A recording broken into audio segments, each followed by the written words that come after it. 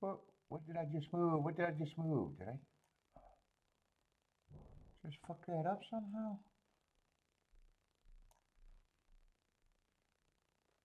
How did I just fix that? Is that right now? Did I accidentally fix that? Hold on, let me see my video. What's up, everybody? Welcome to Best Horse Racing Show Ever. I'm your host, Paul. Bam. Let me see. Dude, did I just fix that? Why is that lined up now? After not being lined up for all that time. What's up, buy stocks? Why did I just fix that? Let's see.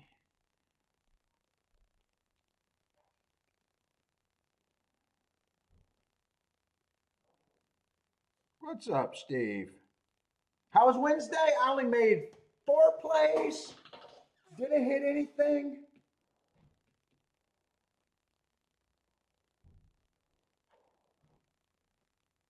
The last 2 races I didn't even have to play. Didn't cost me much, but yeah, didn't hit anything. It's a really slow day. So not good, not bad, I guess. Just a losing day. Probably lost the right amount for that day. Probably lost the right amount. If I would have lost more, I would have been out of whack. If I could have lost less by not playing the late 2 races. And I realized that going in too. So I chose to play, so and still ran what, first and third in the last race. That would have been good if I hit it. So yeah, no big deal. Let's see. But what am I looking for?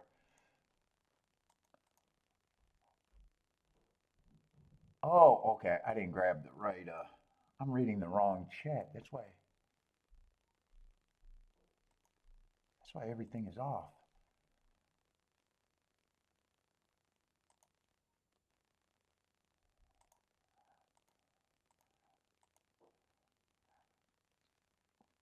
Did I do that right? All right, that looks like more right.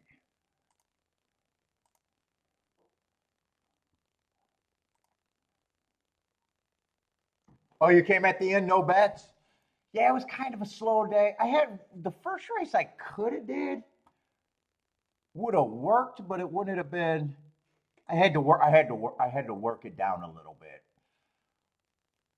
Had what I have 1 or 2 combinations too many, and I just couldn't. I couldn't get it. I didn't feel like I wanted to give up anything, so I just sat out.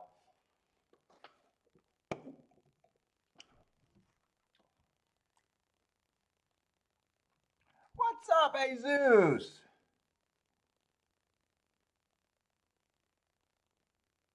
Oh, they fixed that file for Sunday? Yeah, sometimes I can't download it right. I know I gotta get rid of my downloads. I haven't started Sunday yet, but what am I looking for? Oh, I know what I'm looking for. But you were able to get it? Oh, you playing today or just here, I'll send you.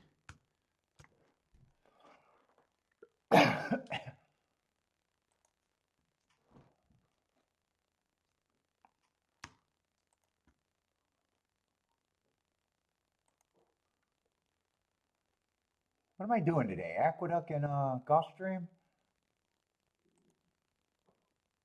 Yeah, and I think the first couple races at the Duck, I think at least the first race, if not the first 2 races, going to be nothing.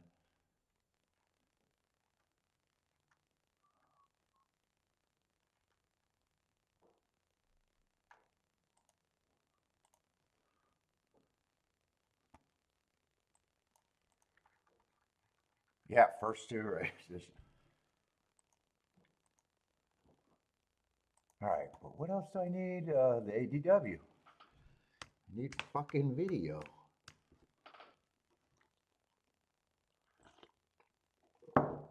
Oh, okay, where the hell am I at?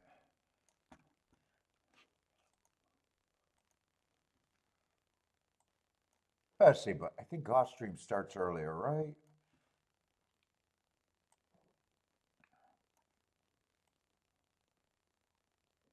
Let me label one of these.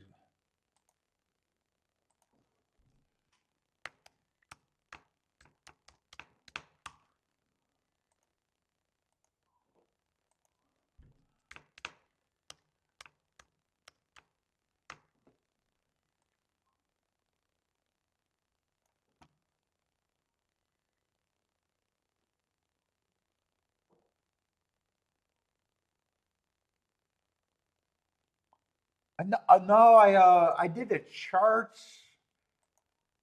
I did not see that. Was he a good price or just a super fast pace? 42 and 1 and still wired?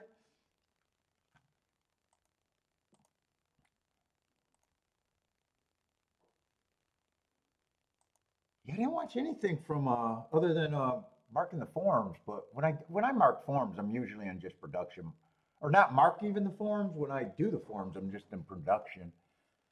I try not to think because it takes so long. Oh, 12 to 1? I think I remember noting that they ran two races and they were on the turf and they both went wire to wire if I remember right.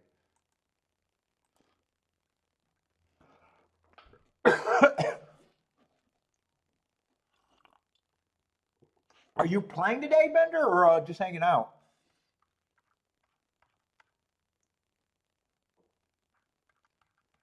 I sent you the stuff, and thanks for marking up Saturday for me. Thanks a lot. Always thank you.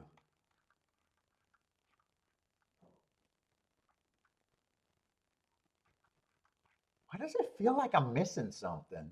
Feels like I'm off for some reason. We got 13 minutes.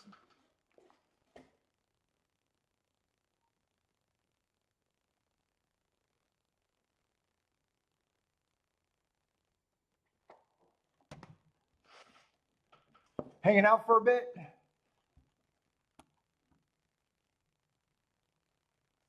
Kip, what's up? Yeah, doing duck today. Churchill runs at night, so there's no way I'm playing all day and all night.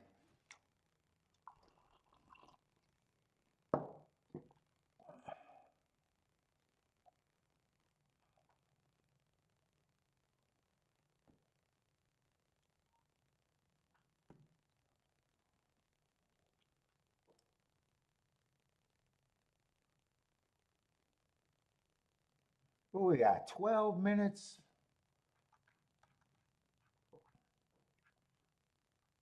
Man, might as well get started. It's a little early, but not crazy early.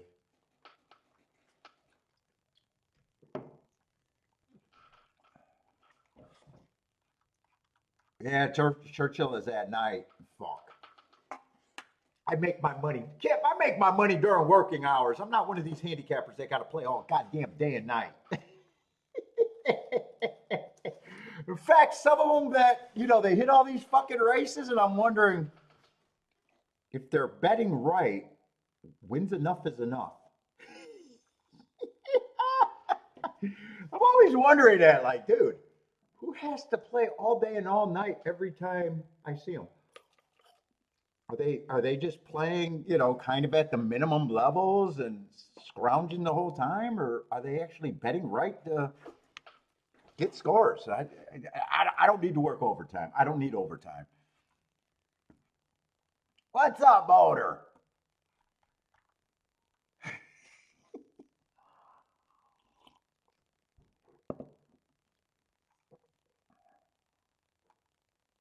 And then shit, if they're booming more than me and making more than me, then why aren't they trying to grow the sport like I am? Why aren't they in front of people trying to get everyone they can to play the goddamn game?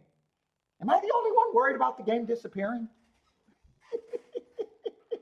I guess most handicappers, if the game disappears, it's just a nuisance and they lose their vice. Fuck.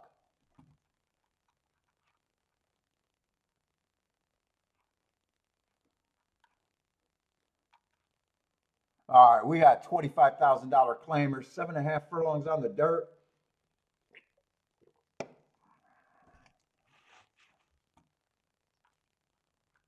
Well, we got a lot of horses with marks, hearts actually.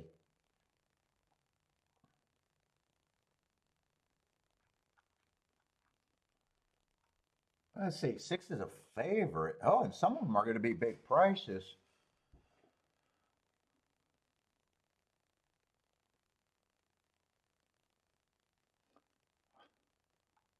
What is this, 25,000?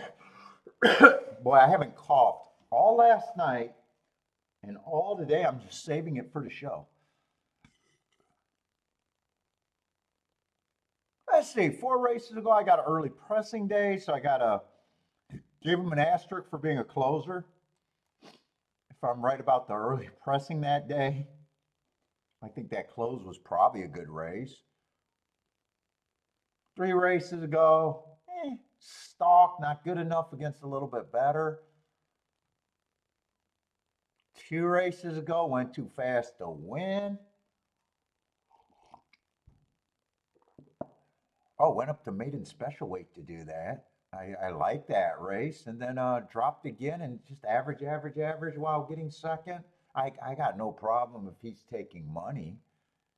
Let's see, 7's the other favorite. And 6, I just understand better. 7, I got a good note, bad rail stalking day. If I'm right about the bad rail, I wouldn't have a problem with them winning, but in a way, he feels like he's just unknown. He definitely feels like he got to run better than that. I got a good enough note. I don't like the price. He's definitely not worth value to me at that price with him having to improve, but he's also someone that if he wins, I would not have a problem if he wins, other than he's not interesting to me. No Hawthorne again? Nope, Steve, no Hawthorne. 5's another one. I got no. So I looked at 3 horses, and none of the 3 I really have that big of a problem, other than 7.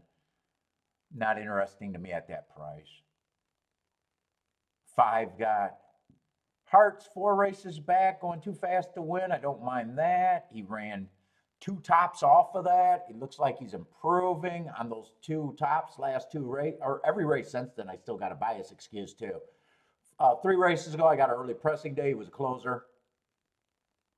2 races ago, I thought it was the inside early pressing day. He was on the outside in a closer. And last race, I thought was the inside speed day. He was on the outside with no speed.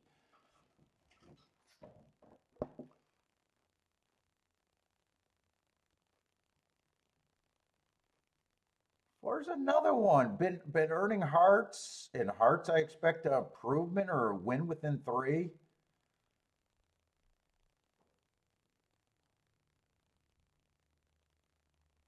Probably like him, but at the once you price, I don't even care if I like him a little bit less than some of the other ones. He's still a horse I don't have a problem with, and just a horse that makes the race tougher for me. Because so far, every one there's something I can get to. 3, 2 races ago, hearts are my best marks. That's why you keep hearing me say hearts every fucking 5 minutes today. I probably think he should be the highest price so far. Probably would still leave room for him to be an overlay.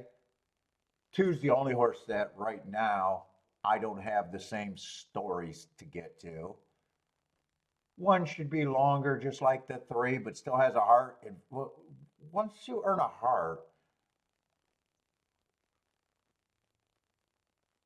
I just expect both of them are going to be overlays. It's hard to put a price on what a heart is worth, but it's definitely worth an overlay to me. What's up, Jennifer?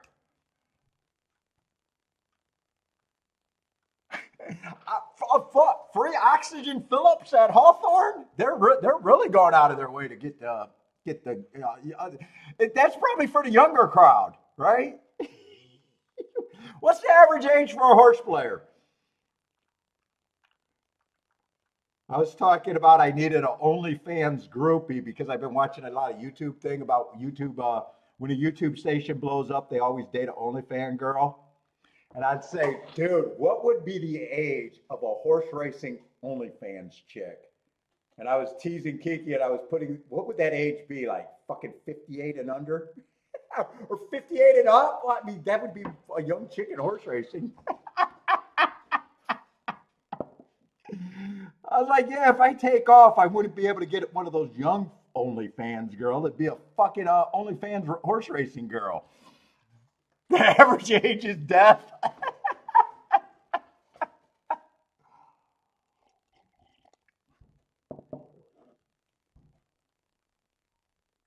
Right. I've been watching what is this show? He shows about like the rise of YouTube guys, their arc, their rise and then their fall.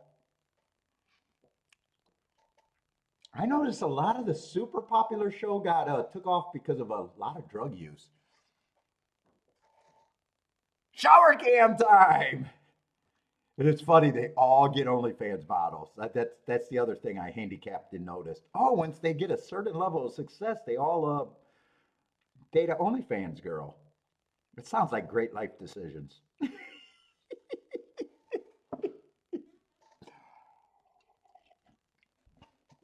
What's up, Joshua? Boulder, if I missed you. Jay, what's up? The problem with this race, there are some let's see, I wanted both of these horses to be the same price. I don't think it's a betting race for me.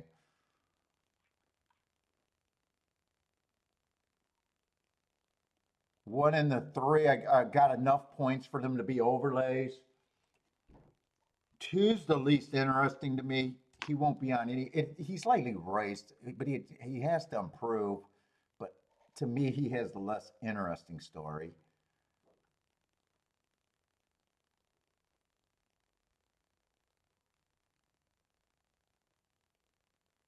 Four, I think he's still a notch below the five and the six. Of the horses that earned the hearts at one time, I think the five and the six did enough to say that they, get a little bit more points than like the four, the one and the three, right?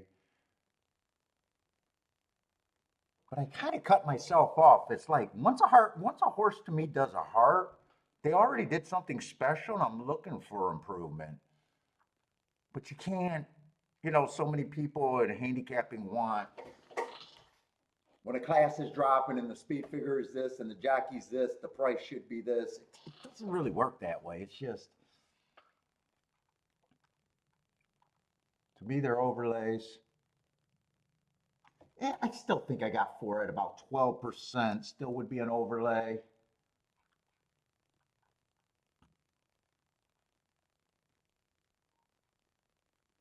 Seven, I don't mind him taking action. I don't mind if he beats everything here because I do got a note that I like, but I'm still looking at the running line, judging the improvement. And to me, he's just not a 5-2. Like he's someone that I got no problem if he wins. He's just, I got a harder time saying I definitely think he's more to beat than the other horses. Yeah, neither of these two horses are that price either. I don't mind saying they're 2-1 favorites to me.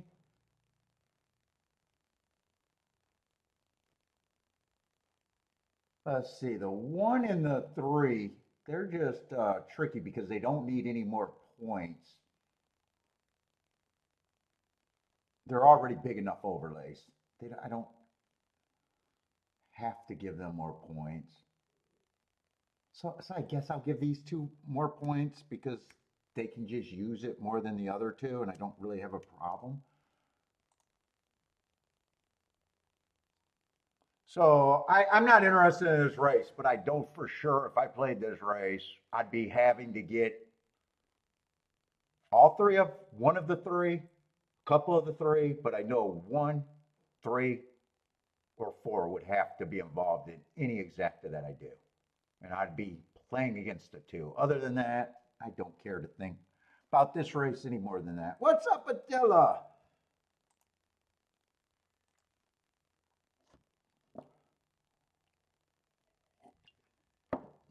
I see, I went a long way just to say I'm passing a race, but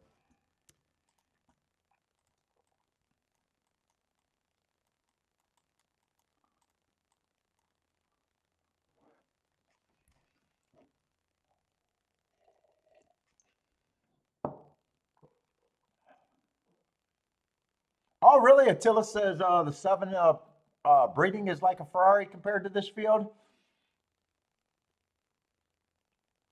Yeah, that's something that I don't know. What makes them the Ferrari? What is that, Uncle Mo? Or untouched or both together? I don't know anything about breeding.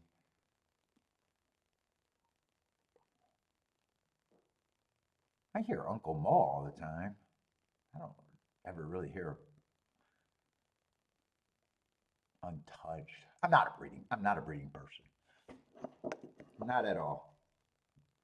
I have never in my, that's not true. I have hit horses off who was that SAR that took off in like the 90s or late 80s? Got off to fast turf SAR. God, I just had his name on my lip too. I just thought of the name and I just lost it. I really don't hit anything on breeding, but that for some reason I did in a tournament because I had nowhere else to go.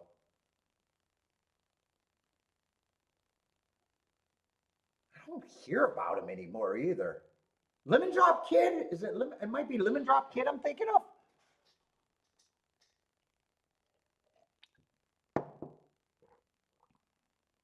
Did he get a reputation for a little while on the turf? It might have been a Lemon Drop Kid horse. I remember being in a tournament and using it. That and it just worked out that day.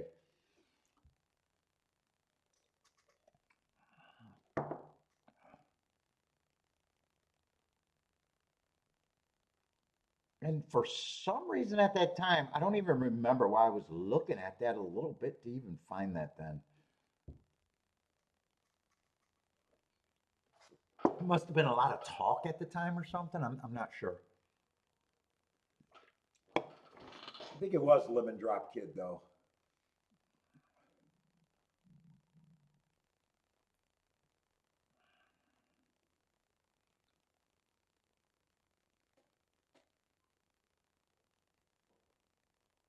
But if I play doubles, I'm not sure what I would start the doubles with. Probably just the 5 and the 6, depending on what I had next leg. The 233%. Or maybe even the one in the maybe the one in the three also, and just played them different. Right now, I think the tickets that I would do would be 1 and 3 with everyone I want. That would kind of be everyone but the two, but that wouldn't make a ton of sense to leave him out at that point.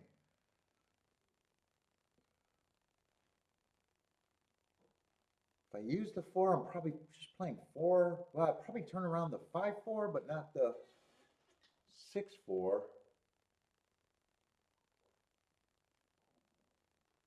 I'd probably be using this, leaving the 7 out of that if I wanted to go with the 4, but I haven't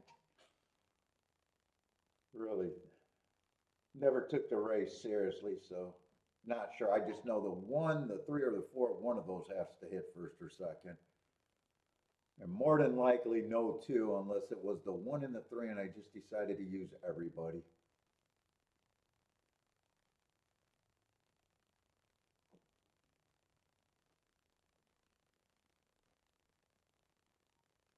Oh shit, 4 went to 7-2? I thought he was 9-1. 4 would not be considered a key here. Unless that happened in the gate and I don't know if I was looking at the wrong odds the whole time or that happened in the gate. But yeah, 4 would only would have been a key in a mistake. I was thinking he was 9-10 to 1 when I kept saying he's another one that would have to get first or second. He's a horse that I have no problem if he gets first or second. And 7's going to win, so the Ferrari breeding for Attila. 6 is going to catch the 4 late. 5's going to be a none. I don't even know if 5 got 4th. There might have been another horse before him. 5-6-4. I think it was 5-6-4. Or no, 7-6-4. 7-6-4. Oh, the I was looking at the right odds. They got killed at the gate.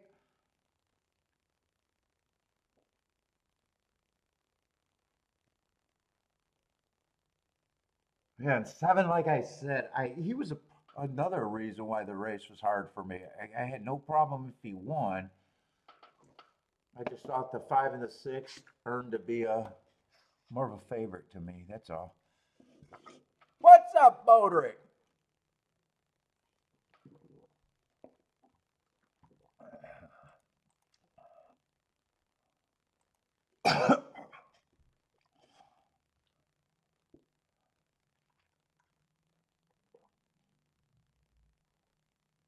I'm going to like the betting line because in a way that's the best that I can make the betting line.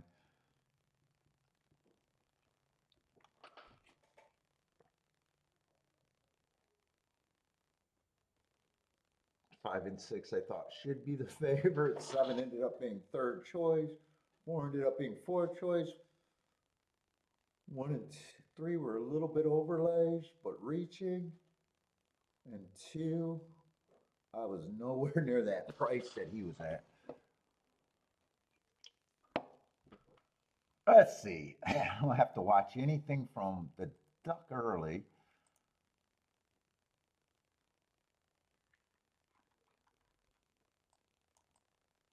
What was that? 24 and 1?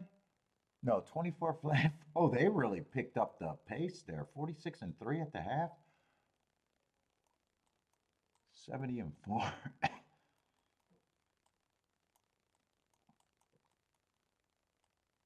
Oh, they really picked up that first call to second call move there.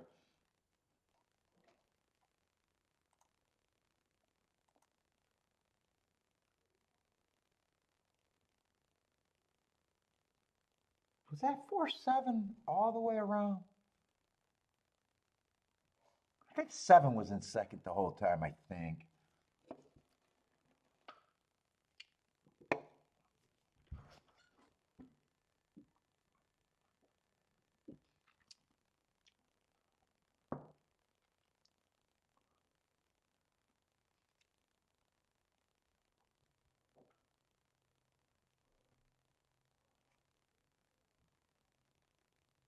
Let's see, Attila with the win ticket. I don't know if I see any other.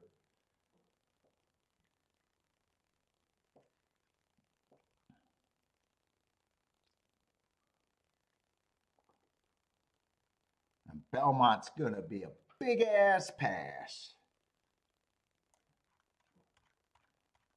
Next 2 races, I'm just gonna go on the limb, play dangerous. Say that I'm not interested in the first 2 races. Shocking. Shocking.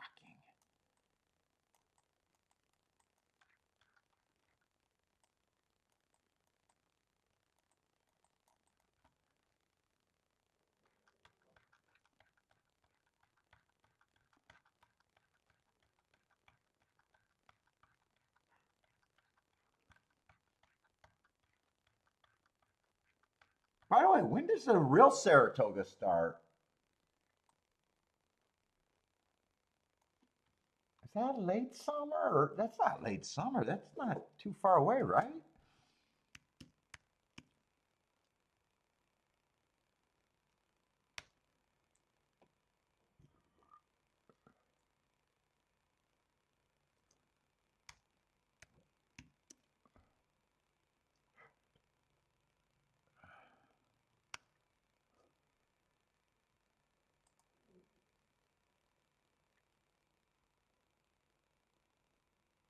Oh, July 10th.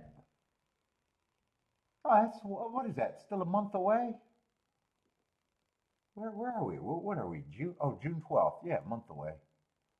Oh, I didn't. I thought it was a little bit quicker. I thought it was a little bit closer. July 10th, huh?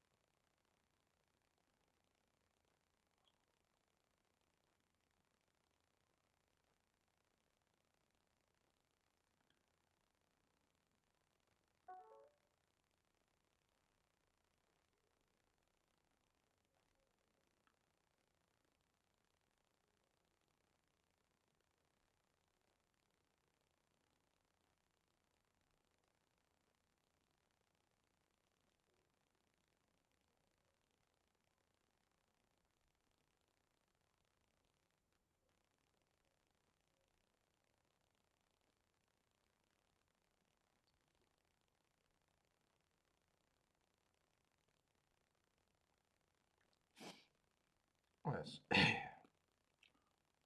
What's up, Evander? How's it going, man?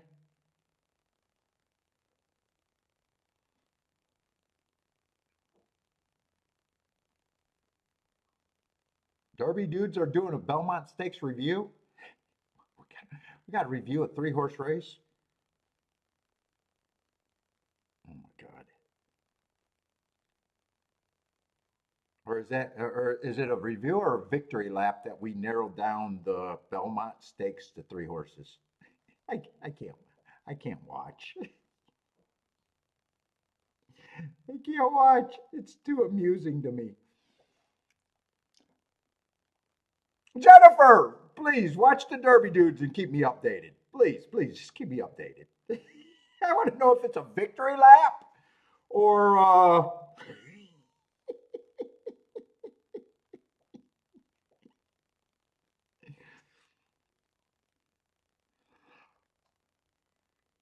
John. What's up, John?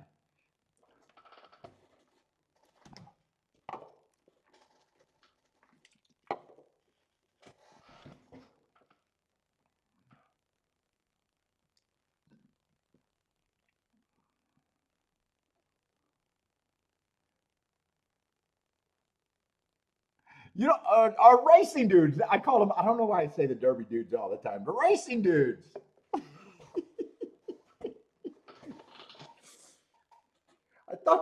Jennifer. I thought you kept tab on all the touts on YouTube. I thought you kept tabs on everyone.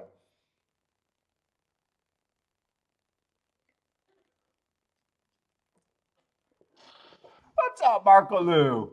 You bought the betting Bible?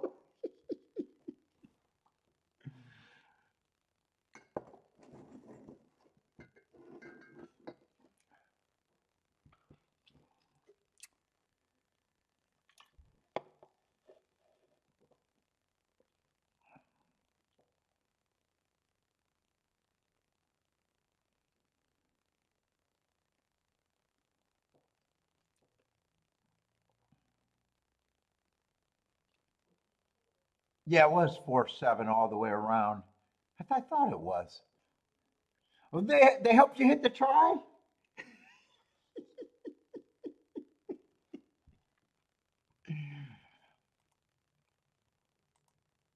That's a really, that's a really fine job of narrowing that down.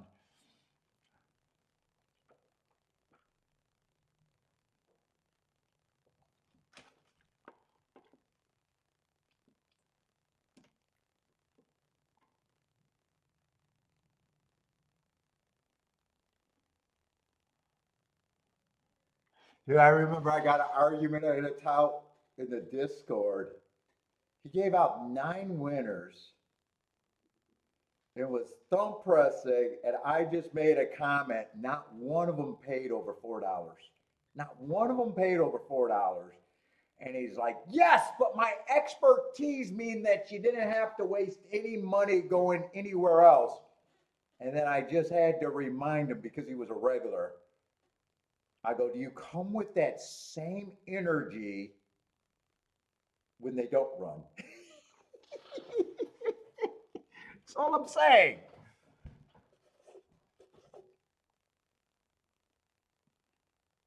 When you gave us the next 9 favorites and none of them ran, do you bump your chest the same way?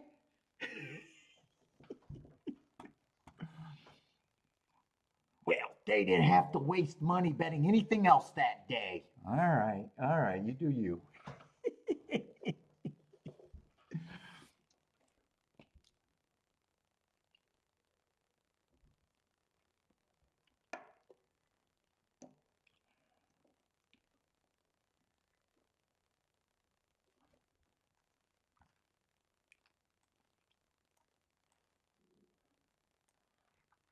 Let's see, buy stocks like 7 with the 56, 7 with the 5.6. Let's see, how big is this next field?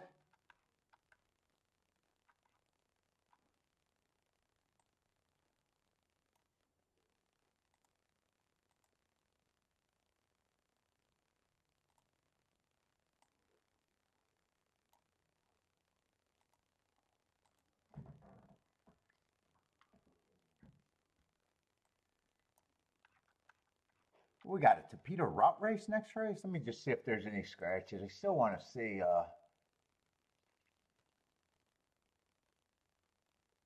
Let's see, 7's going to be out. So 7-horse field.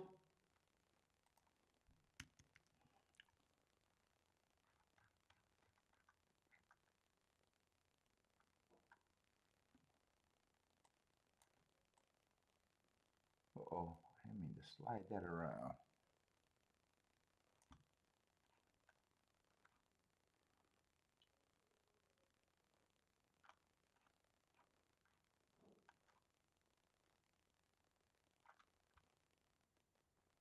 Where is, let's see, I do want to grab the, because I have not been playing the duck up pretty much this year other than a derby per two. I think is the only time I played the duck at all this year.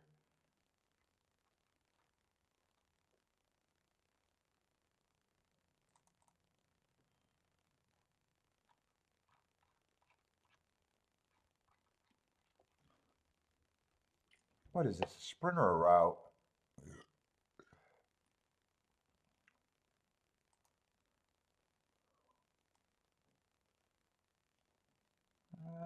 Sprinter route. Oh shit, it's a turf sprint.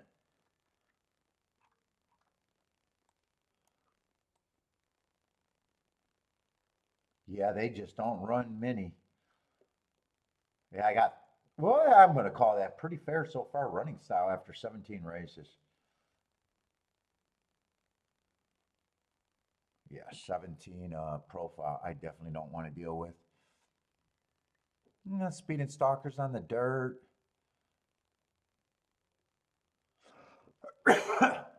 Inside 6 post positions, but I haven't been playing very much of New York in a while, so that could be short fields. Or maybe it's a little harder to win from 7 on out. Could go either way on that. But anyway, turf sprint. Yeah, I definitely don't care about this race. And can't trust the profile, so I don't even know what I'm rooting for here.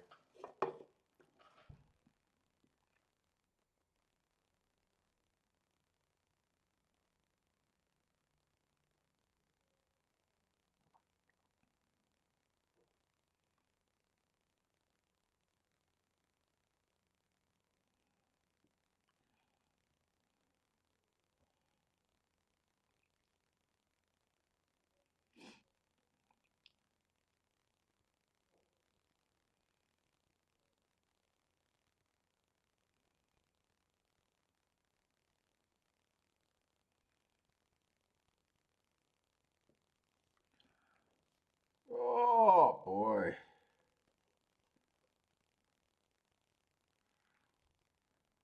Where's Rex? He got insulted about show betting. I banned him for a day because I didn't want to argue with him. And he hasn't been back. He's building his show betting empire.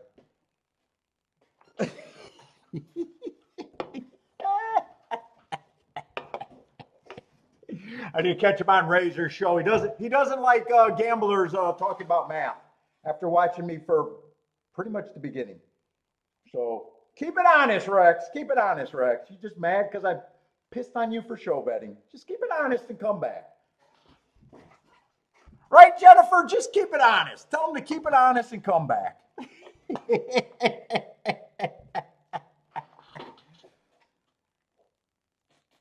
Dude, I made a speech about show betting. He got all bitchy. Told me how great it was. And I said, I'll never ask a show bettor how they're doing because their desperation to cash a bet already tells me how they're doing. What the fuck? Just being goddamn honest. $50 show bets hoping to get $8 for third already tells me how you're doing. It already tells me how you're doing. You don't have to tell me. You don't have to convince me. I 100% know. I know, motherfucker. I know. What's up, Maurice?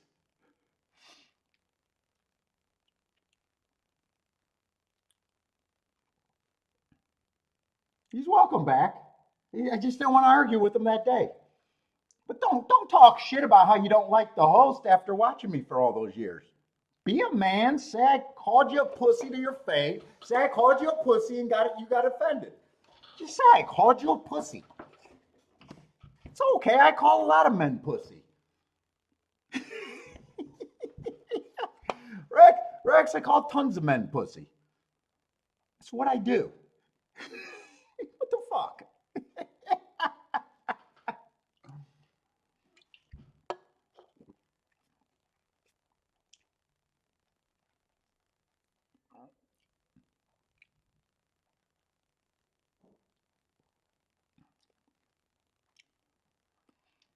Mm-hmm. I'll never ask a show bettor how they're doing. Never, ever, ever. I know. And he said, I only do it with $20. Dude, if your first thought of getting to 20 to 1 and then saying how I can make the least money possible with this horse if he runs, I don't have to ask anymore. I don't have to ask anymore.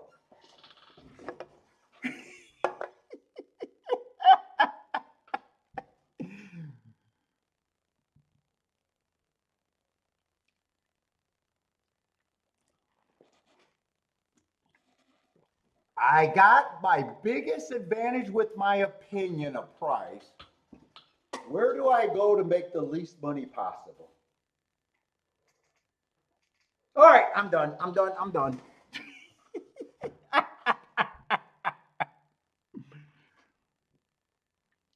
I mean, I say there's things that don't go together.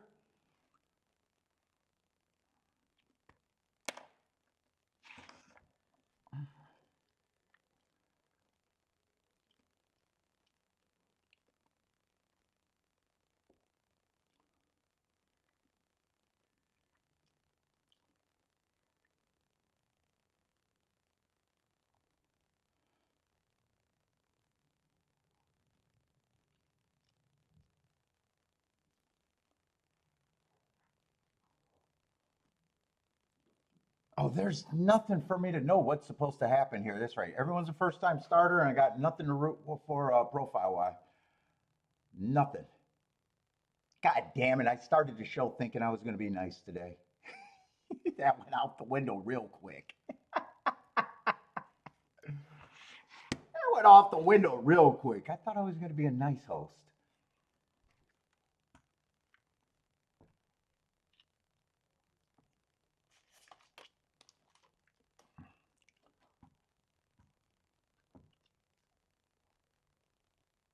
Let's see. Two's one of the favorites, dueling with the 6. Oh, 6 is a nice price. 3 still has a bit of a shot. 2's responding pretty good. 6 is still trying. Yeah, 5's going to make somewhat a run at this, but 2's responding a little too good.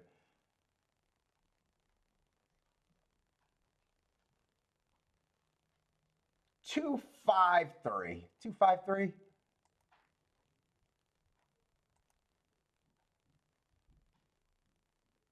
Oh, 5 second choice and 3 is, oh, that's pretty much A, B, C in order. All right, Gulfstream. Marco, who likes the 3 at golf? Let's see, 12-5 claimers.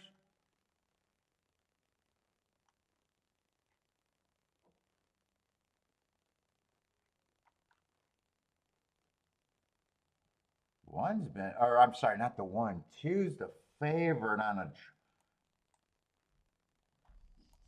mostly a class drop going for him, to be honest.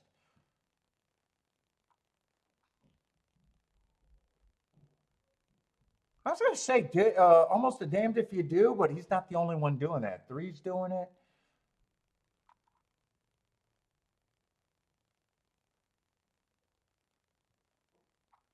I was going to say, it looks like these 2 horses should have ran together.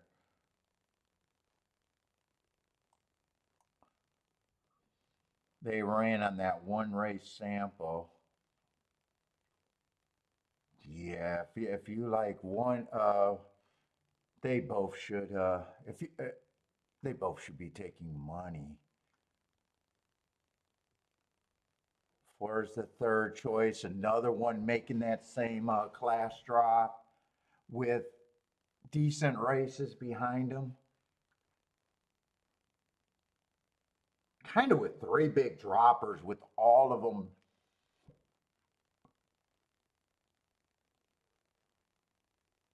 running good enough races recently. Feels like anyone that's stepping up or already at this level is going to have a hard time. Actually, 6 is another dropper, but he should still be a bigger price, but he is still making that. God damn, he's still making that same class drop too. He's still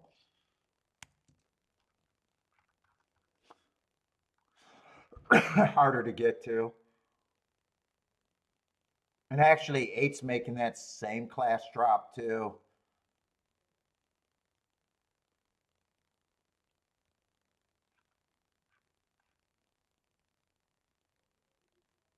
Five and 8 are going to be overlays out of the group, but who's the?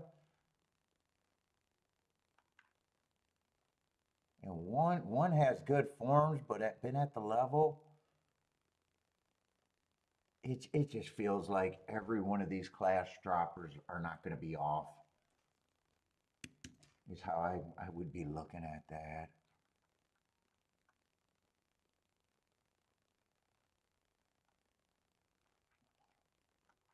Just make sure no one has a.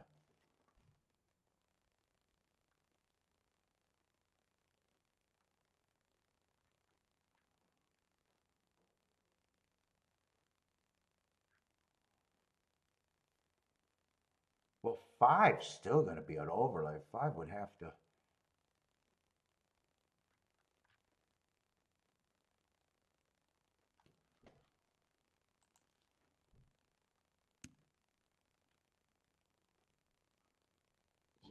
Hold up. I got to look at something because.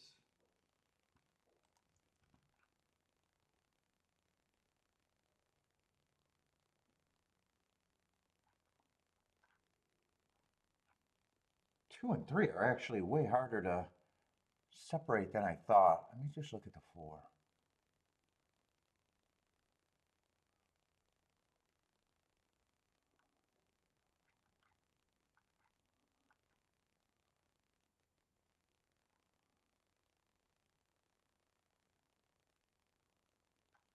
Eight is more like 15% to me. Did I do that at the right place? No.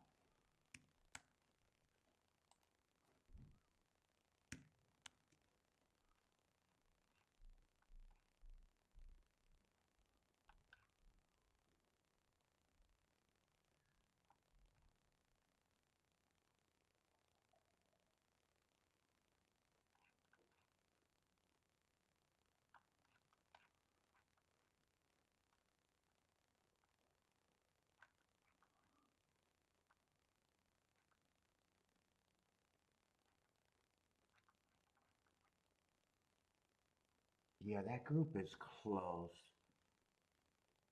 I'm not going to separate them price-wise. I'm still trying to see what I can get rid of. That's my betting line.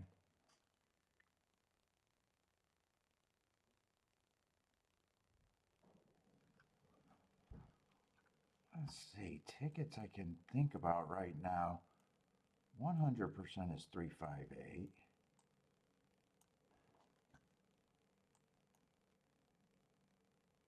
I was just going to price out the 3.5, but I think two I'm not going to be able to do as much with.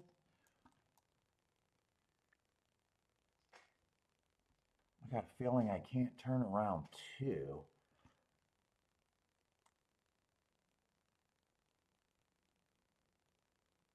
And 8-2.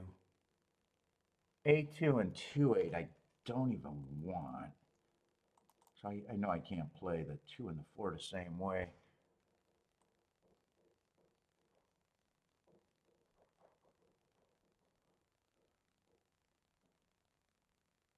Ah, shit. 4-3's not paying.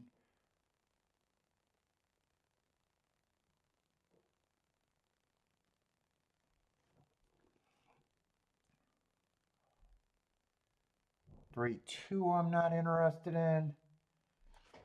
5-2 is the only one I'm interested in.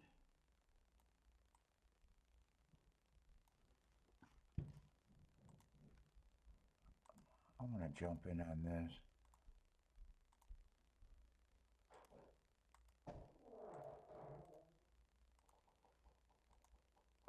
Box. That 358. I don't know if I could do all of those to the 4, but I'm just going to have to do it.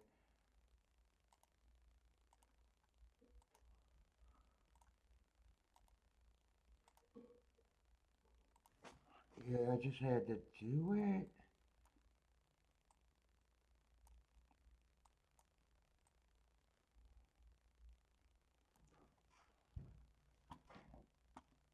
Let me see if I can fix this ticket. Let's see. 3-4-4-3 is 26-1.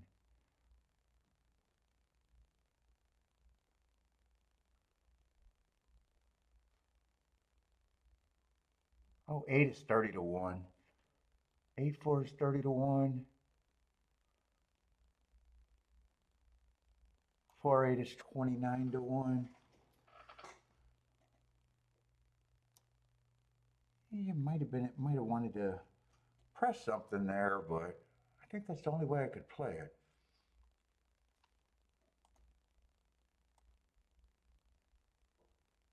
Yeah, 2-3-3-2, too low.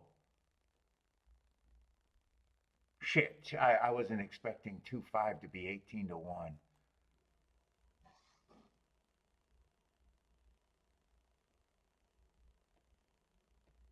And 2-8 I couldn't play.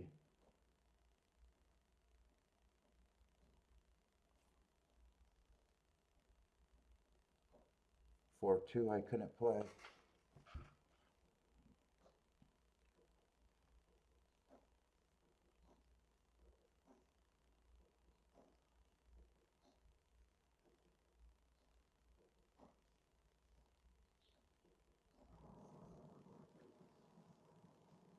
Well, I got everyone with first run over this. Oh, wait a minute. I got to beat the 2 more than the 4. Well, I like the pace that I'm getting for the 3-4-8 or 3-5-8 exacta. 25. I'm liking the pace.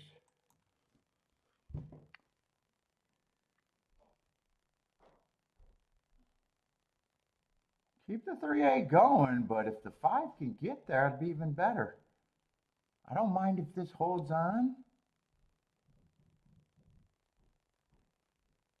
I don't mind if the 5 splits or even win, but I like my chances of hitting unless it's 2 with the 3-8. I gotta go bathroom.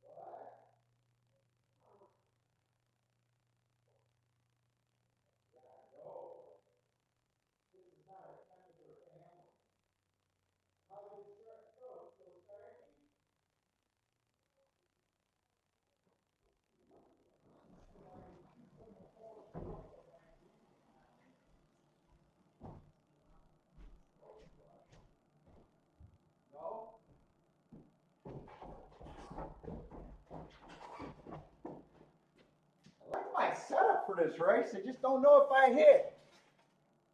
No. Holy shit, wow, I really thought I was going to get a...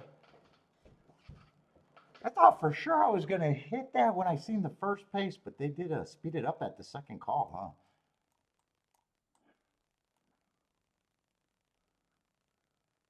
I thought the 4 was too far back, and I kind of thought the 2 was too far back. I liked my chances for that to be the 258 or 358 exacta. That did, wow, that really melted down. Well, they did speed it up at the half. 23 and 4. I did not notice that was sped up either.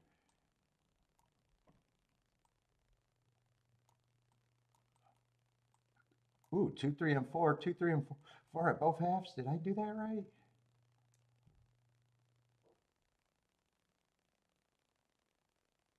Yeah, I did do that right.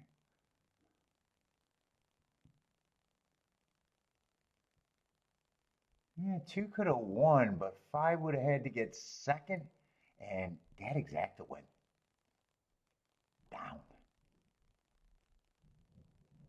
Wow, if that exacta went, I know it wasn't 16 to 1, but in a way, I don't remember what it was.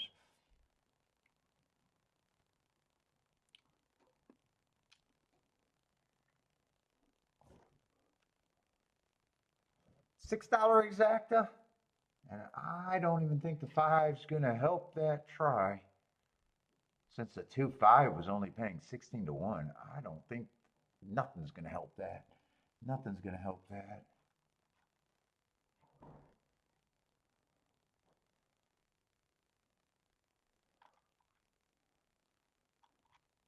Yeah, not like I got a problem with them winning though.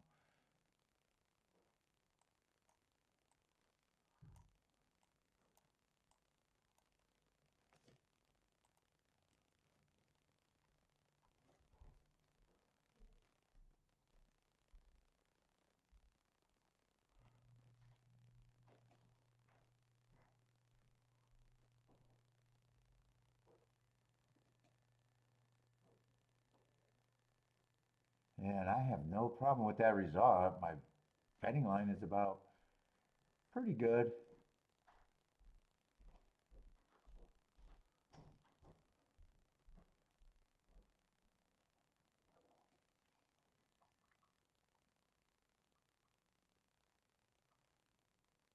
Probably should have even known that they were going to bet that 2-5. What other combinations went down?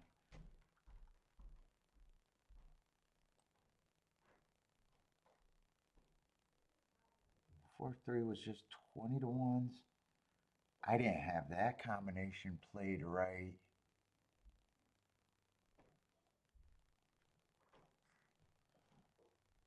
I didn't have my tickets played as good as they could have been either. Not every one of those tickets would have been great either.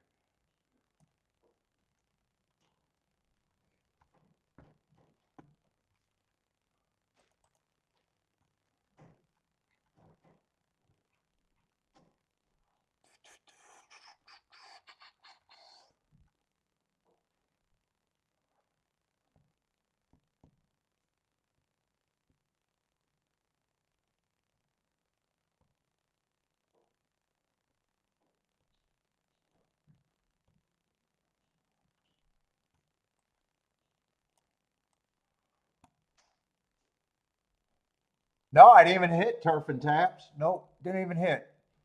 Nope. I don't. I couldn't have hit. If the 5 got second, it wouldn't have even been a boom either. Would have been a hit with profit, but it wouldn't have been a boom.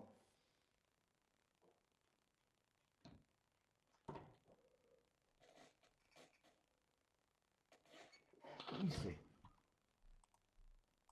I don't even know if my bet that 3-horse exacta box. If that would have held up and the 5 split them, I think the odds went away.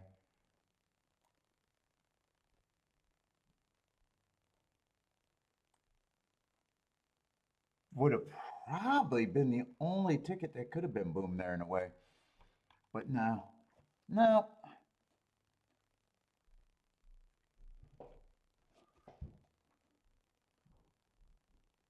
would have put me up just because it was the first ticket, but wouldn't it have been a boom? Not all booms are equal. Not every winning ticket is a boom for me. Sometimes I make mistakes in the betting.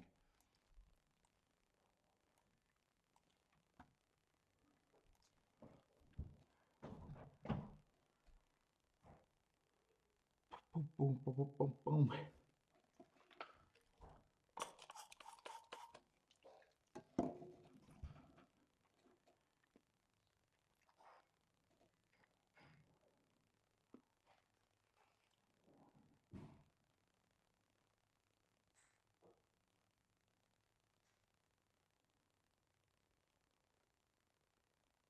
That's what I needed at the wire.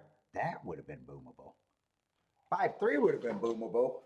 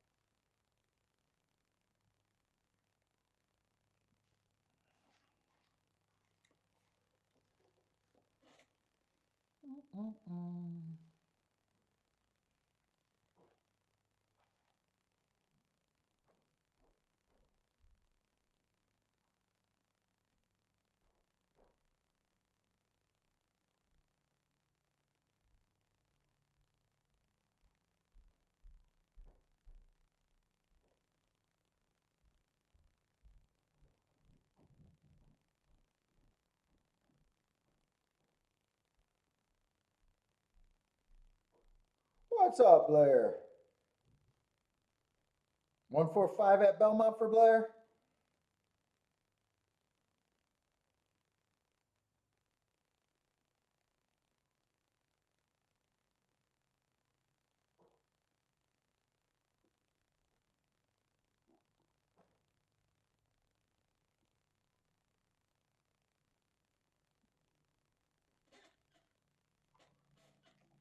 Yeah, I didn't see that clock speed up there. Boy, I thought I was in good position when I got up. I seen the 25 at the first call. 5 looked like he was running. There was still danger. If it came in 2 with the 8-3, I would have lost, but 5 felt good here.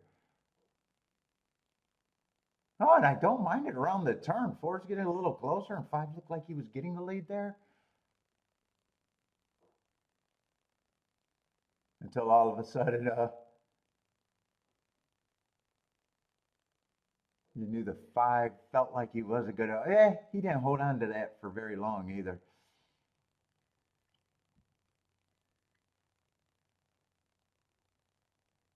Boy, that race changed fast. That race changed fast from top of the stretch to I don't even know if that was even mid stretch when you knew it looked good to me, and then it looked bad really quick. What's up, T? How's it going?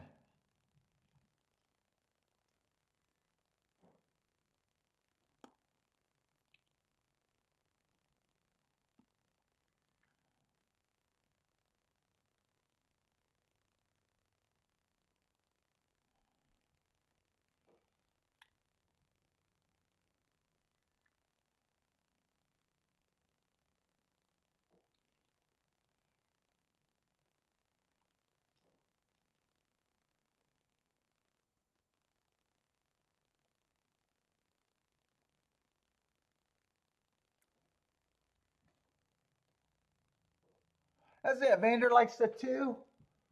Let's see. I already seen that replay at Belmont. Another easy sit out race for me.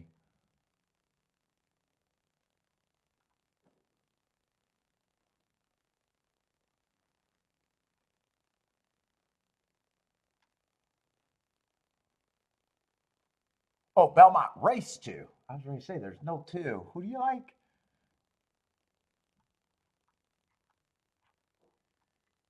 Now I'm reading that comment better.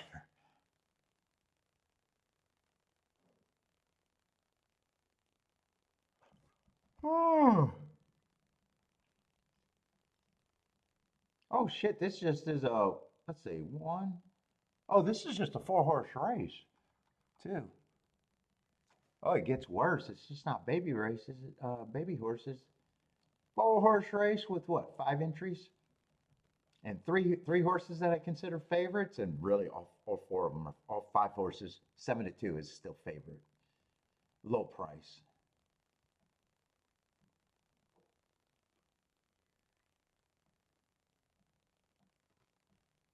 Oh, did that board just switched and the one went up the?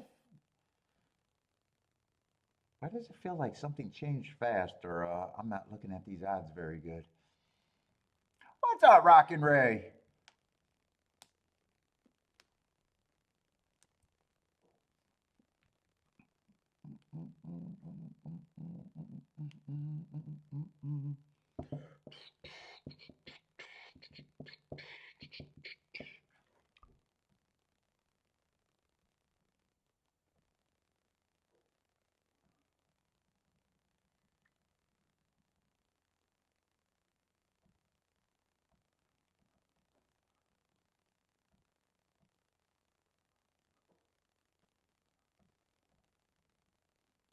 Did I circle the 2 winner last race?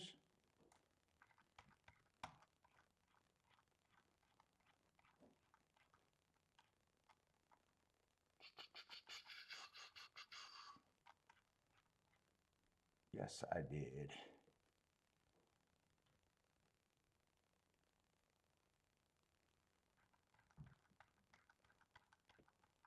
Yes, I did.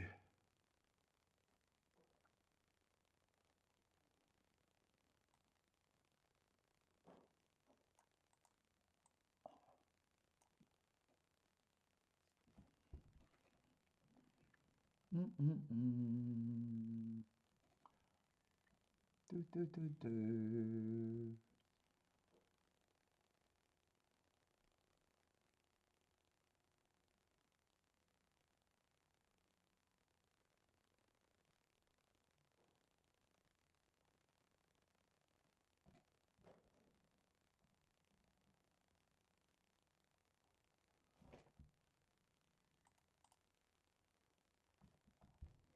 Oh, one's the longest on the board right now, huh?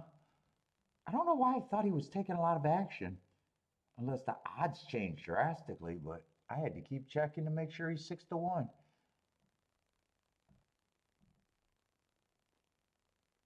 Oh, this is going to be 2 of the longest shots on the board. 6-1 and 7-2, or 7-2 over 6-1.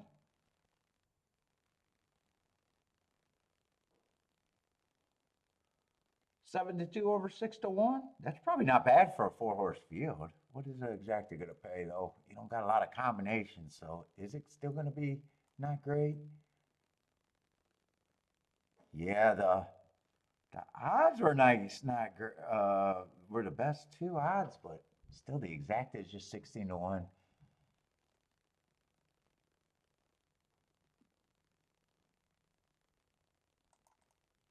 Yeah, there's not. Public can't make too many mistakes in a 4-horse field, really.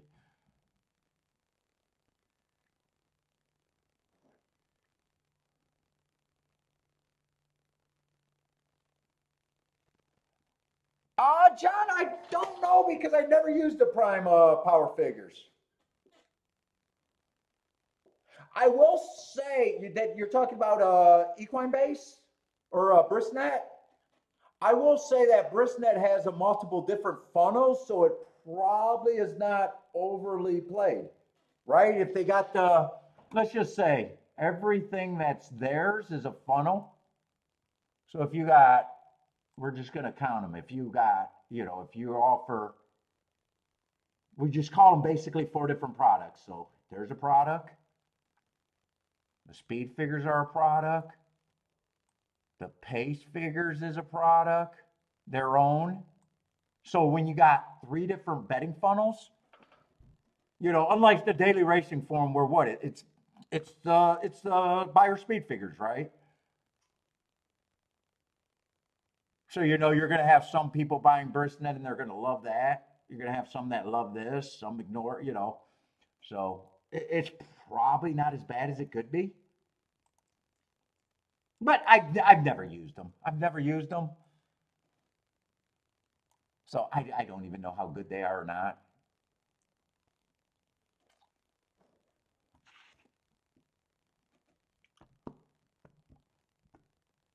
But if you got three different priority, I can't say the word right. I know what I'm saying. But if you got three of those, you know, you know, different ways of looking at races causes, you know, people to get to different opinions at different times. It's probably not as bad as it could be.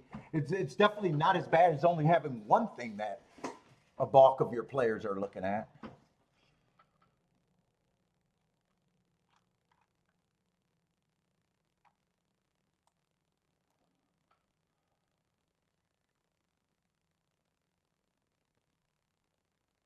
Lloyd is 3 for 3 so far. Lloyd's off to a fast start.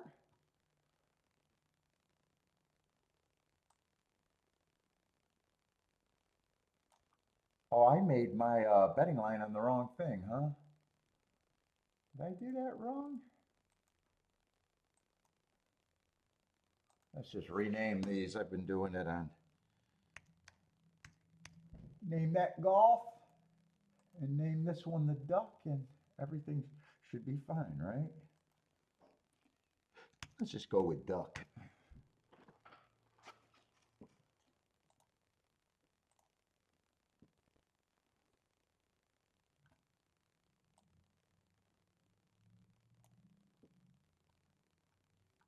Johnny V's putting on a clinic out there.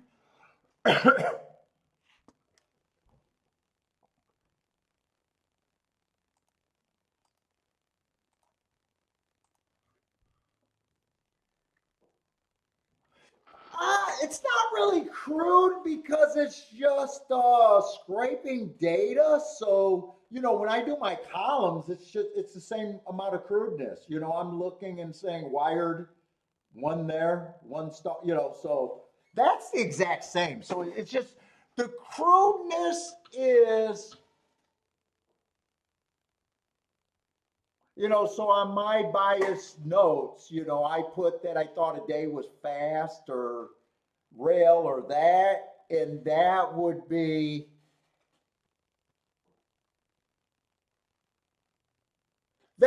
by the level of whoever you trust at a speed figure or bias handicapper of doing it, right? Like I would never want to buy that from someone that's just scraping information, you know. And I'd even say whether the bias guy that labels it is wrong or right,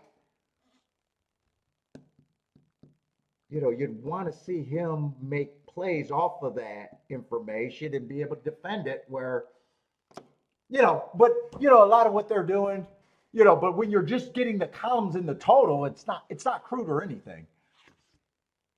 Yeah, biases are very subjective. So, like it just makes sense. Like let's just say I wanted to farm out and get my opinion, you know, my if I just didn't want to do the work myself and wanted to get someone else to buy the snow. The optimal thing would I would love to see them play and see if they were making, you know, because it's funny because you watch some of the handicappers, they'll say a bias, you know, and the easiest example is they'll say, hey, I think the track's favoring speed, and then they get to handicapping this race that they just say is a speed favoring track and they get to all closers. Well, unless they say, hey, you know what, I can make a better hit this way, and, you know, I know I'm bucking the trend, but I'm willing to do it in this scenario, you know, unless they say things like that because it's easier to get a score, you know. But if they just say, hey, the track's favoring speed, and then they get the three low price fucking closers, I mean, you got to question, do I even want to buy bias information from them, I guess is what I want to say. Well, yeah, that's true, but there's better skilled guys at watching races and finding excuses, you know, than not than other guys. You know, it's just like, you know, the biggest example was what was the example when what was that big race where I did have the winner And it's not because I had the winner I'm bringing it up. I want to say it was Dorchester, and that horse was raging at him, and everybody seen that he jumped his shadow, you know. And then the next race, no one wanted to say, you know what, the horse that jumped his shadow still had to catch him. And that horse still ran a good race on the front end, whether, you know, and, you know, everyone overbet the horse that was chasing. And of course, the result was the same way. The horse that was on the lead didn't need the other horse to jump the. You know, it's what I'm saying. You know, there's excuses that everyone sees that you just say, hey, that does not become knowledge anymore. You know, if I'm using a jump the shadow and he would have won that race, but he didn't, you know, and I'm getting to a shorter, you know, all handicapping information is how you manipulate it to get to better tickets and better scores. That's all it is.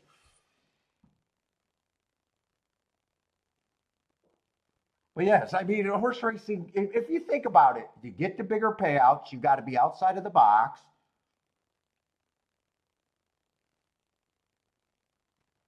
You know, when you really think about it, the game is kind of about excuses.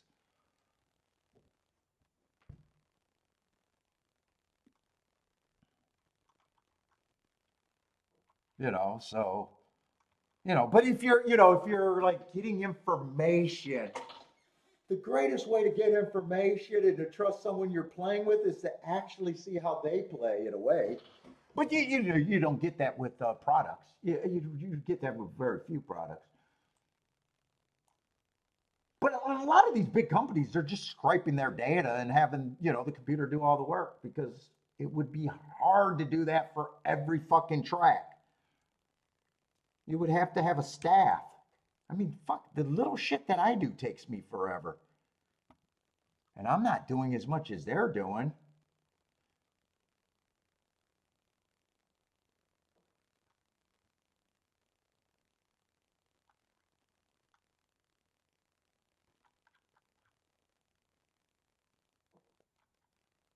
Let's see, this is a sprint race. Well, I just see the problem is the two horses that are out to sprint that I don't like are prices that you don't want to, you know, tear into them. That three got really good marks. It would be kind of funny for me, or dumb for me to eliminate great marked horses just because I don't like a distance, but that is kind of where I'm at. I think 2 and 4, I got no problem with them being favorites. Five's another route to sprint horse here.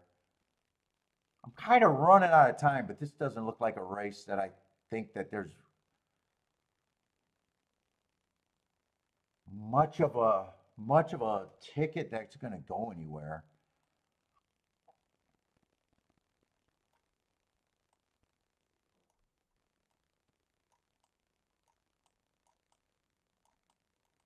Two and 4 looks like they should be the favorites.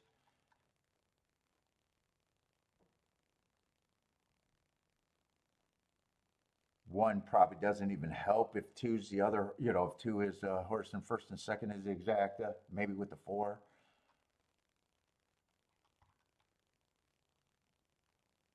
3 and 5 got good marks that have to separate that to make any good tickets.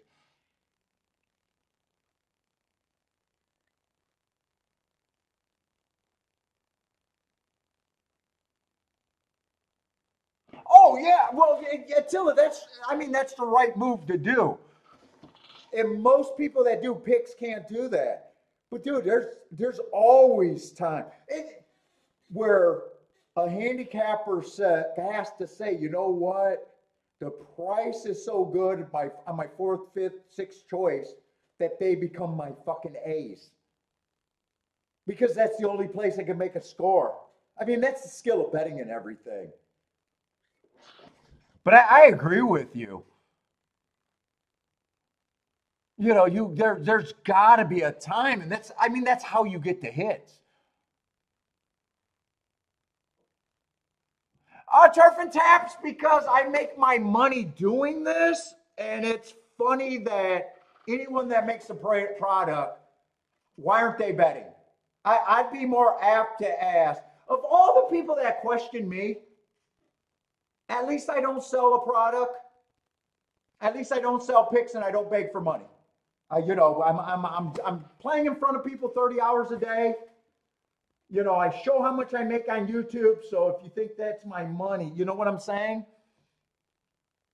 But it's almost a joke. I said, all these people that make brisket and all of that stuff, if their stuff was good, why did they sell it? Because you're gambling.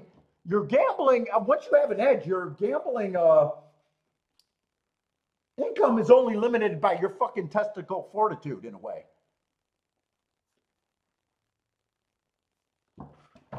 So making product is just, it's making a job. And if you got an edge, why are you? Yeah, it's almost like, why does everyone that claim they're good all of a sudden comes out and wants to sell you something? Well, you're good. Wouldn't you want the game to last forever instead of shrinking? If you're good, wouldn't you want people to get better? You know they're not going to catch up with you. Most people that watch this show are already doing what they're going to do. They just want background noise. I understand that. I can handicap my audience. There's a few people that might get better. There's a few people that enjoy a few breakdowns. There's a lot of people that don't even care to get better. This is 100% enjoyment to them. Maybe they'll hit a race doing something with me. Maybe they'll hit their own race without me, but it's background noise.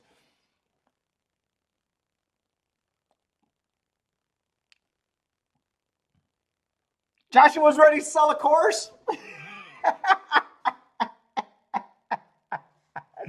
Joshua's ready to sell a course. Hey, Joshua, I'll put your, we could send all your highlight tickets together.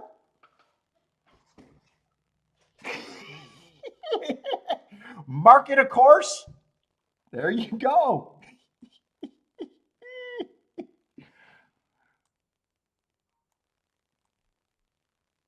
And wouldn't it if someone that's already been winning, instead of selling their tout picks, just giving new people hope, knowing that they won't catch up anytime soon? A few might, but most won't. But wouldn't your edge go up as the game grows? If the game grows back, let's just say the game grows tenfold. My edge, just knowing math, my edge gets bigger. If this game all of a sudden became, people wanted to play for some reason, everyone that's been playing, edge gets better. Even a losing player should, in theory, lose less if you got a whole bunch of new people in the game.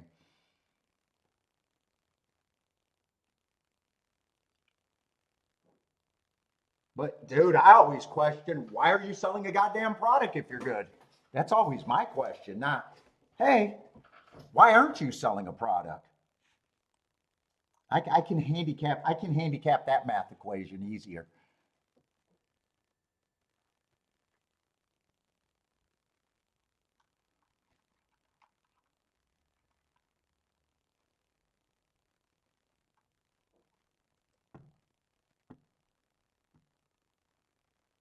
Joshua's also got a book coming out. Yeah, in this race, I had no problem with the 2 and the 4. I ran out of time, but then it felt like there was going to be anything. I said that I'd be shocked if this race produces anything.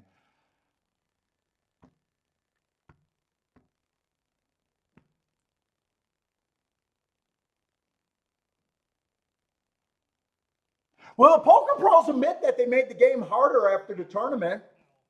Whoop. The tournaments did change from the early to the later players. The problem with that, and you can defend the poker players, even though, a lot of gambling was underground and accounting has always been suspect. And I'd be suspicious of everyone, even myself. I don't have a problem with that. But you got to think about the poker boom and the companies throwing money at these players. It probably made sense for them to fucking just sell out and do that. You know, because really you're just talking about handicapping theory and no one owns handicapping theory. So if you could make money, but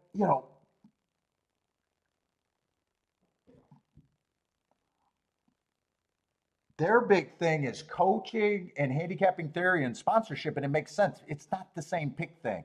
It's not necessarily as more people in horse racing, as more people play your ticket, no matter how good of a tout you are, right? There comes a point where if everyone's on your tickets all the time, you can no longer be profitable because you're not going to get that many winners. It's just how it's going to be.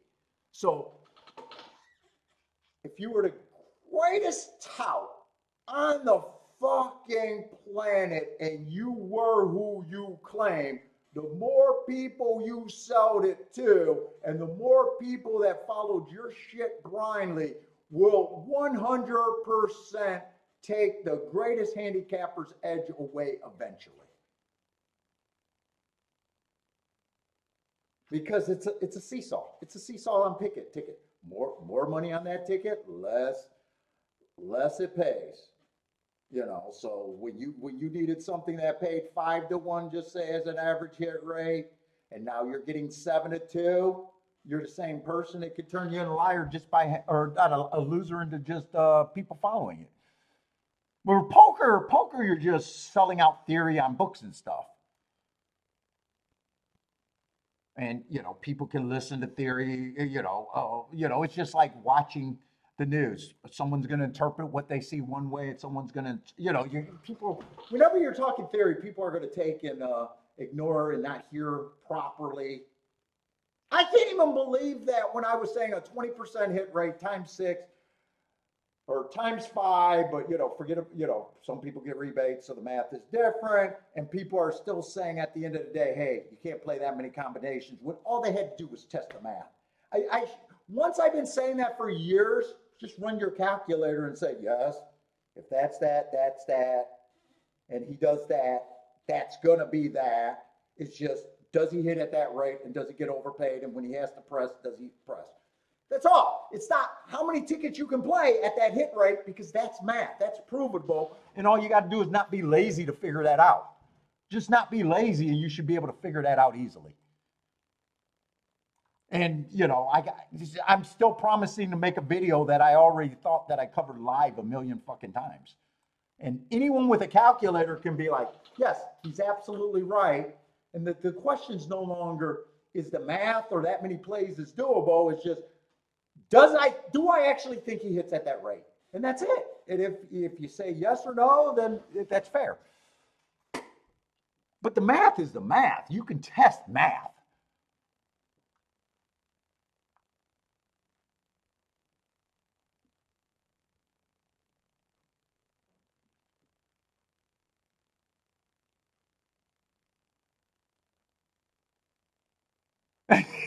Paul knows. I know basic math, dude. I'm a moron.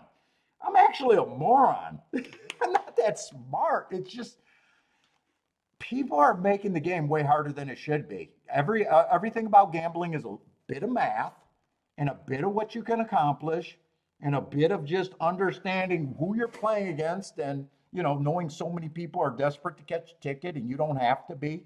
That's actually an edge when you think about it. When I was trying to hit every race, think about it. Guys are hitting every race and still hitting at the same bullshit hit rate that I hit at. And they're trying.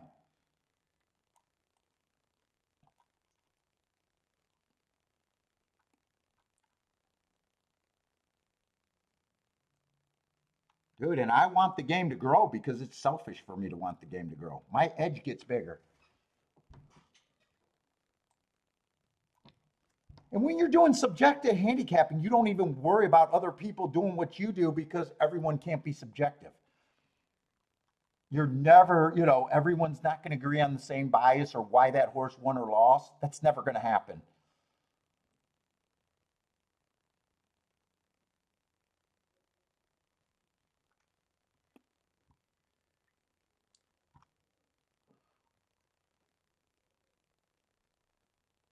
Well, yeah, the right price is subjective too.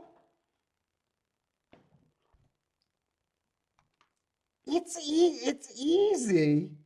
Do you know what's easy or what makes it hard? What gets you in trouble more than not is the lower part, the tickets that are kind of good, the borderline tickets. You know, every 30, 27 to 1, 25 to 1 combination where you know you're skimming the rails, where you know the fat is less.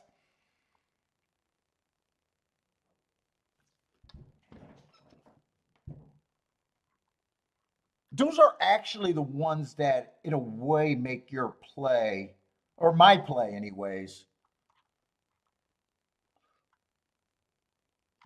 more heck because you want them and you want them on a day where you're playing. Like every day, I want to make money. It's not possible. It's never going to happen. But every day, I want money. You know, like yesterday, I lost. I was 0 for 4. Every ticket I played, except for the double and the turf race, was kind of trying to get to tickets that were kind of okay if they didn't change, but were on the shorter side, you know, like 30 to 1 combinations, other than that turf race that was wide open. Even the last race that I played, you know, I was trying to shoot for some 30 to 1s. You know, I knew the 1 and the 2 should be the favorites. I said that, you know, going into the race, and still thought that I could try to separate them. You don't mind making that play, but you know, at the end of the time, you knew you didn't really have to because your upside wasn't all that big. They were still, unless you got the best thing to happen, and then, you know, they got split, ran second, not split. If they got split, they were like 30 to 1. You needed them to really run on top. You could have cut down the bets and demanded them to run on top.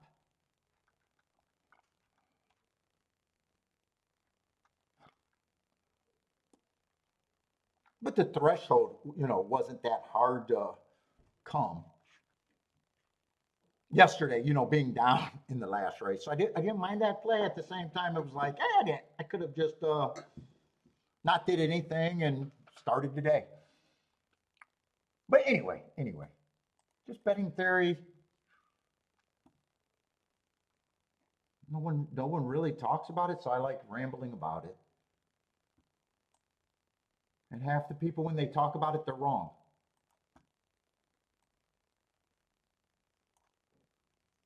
And they're mathematically proven to be wrong.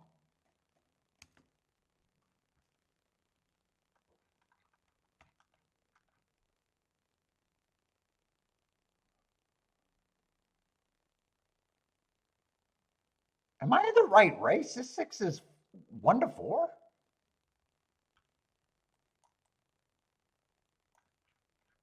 No, I'm not in the right race. I was going to say, holy shit, that horse is 1 to 4. I didn't even look at another horse. I was like, that can't be. Talking Breach. Breach likes when I just go on rants.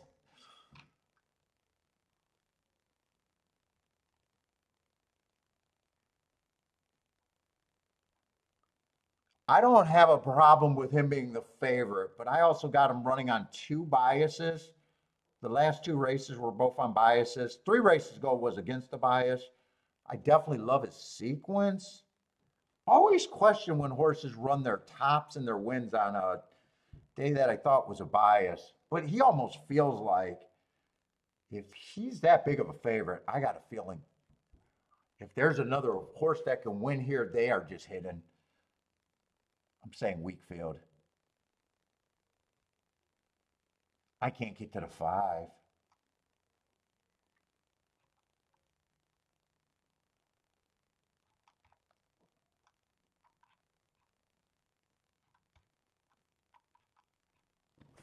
I'm not going to have time here, but I'm leaning towards there's nothing here.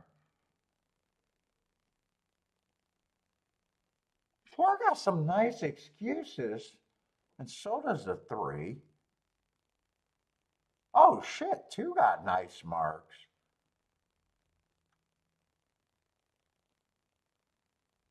One's not. I'm not going to have time. I wanted to go back to this 6.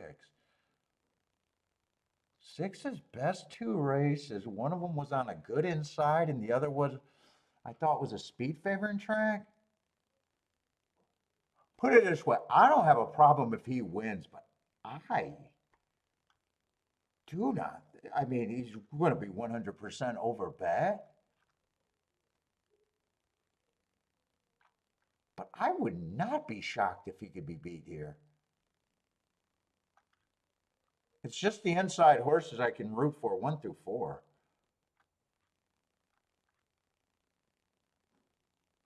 I probably think 1 and 2 have probably the best shot to beat him. But yeah, I don't have enough time. They are off and running. We'll see if he has that big of an edge. I kind of don't think he does.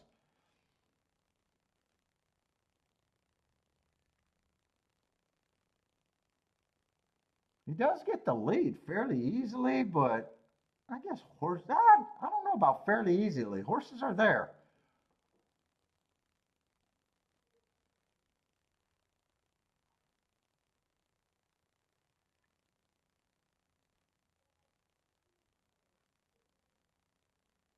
He hasn't given up completely. He did get hooked. I don't know. The 1 and the 6 are pulling away, so maybe I thought, oh, he was going to get beat when the 1 passed him. Now I'm still not sure.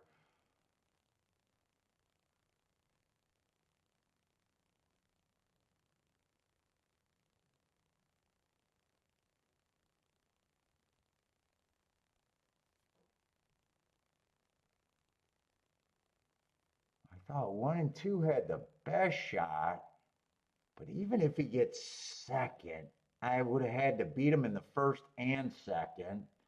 And then I would have had to have the guts to do it. It looks like it would have worked, but not enough time. And I'm not sure 100% if I would have done it or not.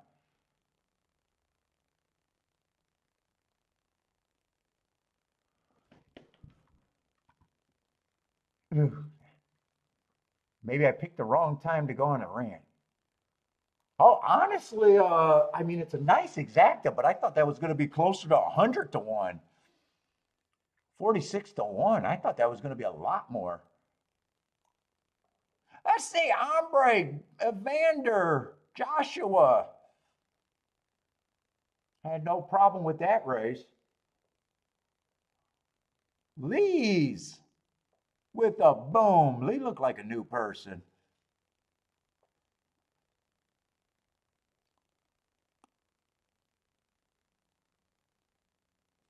Either the computer teams realized that 6 did not have that big an advantage. Because my first thought was, I don't even want to mess around with the 6. And then it wasn't until I got to the 1 and the 2 where I was like, I don't even think he's that big of an advantage here. God, I wish I would have got to the race a little bit sooner. Not a boom? How did you play that?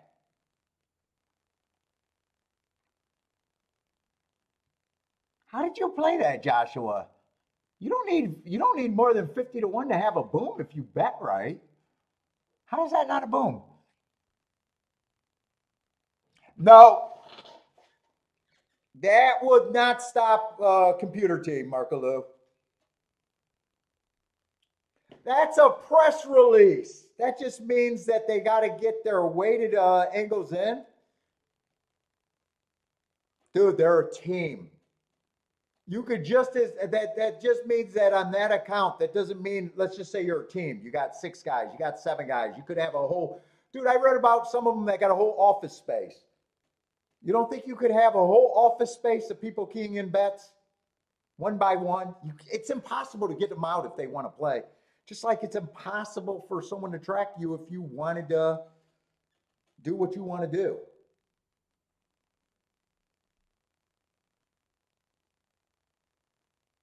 All they can do is limit that account, the computer team single account.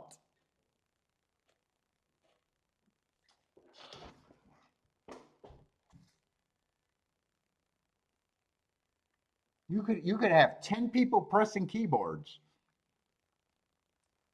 You could have 50 people press. You could have a whole office of people. Dude, it's fake. It's fake news. Fake news. You can't keep a computer team out.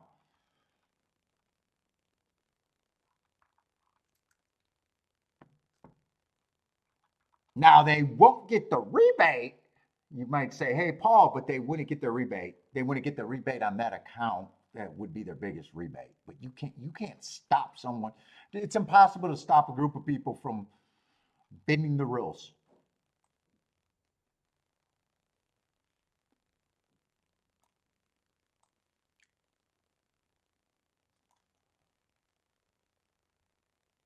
Oh, 50 to 1 don't sell books?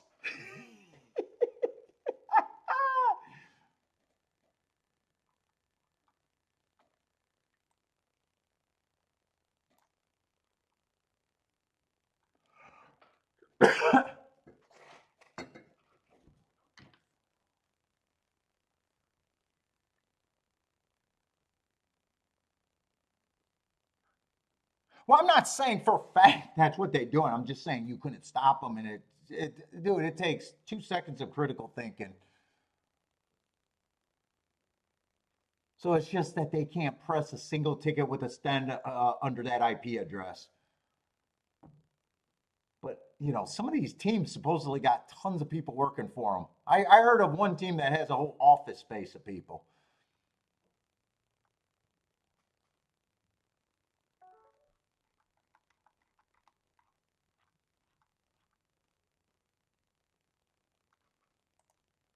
Well, there was weird betting there?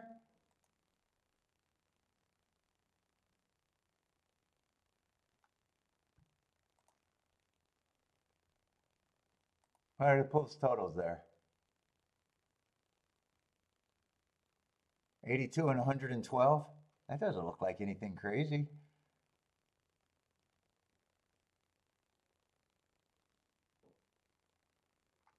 Well, the win pool might not be as large because, they if you think all the money is computer teams, they still live by the rules of math. I don't know why people don't realize that even if, dude, I could give you a 100% rebate, you still got the laws of math. You got advantages, but you still got the laws of math. You can't play everything.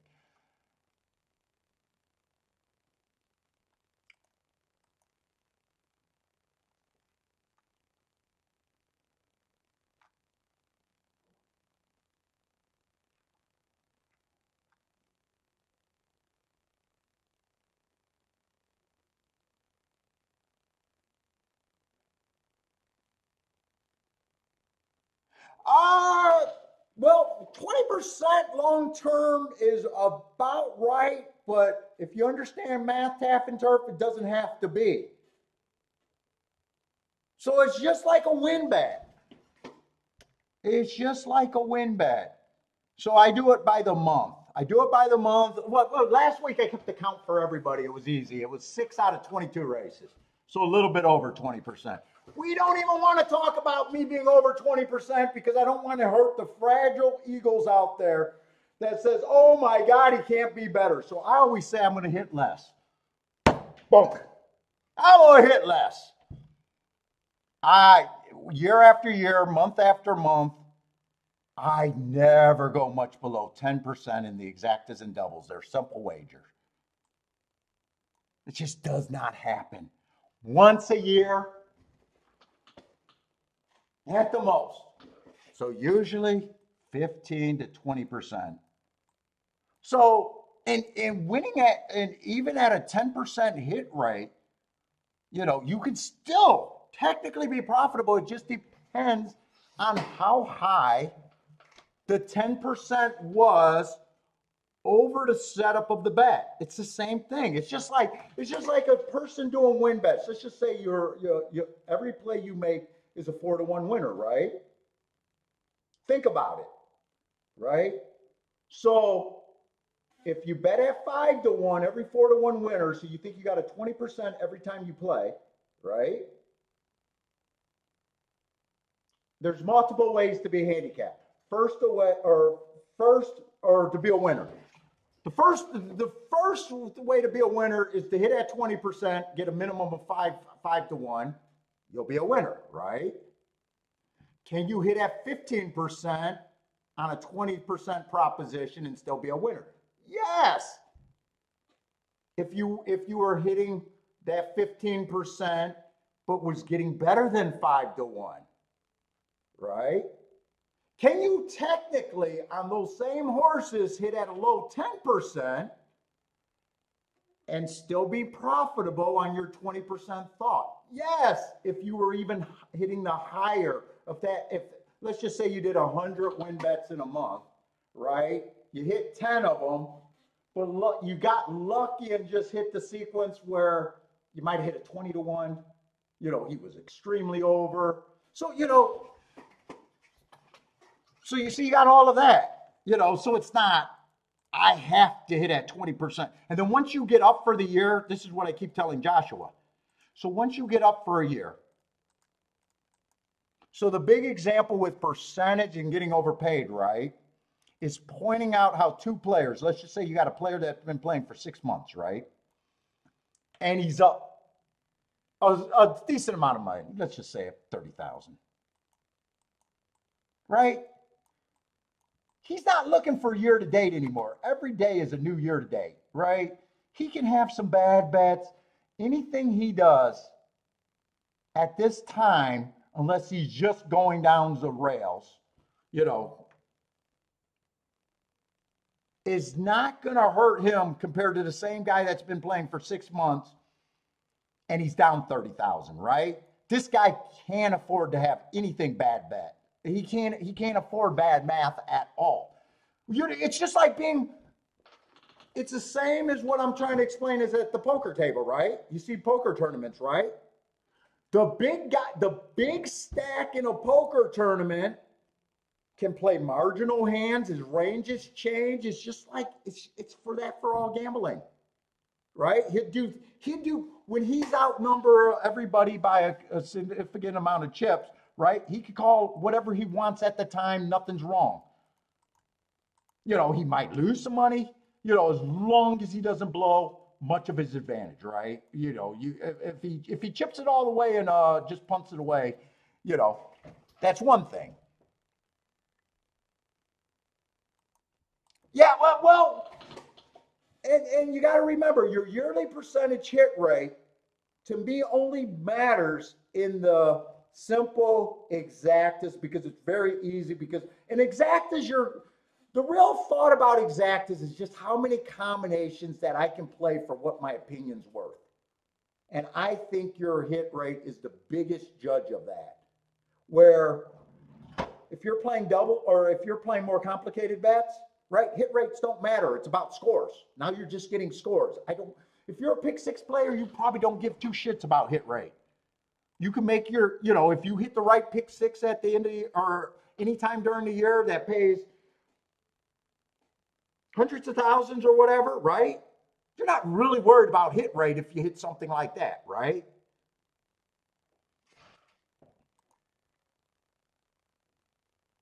And hit rate for things change too, but the exactas is it's a simple bet. It's pretty much on. I tell people it's not your handicapping. You got to learn how to be a winner. The rules of business applies. You only want to play when you think you're getting overpaid, when you can make scores. You got to make scores. If you're trying to get to a bigger number, right? You don't want to waste your time cashing low price tickets.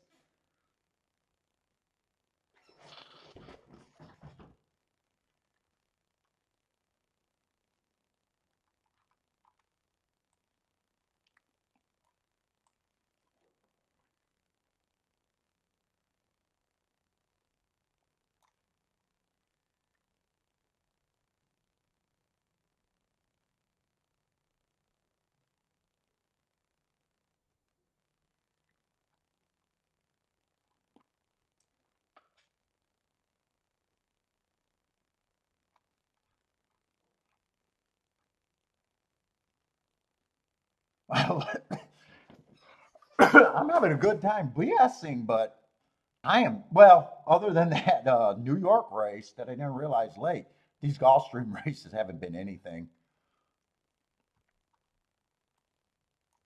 Another first choice over second choice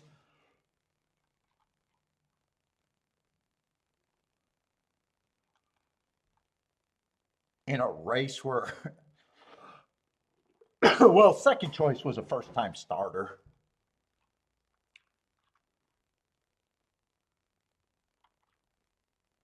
Handicapping, all I could have done was lose something there if I tried to do anything there.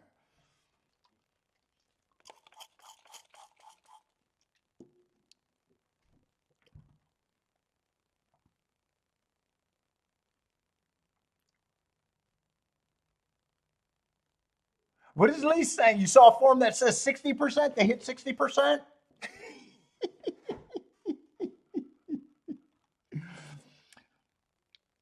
Well, if someone's hitting 60, well, you know what? I can technically hit 100%. I'll lose a ton of money, but I could go all every fucking ticket and be 100%. I wouldn't be a good player. Yeah, 60% in a game, in a complicated game like horse racing, I'm going to go on the ledge and say,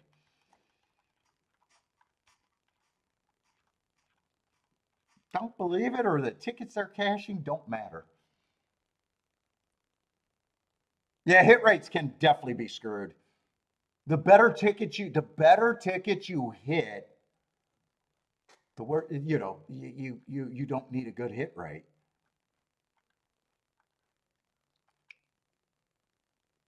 The shitty tickets, you got to have a crazy hit rate. Yeah, it depends on what you're hitting.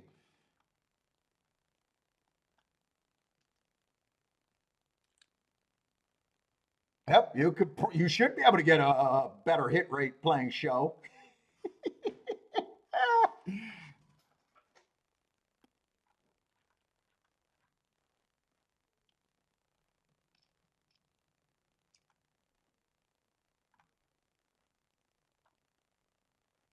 Oh, ROI?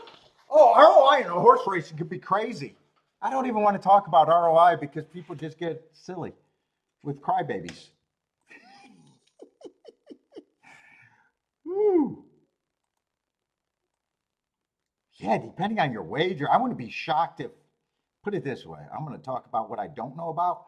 I wouldn't be shocked off if pick six play, really good pick six player, pick five players.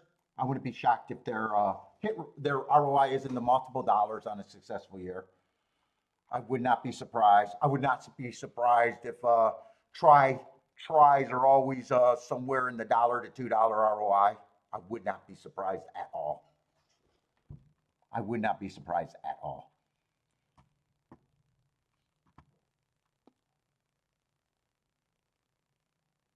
And I wouldn't be surprised going for months. It could be even more than that.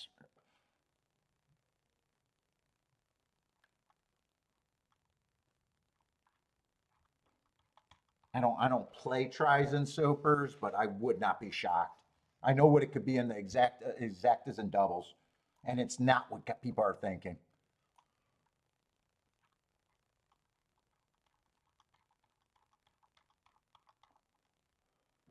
If you're thinking horse players are trying to get a 5 to 10 cents ROI, you're fucking out your goddamn mind. You are undershooting by a lot.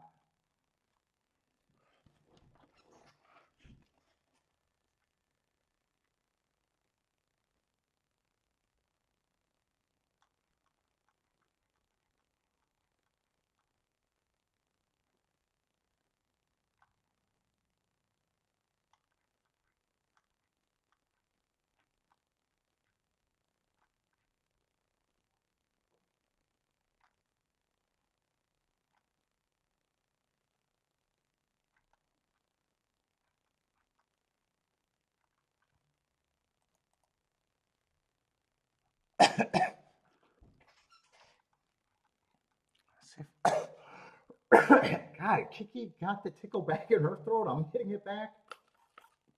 I'm not sure that. Went completely away.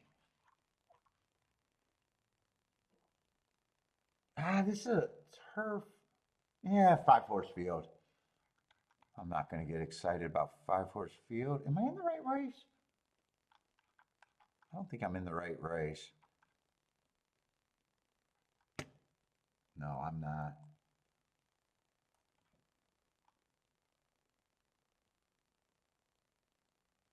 Yeah, I mean, this race as a handicapper, unless I can get to the 2 of the 5, there's probably nothing in here for me.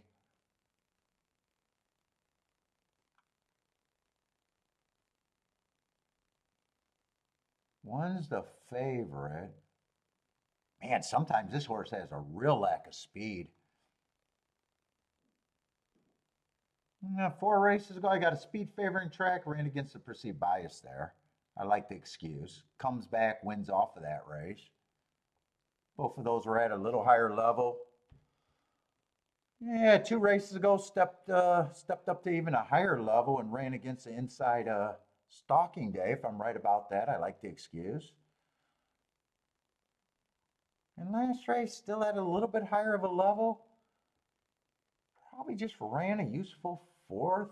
Got beat by a horse in this race. I have no problem believing I'm going to think this horse is a contender. Every once in a while, he's a little far, he's a little far back.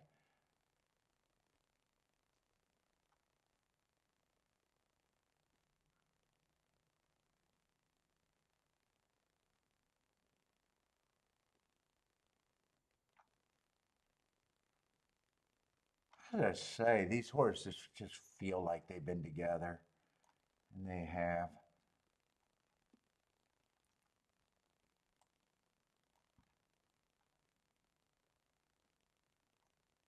So really that April 11th race between the 2 and the 1, there's no real difference in that running line to me, which would make 2 a little bit of value.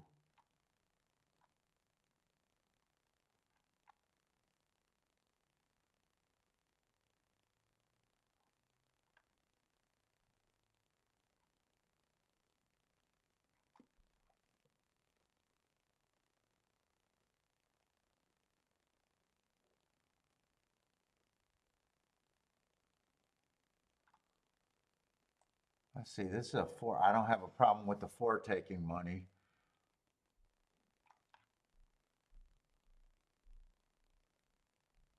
Kind of skipped over to 3 because I'm not sure if I like that 2 to 1 price at all. Still feels like a contender. I'm just not at that price on the 3.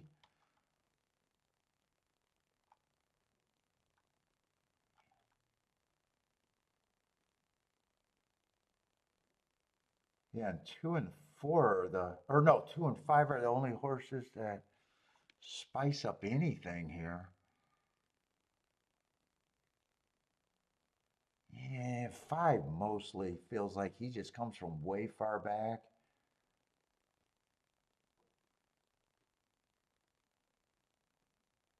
Yeah, I'm not sure he's adding anything here.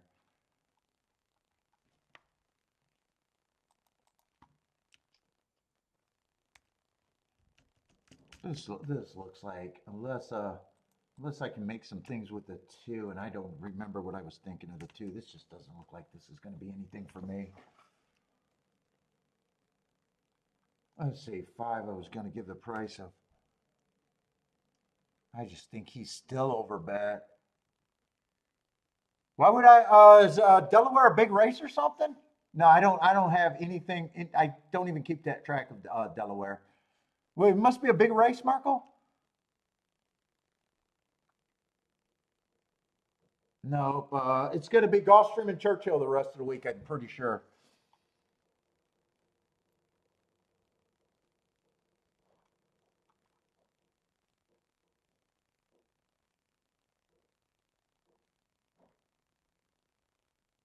And 2's probably just priced right. And now that I'm looking at how they bet, 1 and 2 probably can't even be.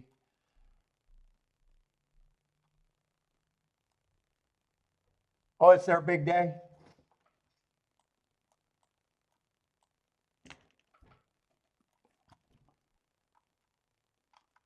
Two I can get to, but one on top of the two I can't play. I can only play 2-1.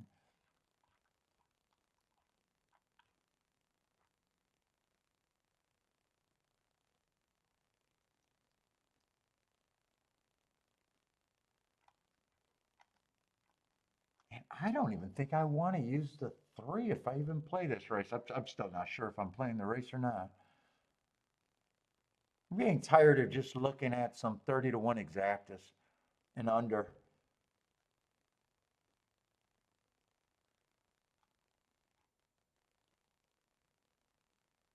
Dude, I think it's just.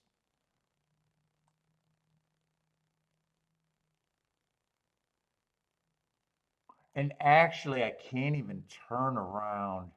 If I wanted to use a 3, I can't even turn that around. And if I thought I was going to be able to use the 4, but no, 2 can only be played straight. Nah, I want no part in this race. I'm going to root for the 2 because that felt like what I could key off of, but.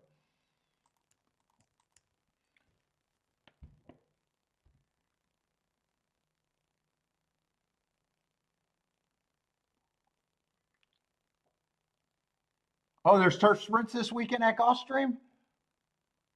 Oh, no, now, that's right. I'm playing Gulfstream today. Turf sprint?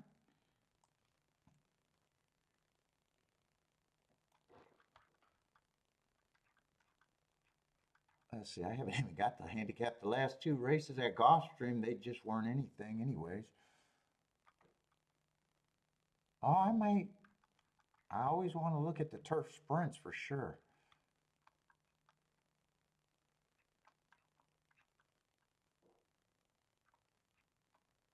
Steve wish Hawthorne had a big meet, a big day.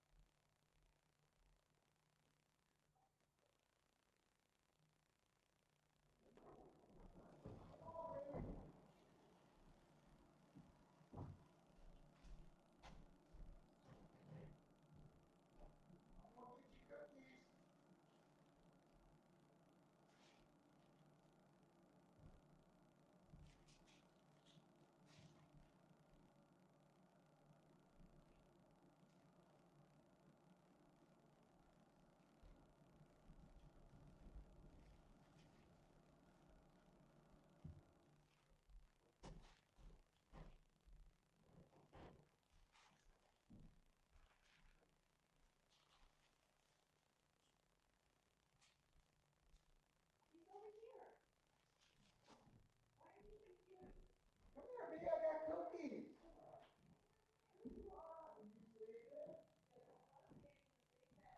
Oh boy, you want nap time?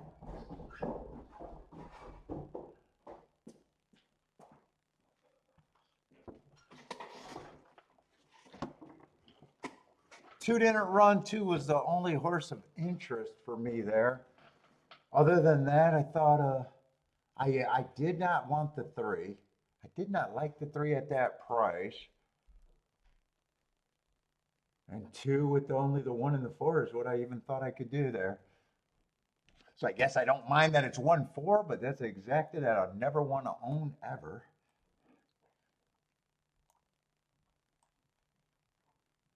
And we just move on.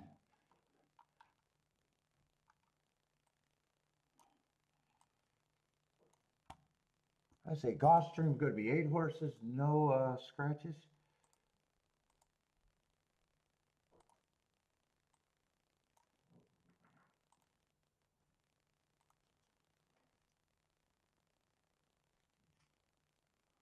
What is it, 5th race? And so far, all I did was one race. Is that true?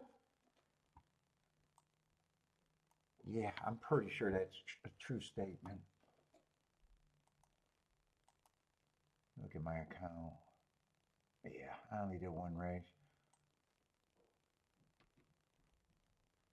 Oh, that was the 16th. I remember. That was the Topeka Gulfstream race. Let's see. 6 is a lukewarm favorite. 5th race at Gulfstream, no scratches. Speed and Stalker's got to be on the lead or within 3 lengths of the lead by the first call.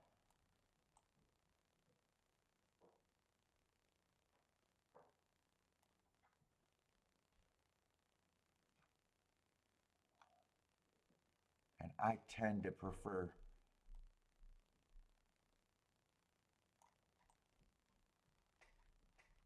Yeah, 3 fits, 1 kind of fits.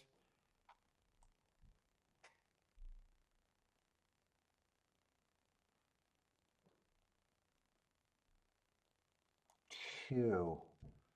Yeah, 2, I just can't. That route's a sprint. He won his last race on the turf, but I'm really suspect on that one. Came from 4 lengths out. That pace looks way. Oh no, that's a torpedo route. I was ready to say it for a turf sprint. That would have been okay. That was a torpedo route. Yeah, I don't think he fits. I would be against him for me.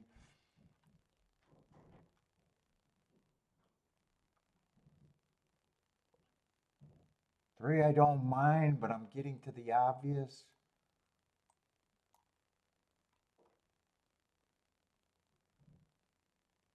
Oh, four's gonna have. Yeah, he's been fast last 2 races. I got to see if there's other speed. I thought 4 was a confirmed front runner.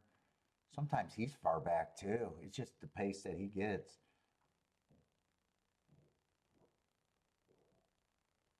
5 fits.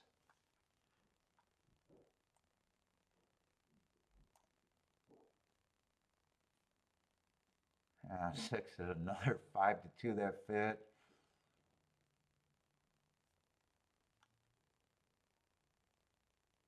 God, 7, I don't want to poke too many holes in because his price is good for me.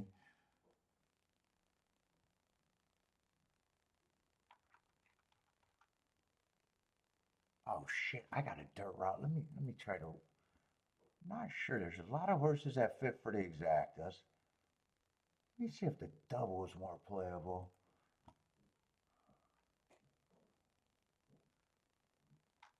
That's a dirt sprint.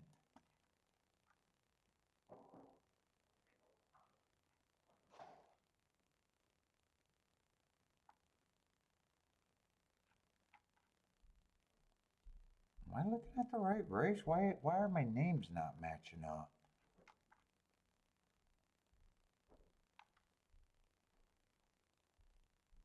Oh, did I might have clicked back.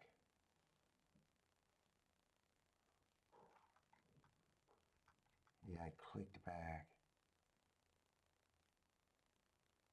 4 is going to be a big favorite.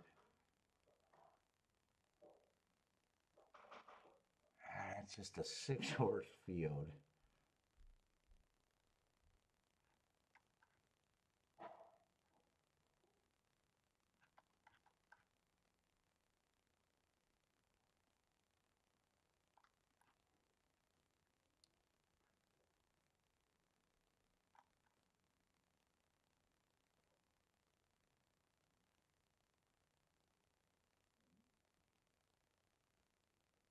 I'm going to have to beat. I'm going to have to beat the. Probably. I'm going to write down who I think can win that race. These are the 2 favorites. Depending on what I got here, I think I got to beat both of them.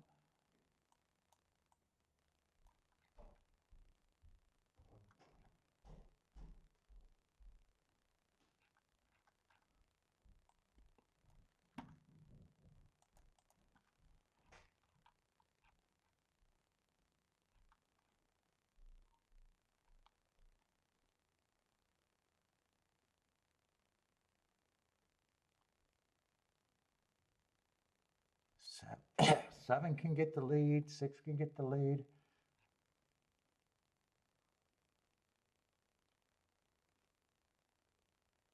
Five can get the lead. There's a lot of horses that fit here. 4 can get the lead.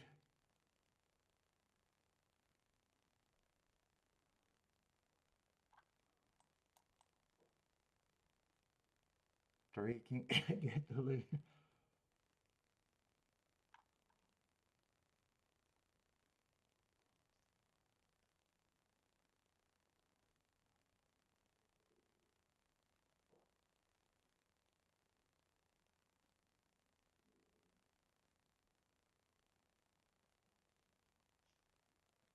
And 1, I don't have a problem with the 1 taking money.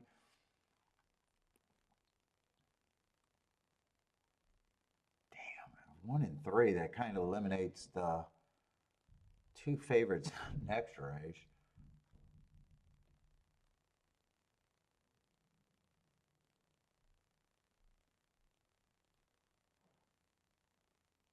There's a lot of horses that I think will win here.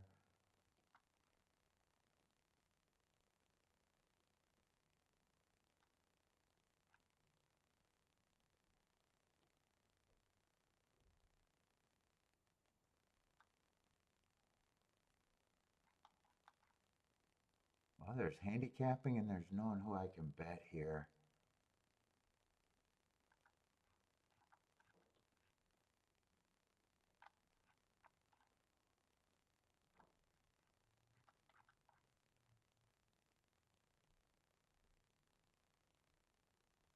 Four is still good for me, and 7 is going to be good for me. What do I think I can do?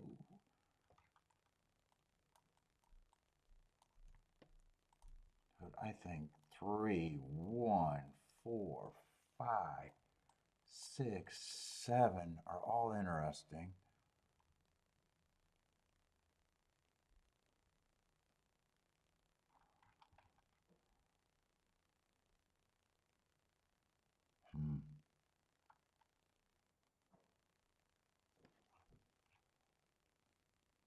I have no clear path except I'm interested in betting.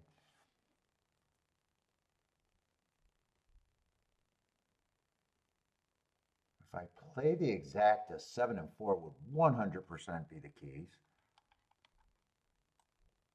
If I play the double,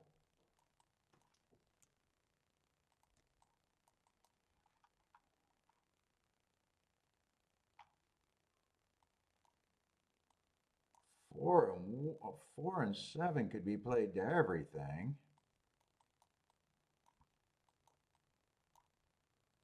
5 might even be played to everything.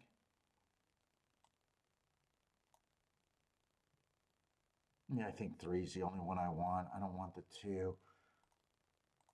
Let me see how these are paying. I'm on a call, and I'm not sure I'm going to be able to work this out.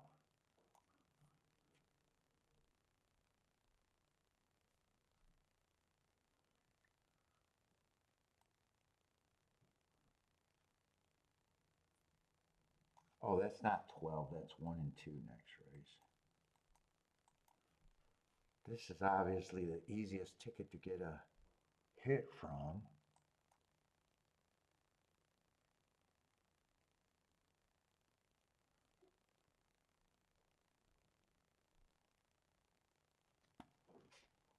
In fact, the 1 doesn't have to be played for much.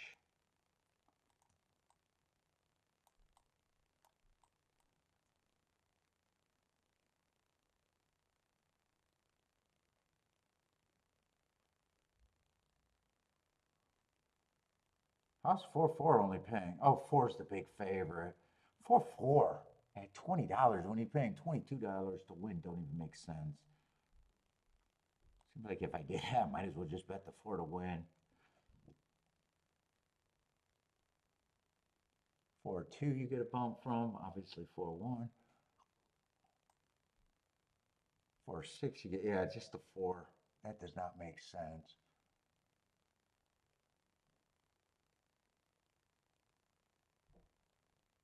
Well, how does, oh no, I was reading that wrong. I thought it's 7-8 paid $20. I was ready to say, how does 7-4 pay 12? $20 is 112.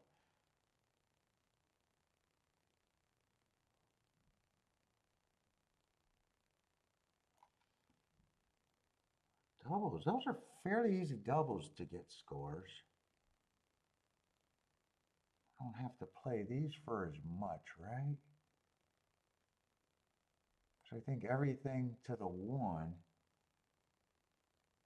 I'd have to play 3 for what I want.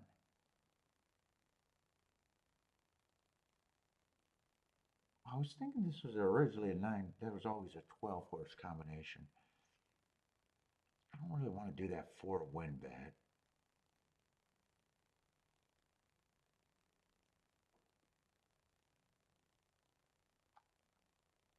And if I did exact as it'd be 4 and 7 would be my key. Where do I got less combinations? It'd be the 3, 5, 6 with the 4, 7. Is that more manageable, or which way do I got more?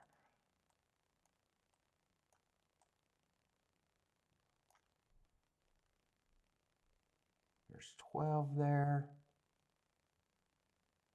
No, actually there's 16, because I would even thinking if I did the 7, if I did that, I'd even want the 1 in there.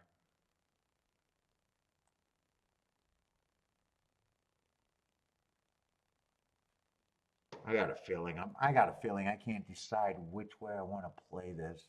I think I got too many horses in each leg.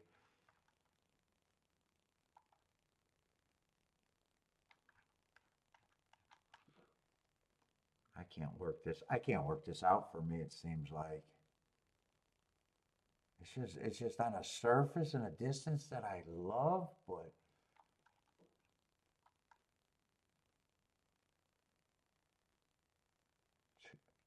two's the only thing I know I'm not interested.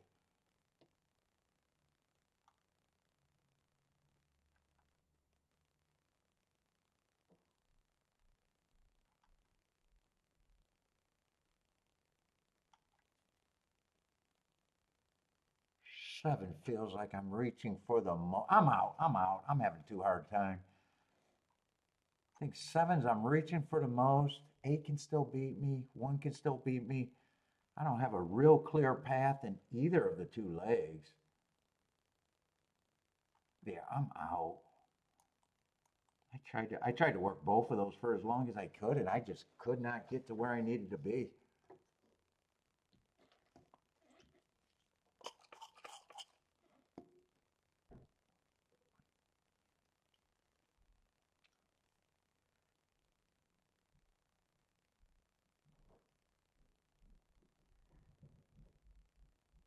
Seven getting first or second would be the only thing that makes me feel like a pure sissy right now. Seven got a good shot on the lead, but I got a feeling this is a brutal speed duel. Okay. I definitely did not want him to get first or second. I would have felt like a pure. And 2 I did not like, so I'm glad I could not work out that. Holy shit. I could not get to the 2. 2 was a nice price, but I threw him out and never even thought twice about throwing him out. So that's just going to be a great sit out.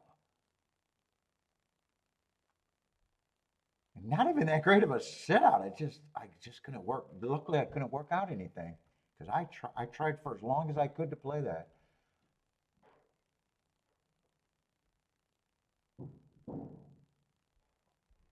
The pace was at a pace where they can start coming off the pace, but 43 and 4.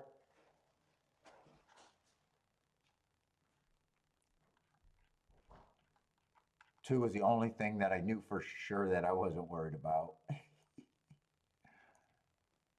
What was he, 20 to 1? Oh, 10 to 1.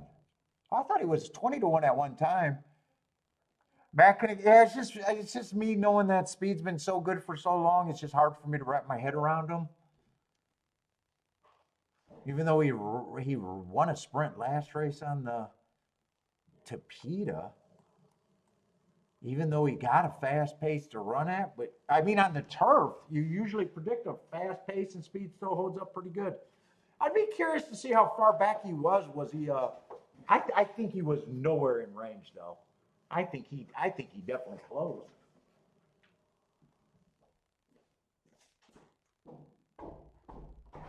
Oh, you want to try your do? Your zero do?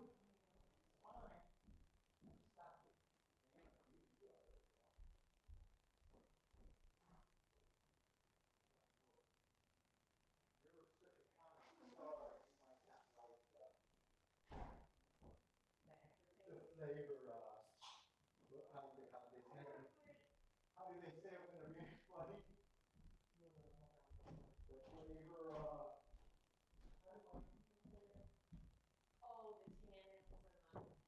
yeah, whatever.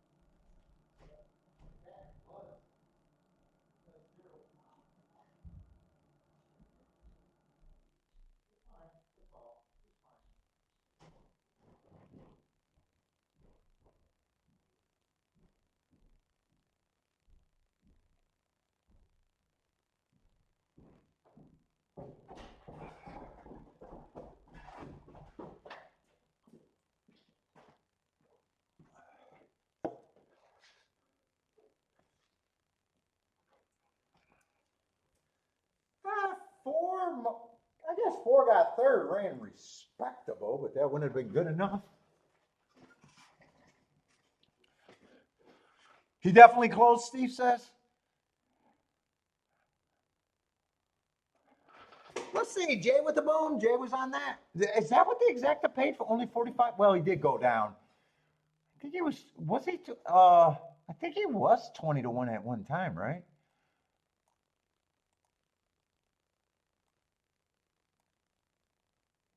A Vander with the boom.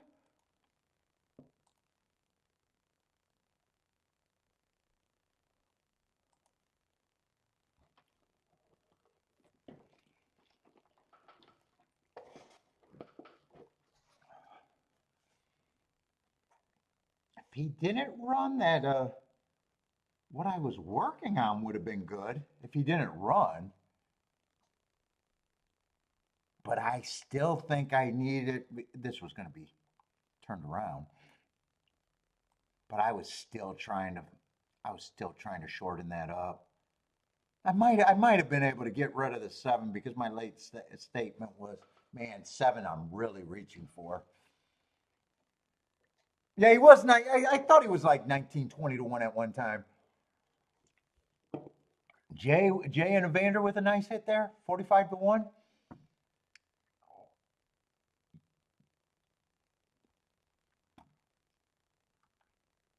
In every double, I wanted the 3 more than the side. Even though that was my big group, these were the horses that I was thinking in the double. I was thinking of 3 was the only one that I wanted that was kind of a short price, and then go with the easier horses to make a score in the double. None of the doubles would have worked out. Well, none of either bets would have worked. But using the 6 and the 4, I guess, having a better shot in the exacta. Had no shot in the double. You got to get through the first leg to have a shot at cash in the double.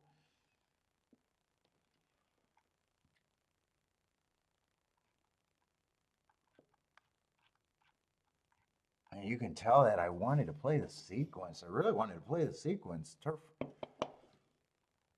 That's just a horse that was not mine.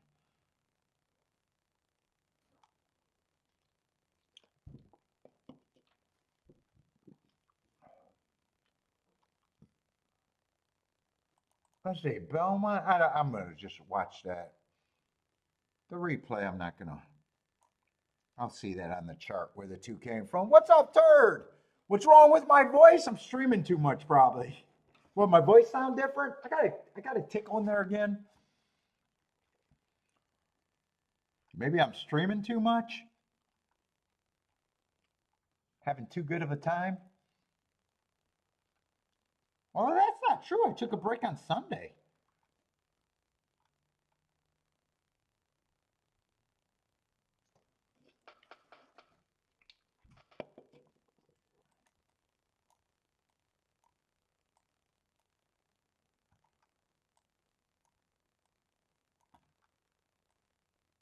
I don't know why I don't think ahead and give myself the room when I gotta put the numbers in.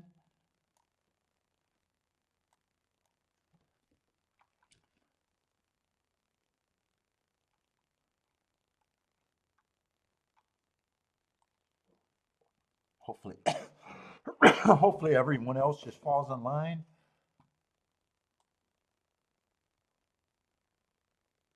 Yes, his cigar's got nothing to do with it.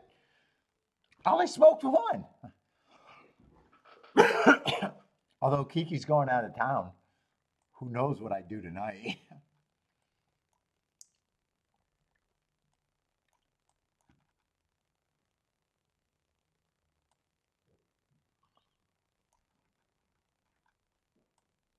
You mean I got Bodrick, the most accident-prone person in the chat room, saying life has consequences? I gotta own my consequences. It's from smoking. You're probably right there. Life got consequences, right?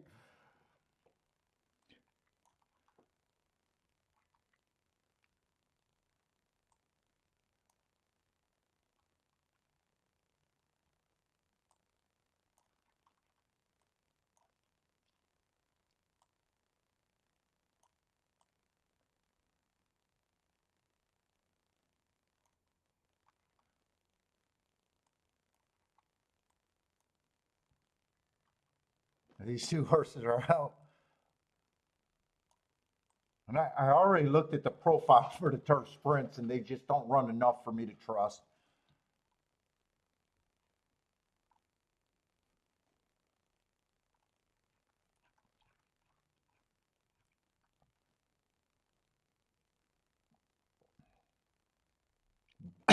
Boy, 3's taking a lot of action, and if he wins, he feels like the race would probably be a complete meltdown.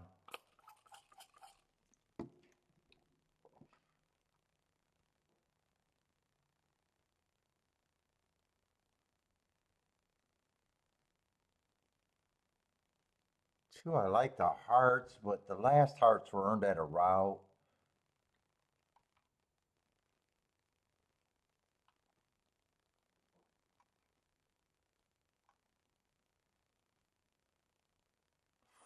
Four, I like the excuse. Let me make sure I got this horse marked right. Master Tapwater or tap rights.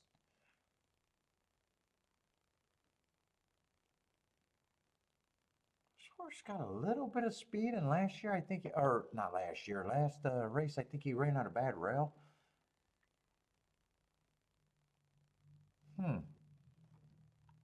I'm not sure. He should be long, but I'm leaning towards I don't think he should be that long.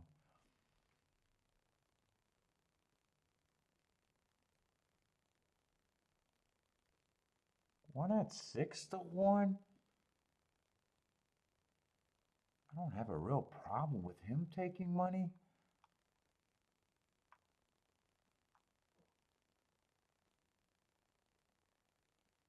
Six. I definitely don't think should be that price. I am nowhere near that price on the 6.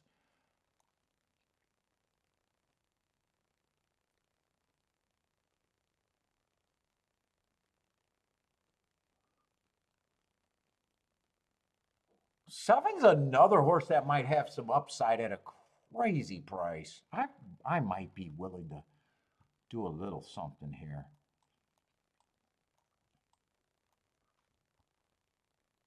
Those prices are so easy to get where I need to be.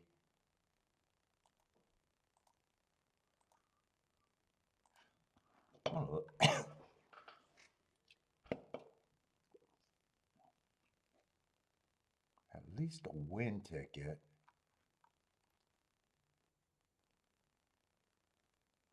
But I want a shot at a couple exactas for a real score.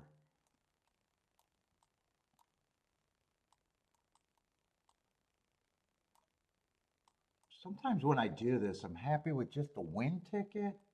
I don't know if I'm going to turn this around or play the 4 and a 7 in second.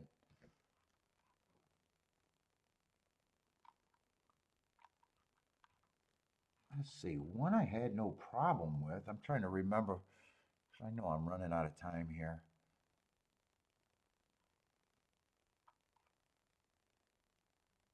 One I had no problem with. I thought he was...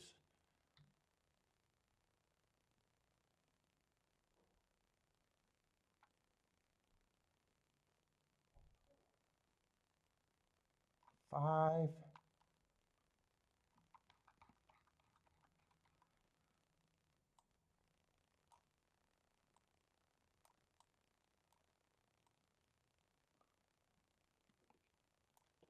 I think I'm going to turn it around. I'm going to go for both.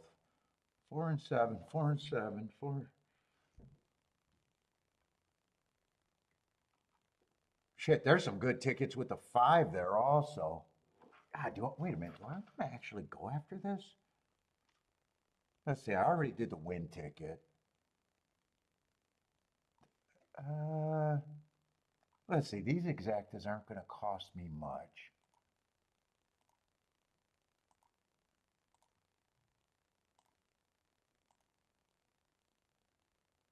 Let's see. That's 4 and 7.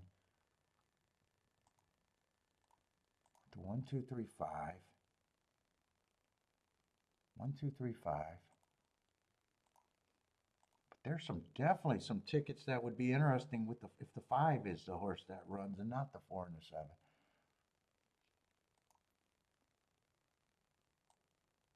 And that 4-7 combo, fuck, I barely even got to play that for that to be good.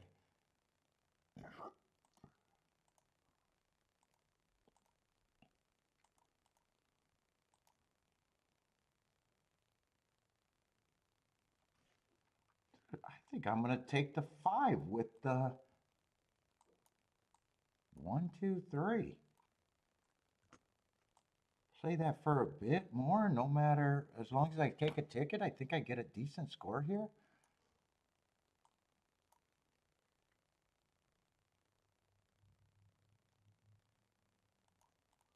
I just got to play the 5 for a bit more.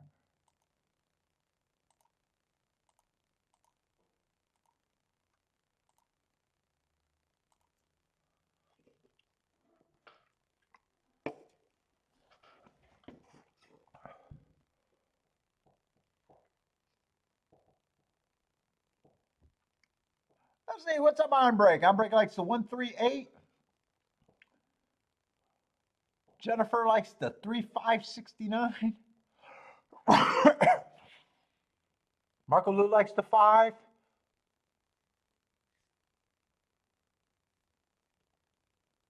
Ooh, I don't like where the 4 or the 5 at right now.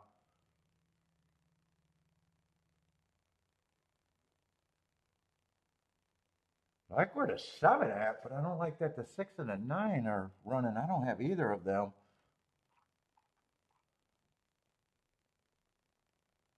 9 had speed. 9 I can see up there. Who the hell is a 6? 6, I know I said I do not like the 6 at all.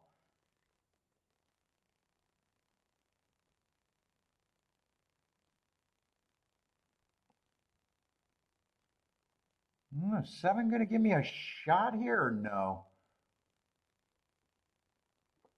I need a 9 to get out the way.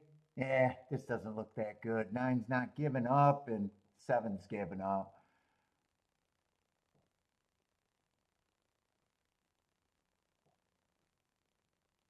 9-3. Probably 1 or 2 got next. I definitely, if I got beat in that race, I'd rather have been than the 9 than the 6, who also showed early.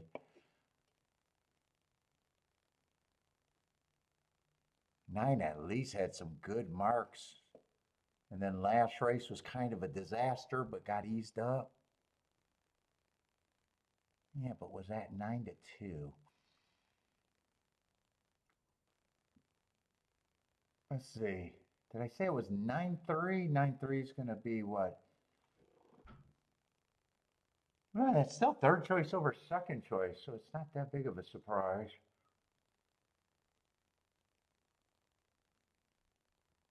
Then it's either the 1 or the Camoose for Jennifer.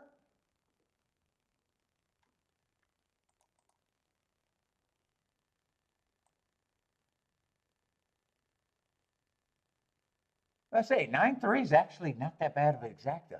I thought when I seen it was first choice or third over second choice, I was kind of dissing it. 38-1. That's still solid.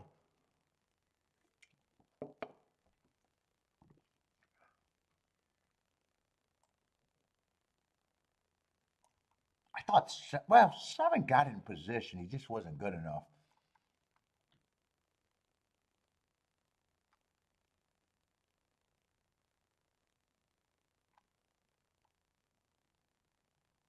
I thought there was a chance he could go to lead or right. Who's a 4? The other one that I reached for. 4 would have had to light the turf, and I would have had to be right about that bad rail.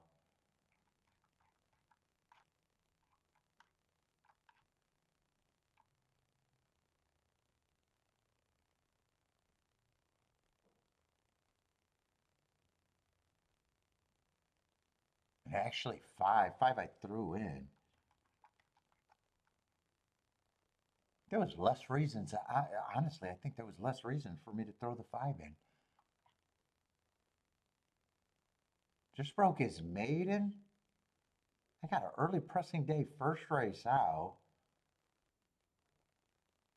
Second race, I just got him as, wow, I'm kind of surprised that,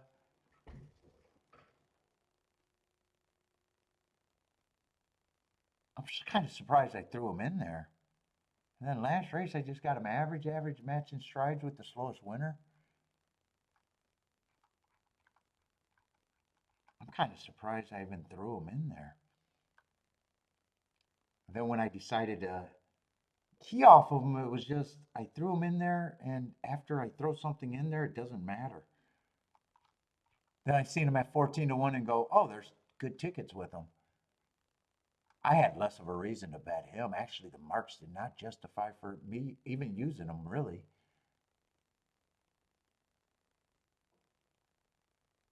At least a 4 and a 7, I had some sneaky stuff. I didn't really have anything sneaky on him.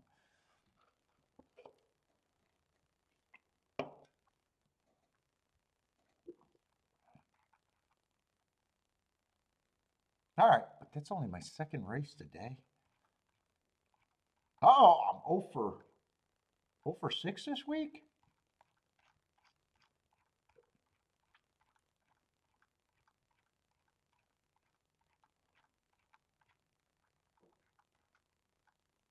Wow, it's been hard to find plays. It's been hard to find plays kind of this week. Only six plays in so far.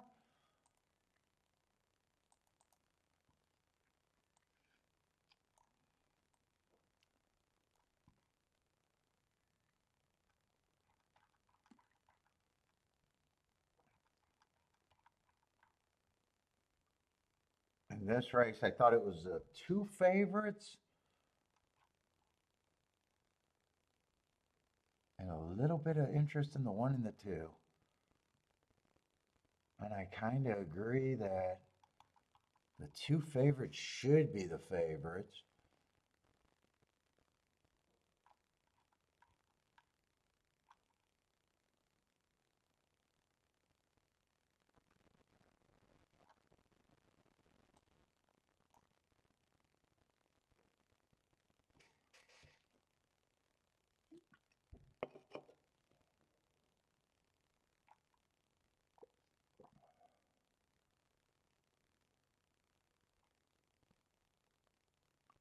I'm probably going to need a little bit of the inside to be good to hit what I think I want to play.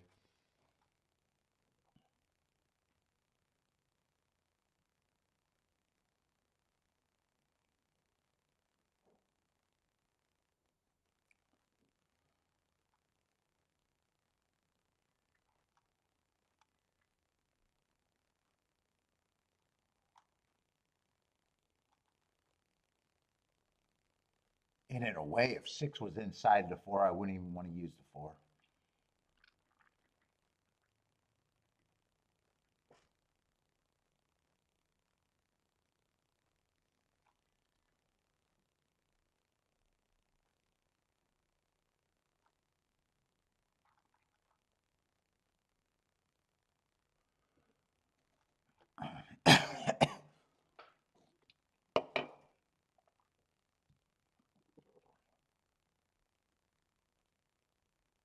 And shit, 2-4-4-2 can't even be turned around or played either way as of now.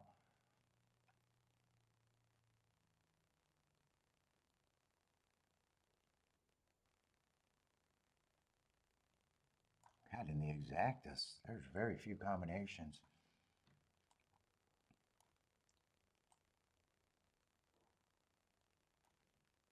It's kind of a 3-horse box, actually.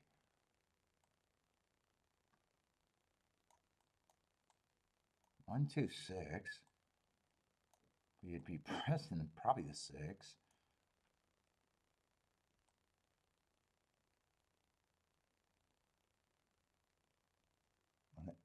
And 6-2-2-6 can't change much.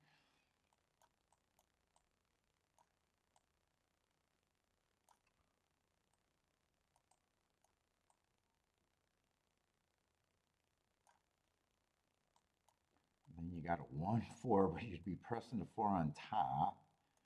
You'd have to wait. I'd have to wait to see if those hold. And that's it. Even if 2 wins and the 4 gets second, you'd be better off just doing a win ticket as of now, but there's no way I want that exacta.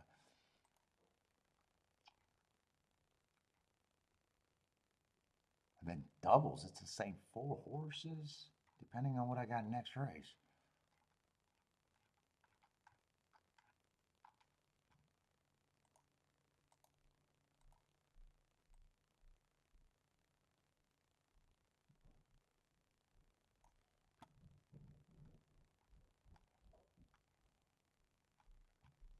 How are they betting that next race? I want to see if the doubles are a better play.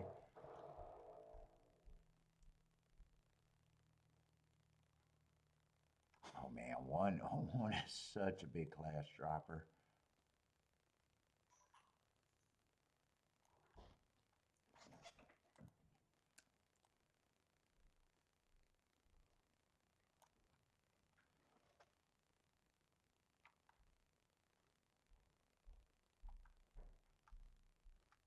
Twos are out to sprint. I hate that.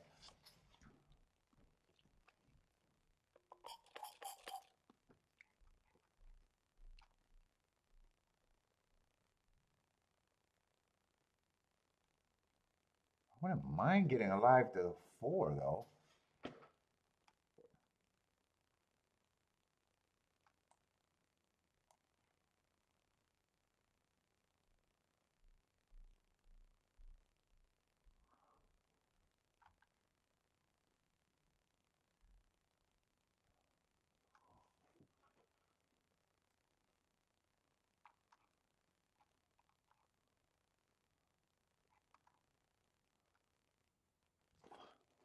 Wouldn't mind getting alive to the 4 and the 6.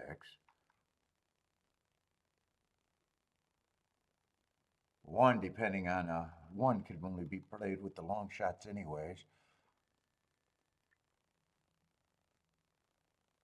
I don't mind on taking on everybody else.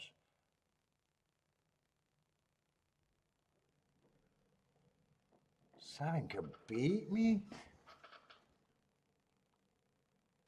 but I mostly want to get alive to the 4 and the 6 there. Hold on, what does that look like? 4 and the 6. They're both decent prices. You see these doubles. Could the doubles be just as good? Let's see, I got to get back to the right race.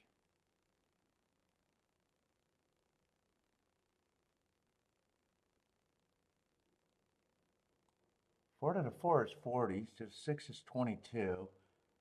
Dude, I could play everything to the 4 and the 6 if that's all I want to do there.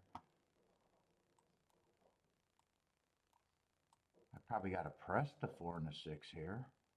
4 and 6 to the 4 and the 6.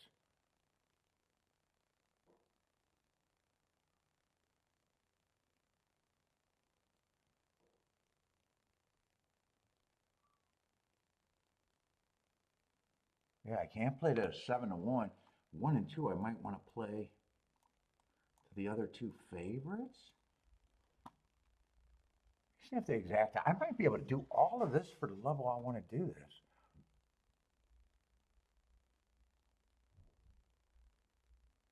Hold up, 6-2.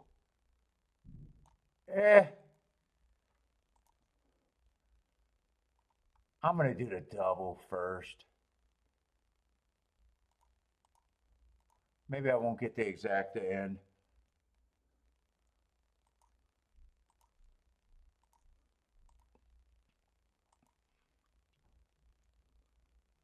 So you press the 4-6 with the 4-6. Yeah, I don't think I'm going to get the exacta in at the way I'm punching in. And then that just leaves the 1 and the 2 with the 1-7.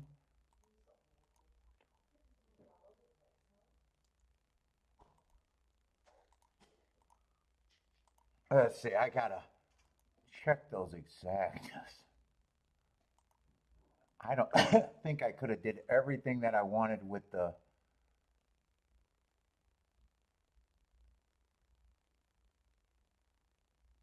dude, I think it turns out to be 1, 2, 4. I think I'm just gonna cut down the exacta play. Key box 1 with the 2-4-6. That's the only one that I know is mathematically good. The 2, some things that changed. Yeah, that's all I can do because I can see they're running as I'm trying to change this. So I did 1 with the 2-4-6, all the same amount.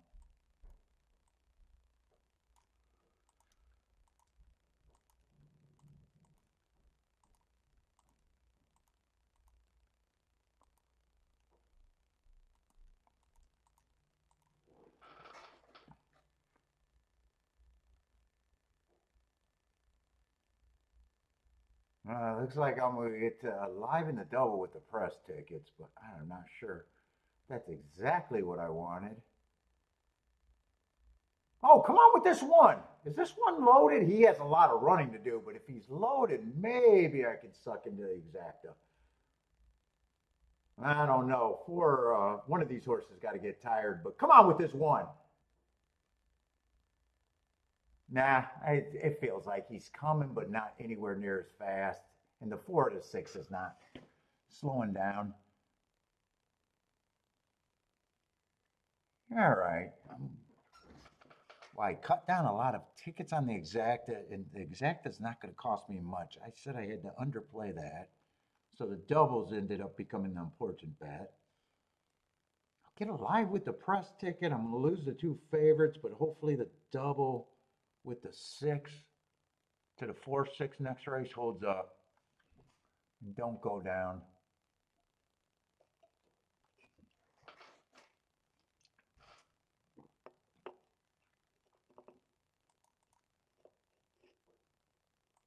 Oh, and 6-1. That even kept dropping. Let's see if these doubles drop. That's 6 to the 4. 45 holds up and 6 to the 6, 38. Those would both be good. Press ticket and everything. Those would both be good.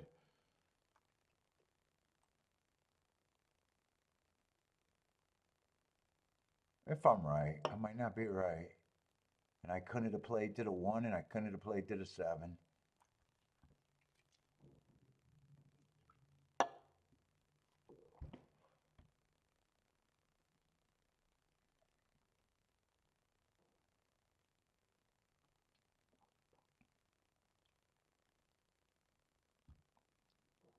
Buy stock says 10% hits on skinny ticket.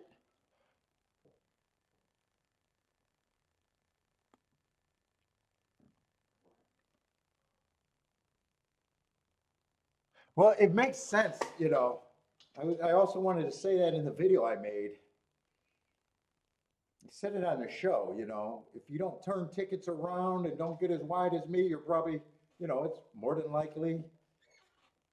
Well, if you are hitting at 20% and you're skinnier and you don't turn shit around, I don't even know why you'd be an exacta player. Because if you couldn't figure out that you had to go to a try instantly with that data, you're not even thinking.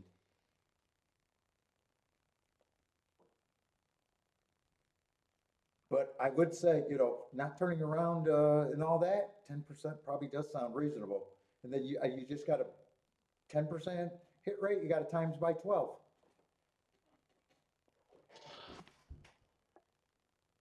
That's me. Joshua says, buy his course now.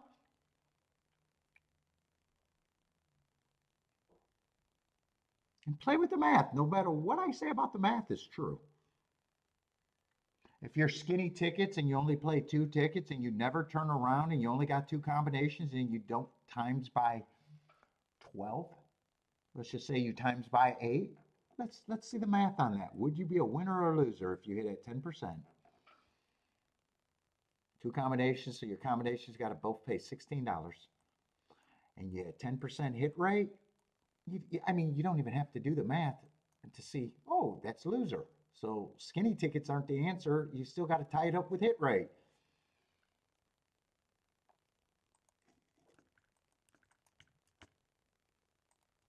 Times it by 12. What would you be?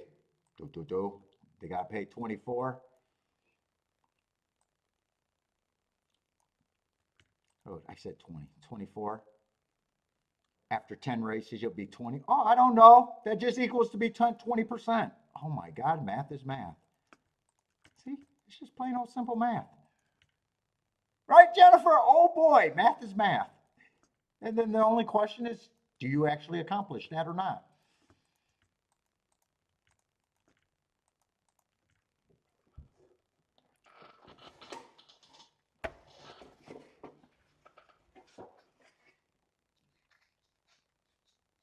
There's a correlation with every bet. What's your chance of hitting it long term? What price do you need to get for success? Betting is simple.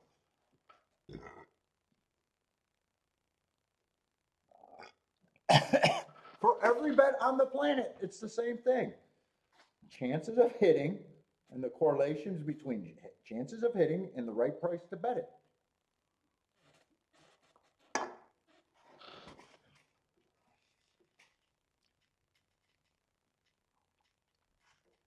Doesn't matter, you know, if it's skinny and you're not hitting at the right race to even support the skinny ticket, it's not good enough, no matter how skinny it is.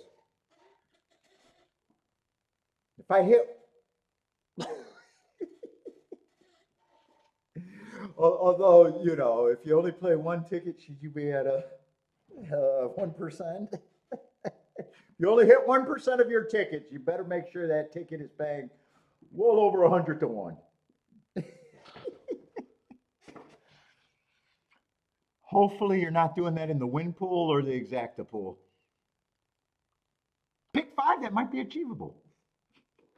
1% getting 100 to 1 on every wager. That would work. I'm not gonna be a genius, I'm just not gonna be stupid.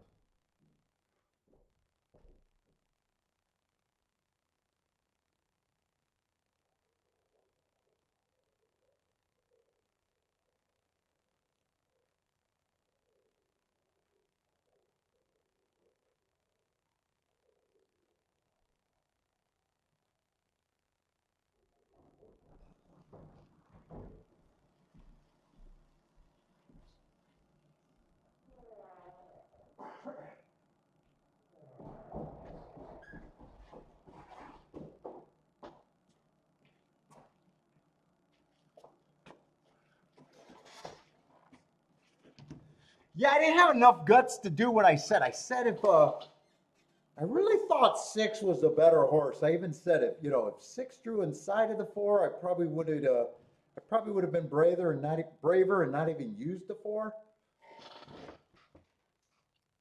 No, Steve. I went and touched my cigar. No cigar run. Come on, Steve. Cigar runs happen early. If it's this time in the show, odds on it's a pee break.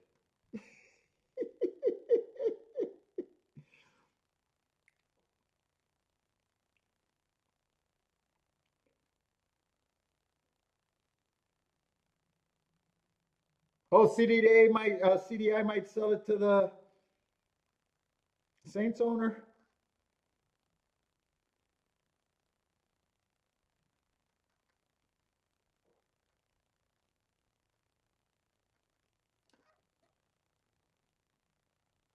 But is that for a parking lot bulldoze job that and then find out that they can't get zoning for a practice field?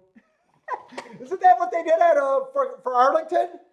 They sold it to the Bears and then found out that the plan was never going to work. Is that what happened with the Bears?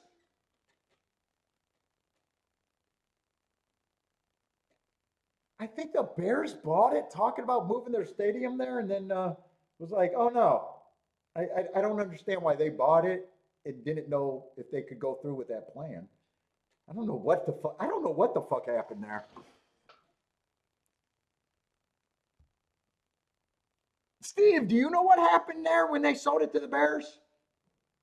Why is the what is the Bears going to do with the land, or is it back for sale?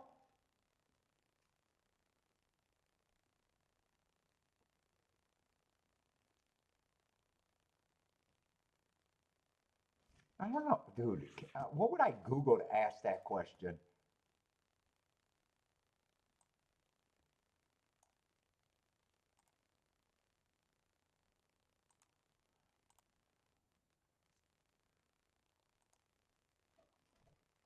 Dude, horse racing management is so fucked up. Even when a successful sports franchise like the NFL does business with them, shit just falls apart. That's just dealing with horse racing makes you a stupider person. Is that what happens? I mean, dude, that was like weird. They bought for to build there, and then it's not going to happen for whatever reason.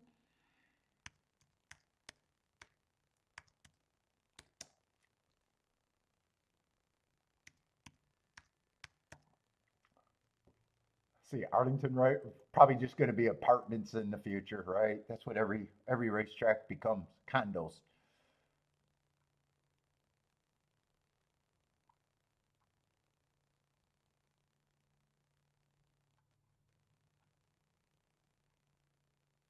What did they?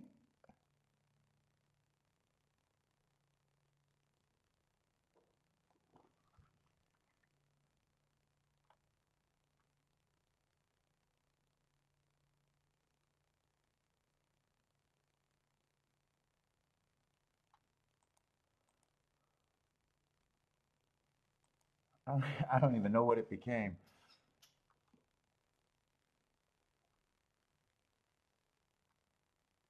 The NFL team tore down the building for what plan? And then what happened? Unless they're making it a practice field? Uh oh.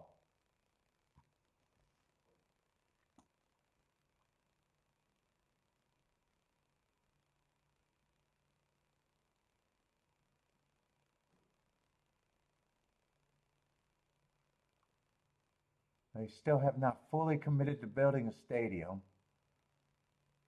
Bears announced in September that they wouldn't pursue. I don't know. I have no idea. It's just if you mix your business with horse racing, you just become stupid. Boater, you might want to watch out. You might be going broke. Or no, Boderick. Boderick, did you buy into a stable? I hope he doesn't go stupid. I hope you don't go stupid, man. What happened?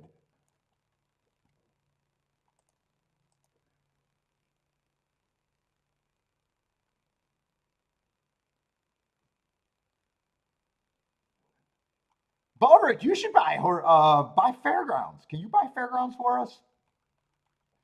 I need Baldrick to buy Fairgrounds.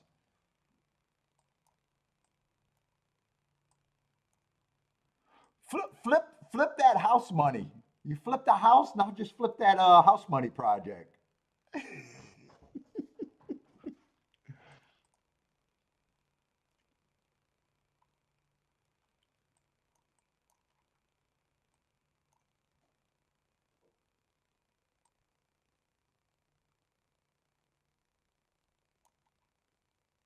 Who's Street View? Why don't I see Street? Oh, Street View is the two.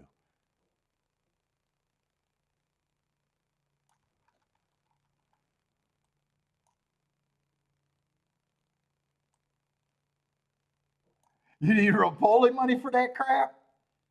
Yeah, he just wants to play on Twitter. He's CEO on Twitter.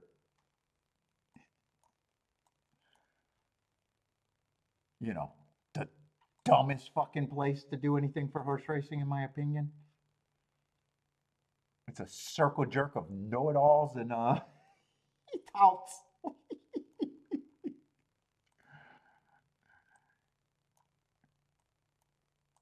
Does anyone like horse racing Twitter? I feel dirty when I go to horse racing Twitter, to be honest.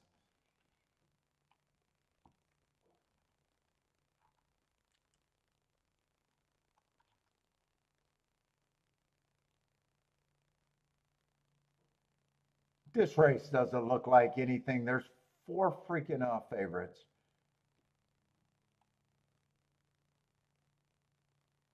And with the favorites, even the 4-horse don't help.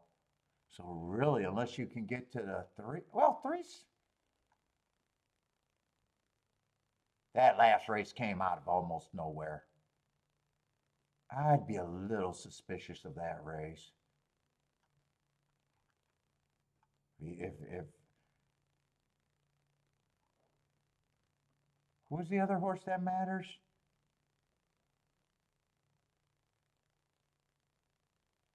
Yeah, I'm definitely out here.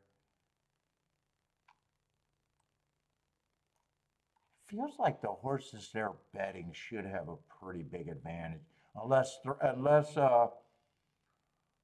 that race from the 3 is just him getting back to what he was a long time ago. But after a lot of races of not looking like anything.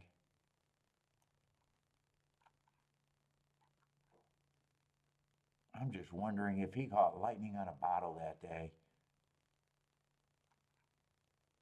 Who did he beat? He beat a horse in this race?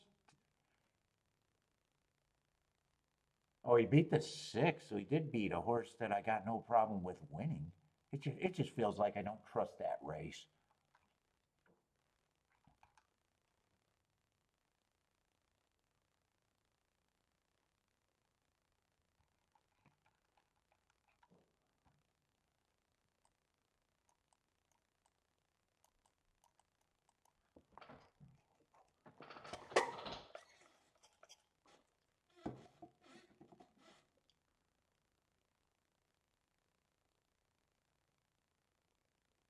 Yeah, I mean, it's a tightly packed group other than the 1-1 horse.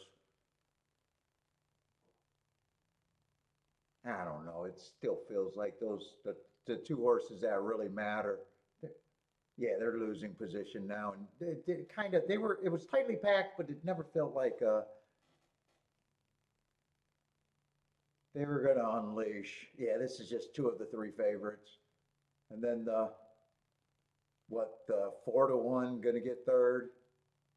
Yeah, just not much there. I was really suspicious of the 3, and so did the 2-1. I was going to say, so did the 6 that the 3 beat last time win, or? But it was a 2.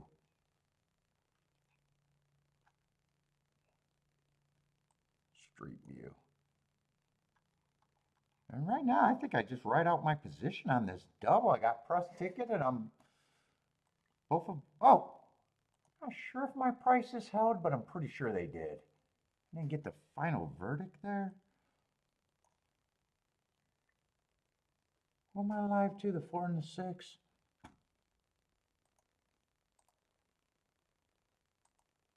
let's see, Will pays. Yeah, 38 and 45 to 1. And I got both of them pressed. I'd definitely be happy if I get either of them. And I'm okay if one or seven beats me, but they were just not playable if the chalk won the race before. So I guess if those 4 horses were the horses I was interested in, I don't know, unless I just wanted to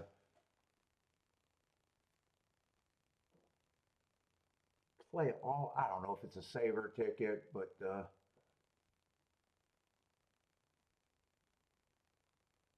2 horses that were too chalky on top of probably just a 4, not even the 6. I don't even know if I care to do that. I might just say I ride with the spot today. I don't have that much action in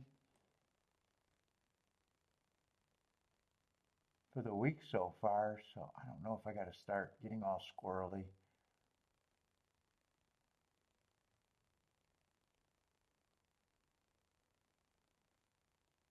I'm looking at doubles and going those exact. Yeah, 1-4 is 30. 1-4. I can make a hit of that. As of now. And 7-1 is paying 36 to 1. And 4, or no, 6 on top of the 4, I wouldn't even have to play because that means I would have already hit a double that I got pressed that I like. So really, it's just thinking about. It's not a saver. It's not a saver. It's just a ticket in a little different direction. Because I don't do savers unless I can cover everything.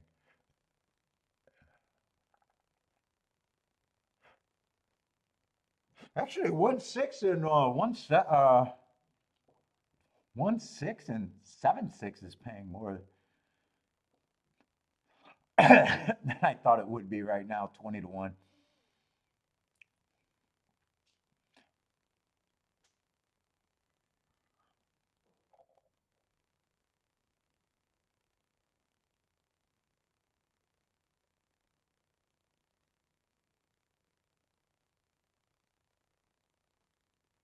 And so the only race I think that could have been good today is the race that I just didn't have enough time. It was lacking interest until I saw what I thought I saw. And just, what was that? It was just a 50 to 1 exacta, something like that.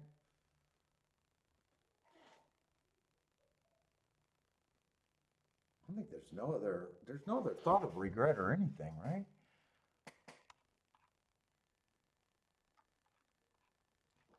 On a nice double here, if I close it out. I think I only played 3 races or 2. That one I worked on, and that was a good sit out. Kind of forced sit out, but a sit out's a sit out.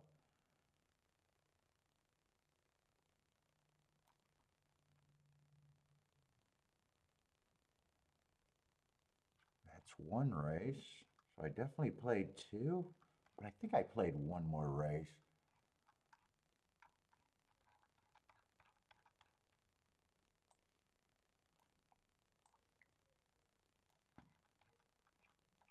Has to be at the duck, though.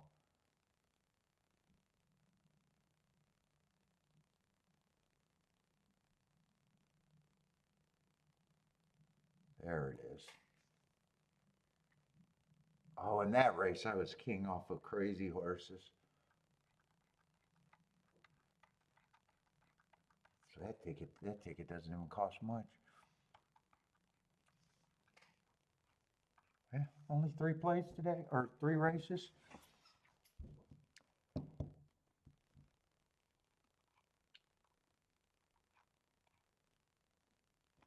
Well, let me see what's ahead. If there's nothing else I could do, I might talk myself into doing something here.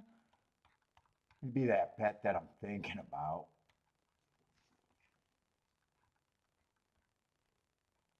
I'm going to call it a protection bet because either way I would make money.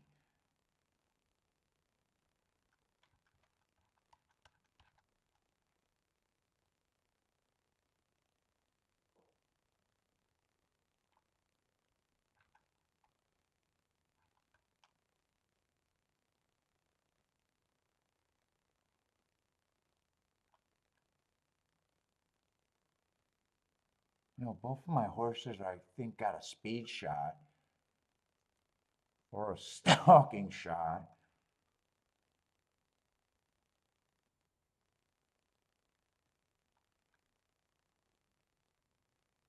I'm leaning towards I just ride that out. Let's see, we got a turf race next. Oh shit, there's only eight races at Gulfstream today.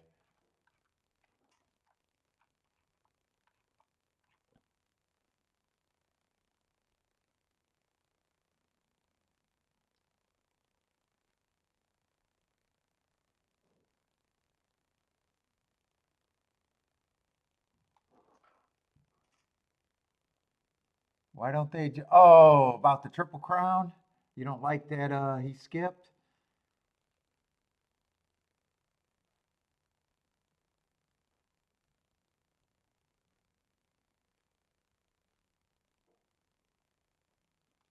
Because you can't force owners to do what they don't want to do, probably.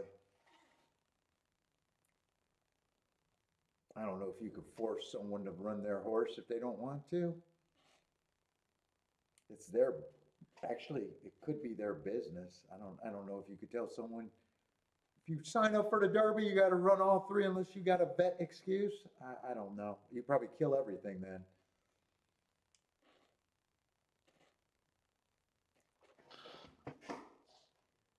Bodrick likes that idea.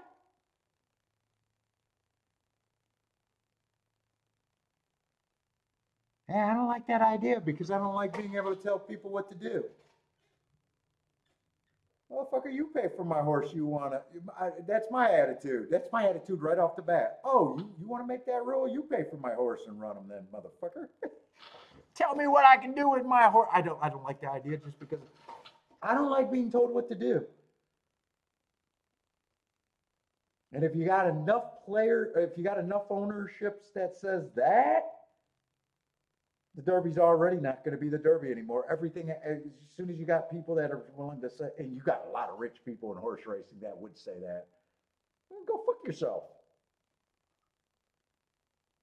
You might get the sheiks to even stop buying American shit. Fuck you guys. Man, being told what to do. You can't tell me I spent my money for this. I got him in position. And you're going to tell me how I'm supposed to handle him? You're going to tell me what I think is important? You're a fan? Because you bet?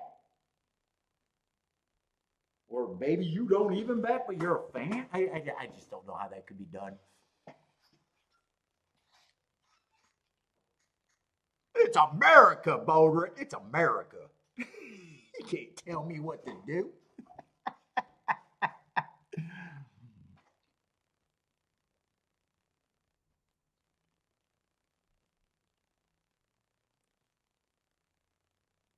And shit, we only got a horse shortage problem because people aren't breeding, because people aren't buying. So piss more owners off. Piss more owners off.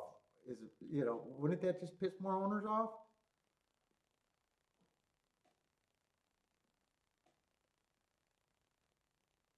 Dead Jesus, then God forbid you have a breakdown that the vet did not catch. Well, I was forced to run the horse. He broke down. Great for horse racing. You could just see holes everywhere.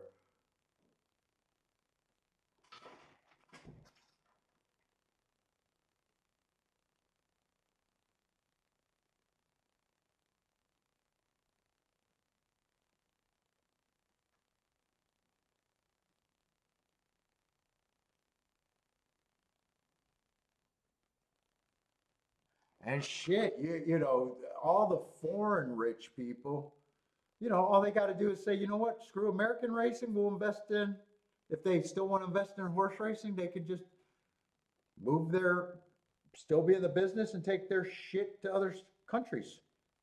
No, we'll go support Japan. If you could afford it, you could easily do that too. I don't know. I don't like being told what to do if you can't tell.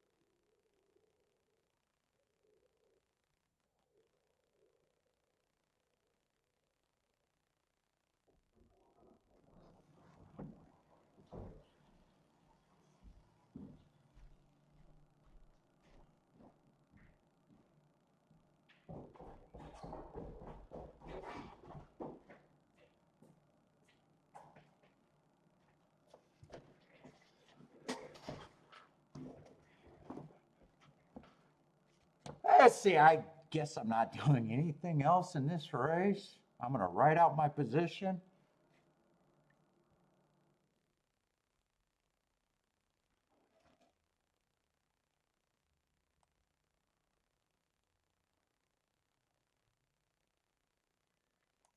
Yes, Lee, I made 3 bets today. I'm live in the double.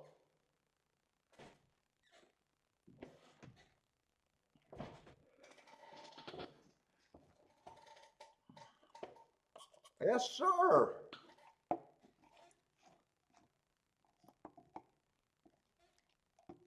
Yeah, I don't like 7 getting the lead. 4 or 6 cashes this out, and I'd be up for the day on either of them. And I thought about playing 7 on top of 7 and 1 on top of the 4 and the 6. So 4 and 6, I go instantly to the pin house.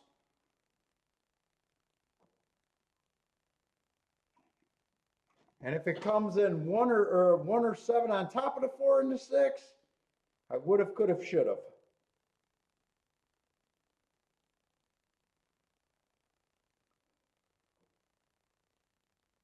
Come on, 6. 6 or 4, either one. Yeah, looks like 7's responding.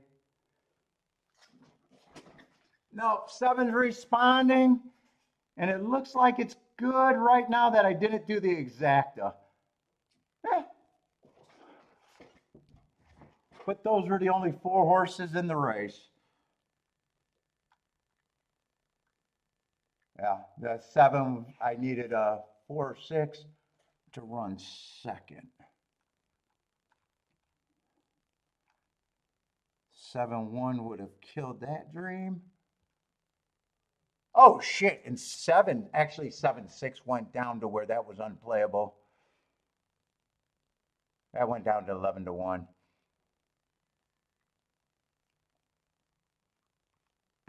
Oh, I'm playing my game tonight, so I know I'm not, I might leave the chat on for a little while, but I'd be probably turning it off, John.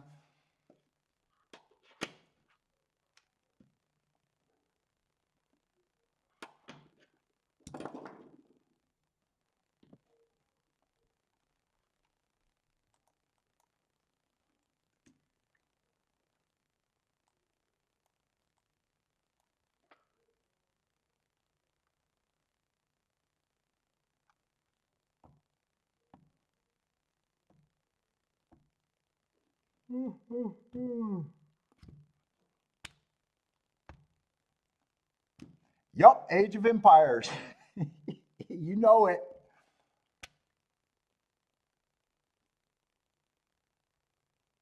Yep, Lee. Yep. played 3 races today. Are you new to the channel? Yeah, I make my living betting, so I won't have plays every race.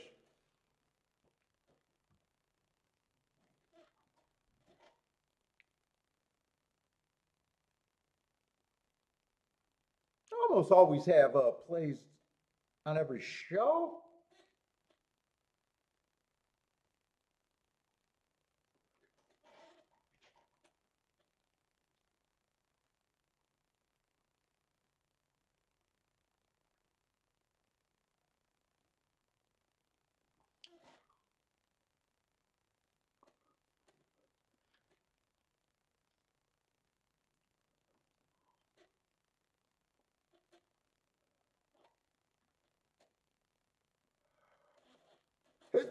Woo!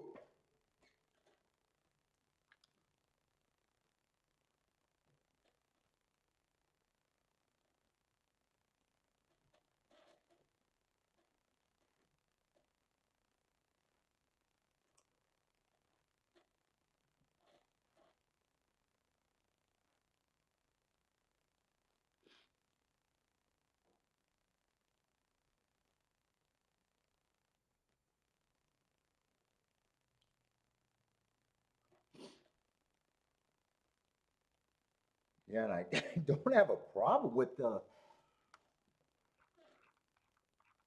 result. I actually like the ticket. It's just combinations that I could not put together because everything's playing too low. So if the 4 to 6 won the race before, I needed a 4 and a 6 this leg. Only if 1 or 2 won the race before, I could have got alive to everyone. The 4, 6, the 1, and the 7. And even though I thought there was only 4 horses in the race and they became the exacta and the try, that's just not going to be enough for me to be profitable.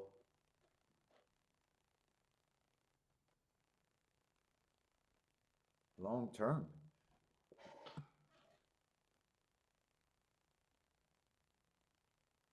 What's up, Michael? Back again? What's up, man? Oh, you're a first time starter? Welcome to the show, man. I seen you hit I think I seen you hit a ticket and said I thought that was a new person.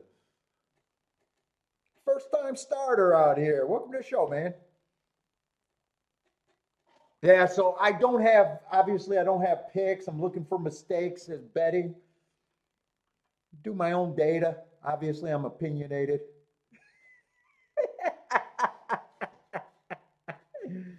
You'll hear me talk about a math of a winning bet. I'm more concerned. Not only do I have to hit a ticket, when I actually hit a ticket, it has to be, I'll tell you if it's a great hit or a bad hit, if it's a long-term losing profile or, So, dude, I'll even hit a race and then judge how good I think the ticket was worth having or not.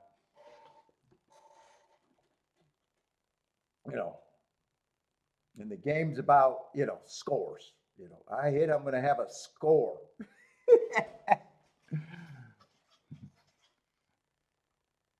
What did I say the other day? Hey, Paul not only has to have a winning ticket, he has to say that it was a good bet for him.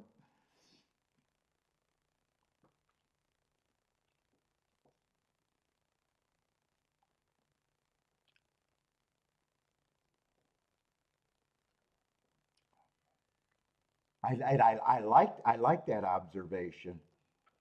It matters.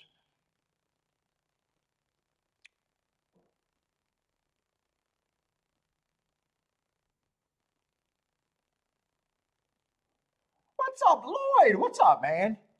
You must have slid in here late too.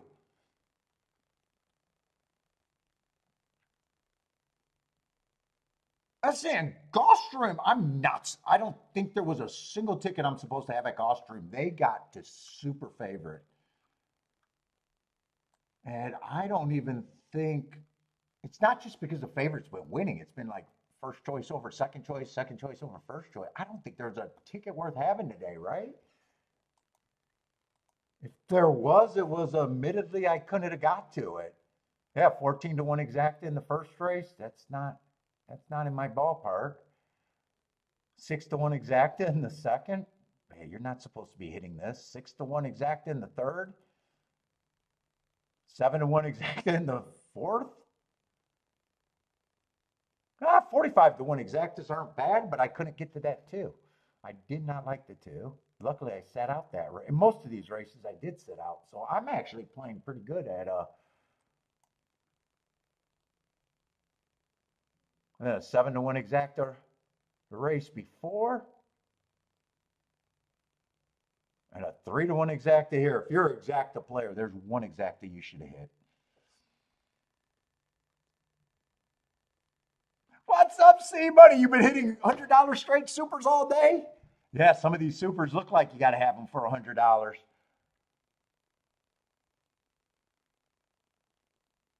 Let's see, $6.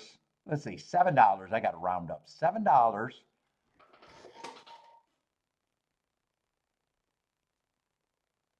So for $1, that would be 70. So 70 for $1. Ah, now you're at a hit. You're at a hit there. That'd be $7,000 on that. Straight supers. That would be the optimal way to play it. Yeah, yesterday was hard, kind of trying to find some plays. Today was hard. Well, I definitely don't mind the last play. If I was right, it would have been good. I haven't been out of line with the betting today.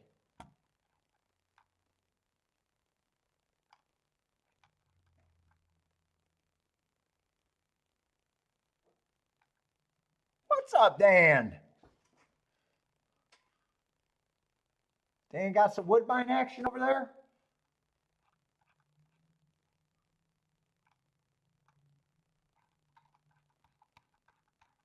Oh shit, both tracks I only got. Oh, I didn't realize both tracks. Holy shit, we're at the end of the day. Fuck, this was kind of like yesterday. Only shit, I only played 2 races up until the last 2 and then had the choice to shut it down or do what I did. Today's kind of the same way. I'm 0 for 3.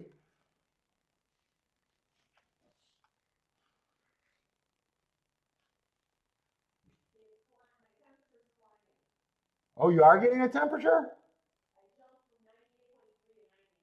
So you are feeling sick then, huh? Or are you just anal about being your temperature? I said anal and temperature at the same time. You want to take your baby temperature? She just ignores the shit out of me.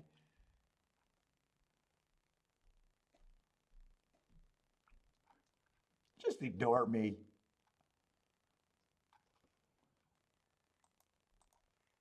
Dude, a lot of these races, I haven't even had to make betting lines because they've been so chalky and, you kind of knew the area where.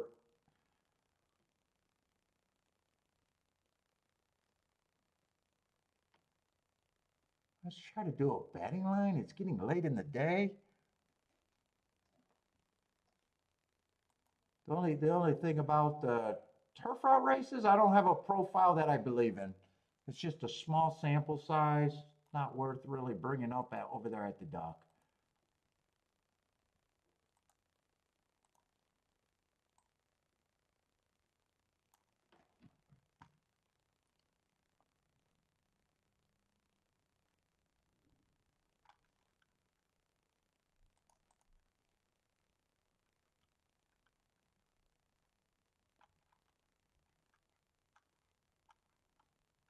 Let's see, is this the favorite?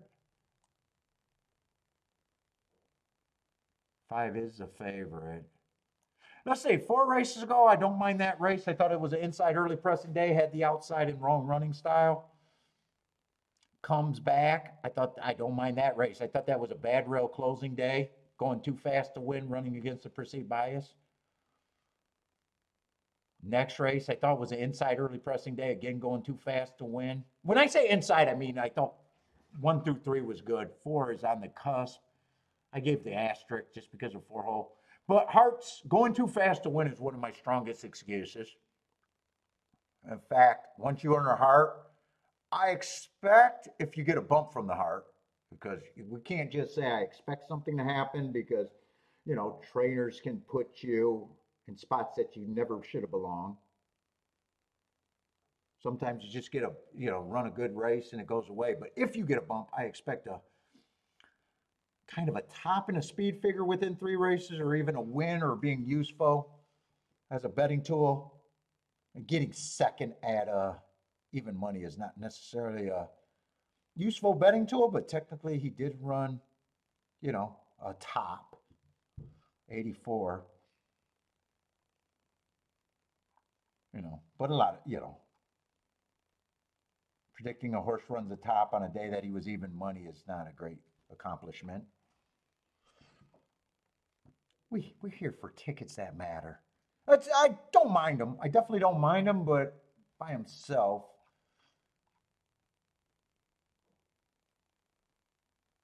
I'm looking at the other favorite. I definitely think he should be more of a favorite than the 1 horse.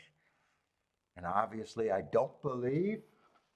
If you think I believe that 5 and 1 can be looped together and exact and think that I'm going to expect a bunch of riches, you're insane. You haven't been watching. Yeah, 3 is hard to get to. I agree with the public there. 2 so lightly raced.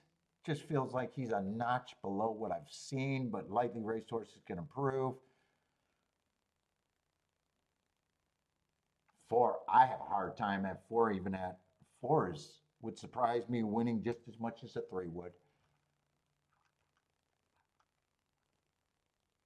Wow, this week I would have to actually adjust my betting line because the horses that I hate, this field's not that strong.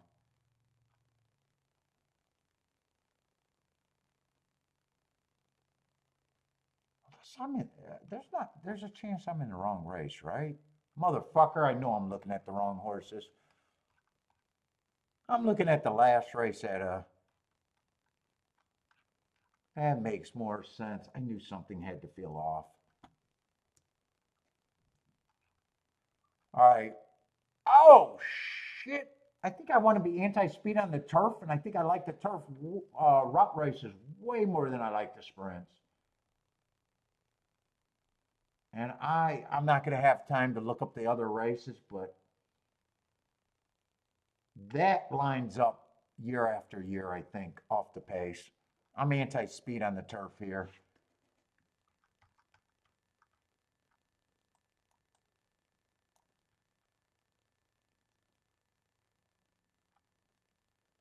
Optimal race would be able to look at a race and see tons of speed.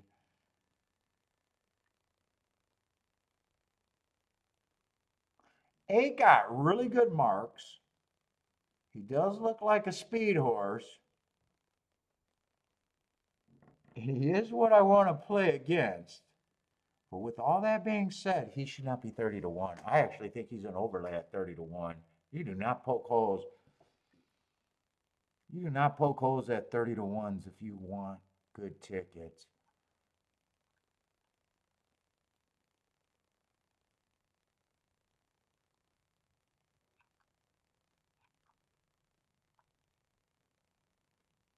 Dude, a lot of these horses look like they could be on the front or fast stalkers.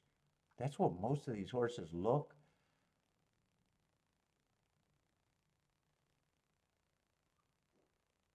One's not getting me anywhere.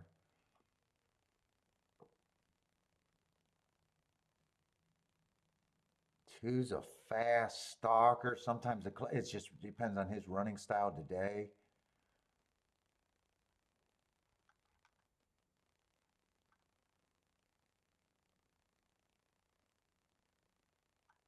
Yeah, it looks like I'm not going to have any time. 5 got the overall running style, but they're already popped that latch. I'm not so sure this race was going to be all that playable for me either.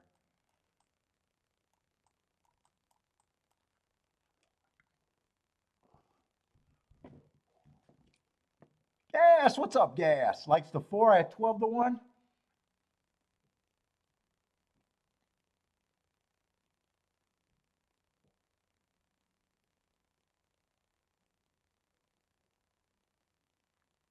Ooh, slow pace though, 26.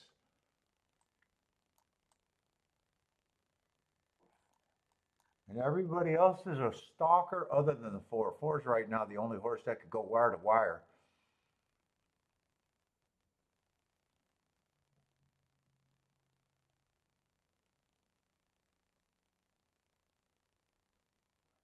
That's a pace that benefits the front end. I don't care. Like once you get this pace, it feels like damn the profile of them backing up. I think that pace takes away the 7's kick, the 3, and the 1's kick. The stalkers, the 8 and the 5 still might have a chance, but you can already see that the 4 and the 6 were able to re-break. 5 still has the best shot. I still think 7 doesn't have a shot just because he was farther back on a slow pace. If he's able to win on this, man, I don't know how he overcame that pace. Nice job. I think he did it, but wow. I did not think he was I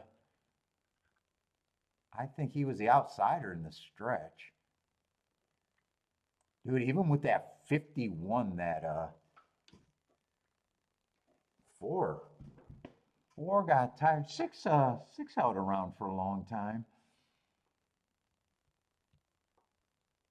So what is that going to be? 7-5-6 or 7-6-5? I'm pretty sure the 7 won that race though.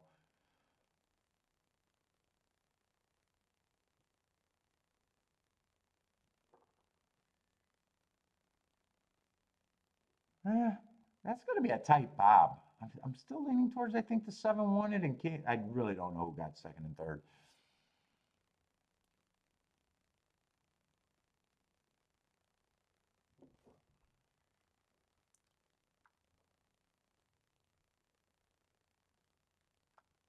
Oh, 7-6 obviously would be the better exacta, but it looks like it's going to be 7-5. 7-5-1. That actually kind of chalky too. 5 was first choice. 7 looks like he's third choice over first choice. Good thing these races aren't looking like much.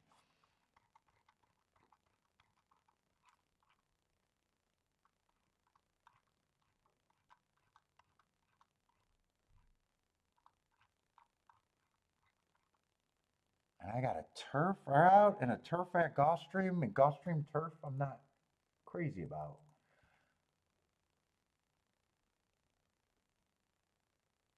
And honestly, this race,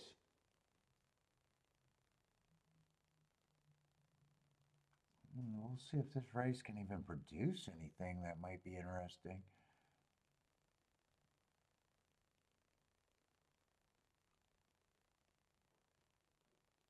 Just a $25,000, oh no, I'm looking at the wrong damn race.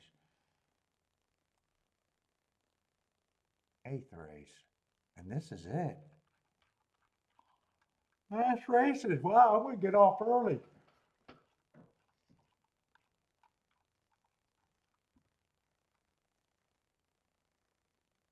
Kiki's sick and she's trying to go to Boston.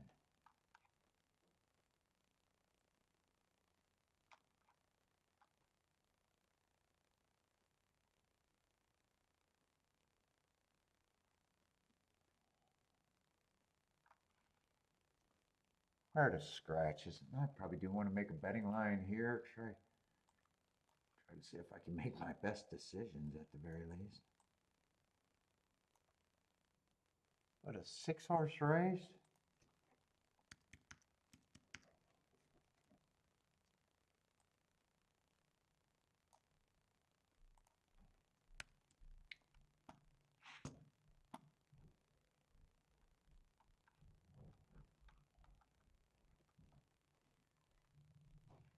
You're still going, right?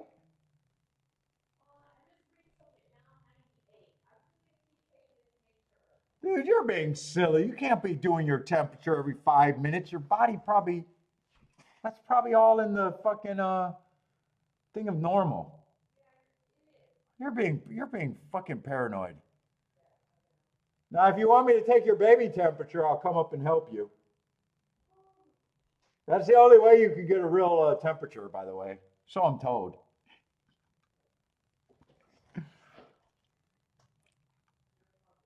Well, I want you to be healthy.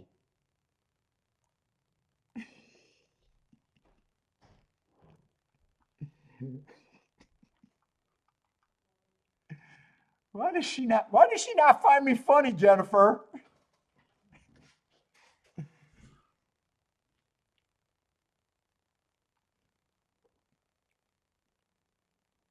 Kiki does not find me funny anymore.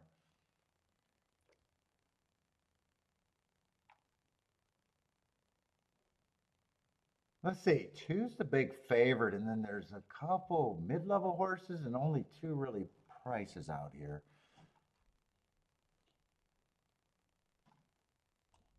2's just annoying. It's not his fault. It's just horses that went on one race sample. I'm looking at the race like everybody else does as soon as I see a 1 race sample, right? Both of them happen to be wins.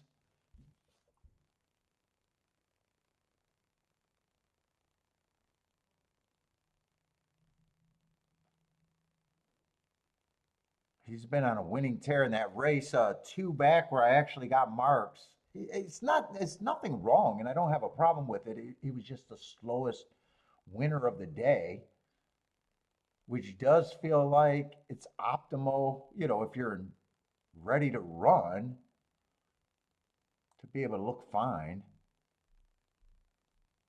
I'm kind of reading between the lines. I mean, these paces don't look that fast. They just look like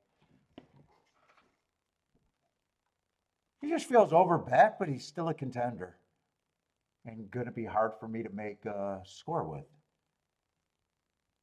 Overbet horse, but as far as him running or possibly even beating me, because it doesn't sound like I want to use him.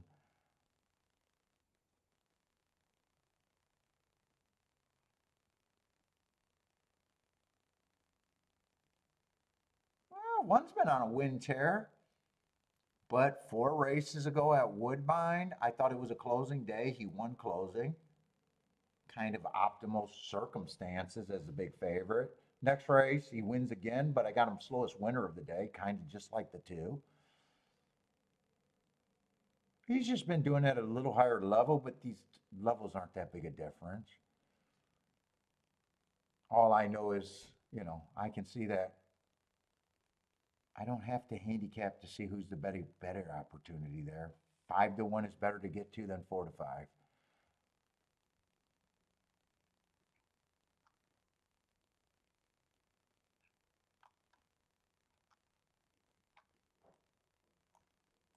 Three's coming out of the same race with the 1. And I've ran the same race as the 1, if you can even argue a little bit better. They both had an early pressing day. They were both kind of got excuses. But three's another short price contender that I don't have a problem with. 4 would matter.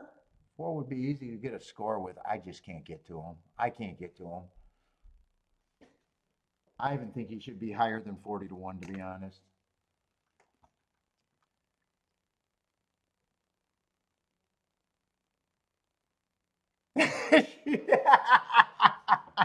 She finds me. Thank you for at least giving me the bedroom. Thank you. I'll take that. I'll take that one.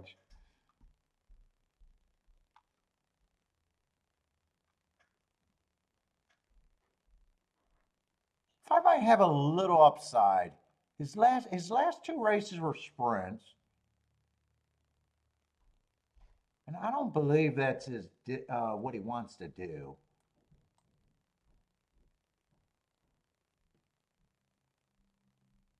That might be the highest price horse that I think I can get to. I might even think he has a little bit better of a chance than 10%, but he's still an overlay at that price.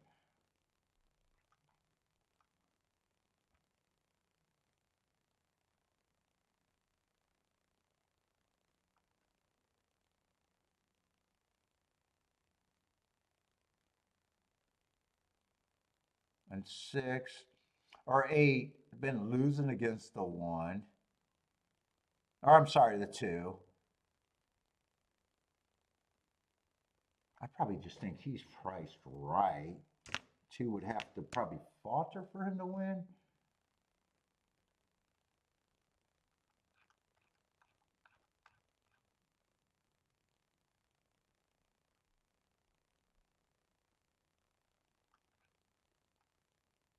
Two, there's just no way at that price. In fact, I think the 3 is the better horses, but me deciding between that group is a little.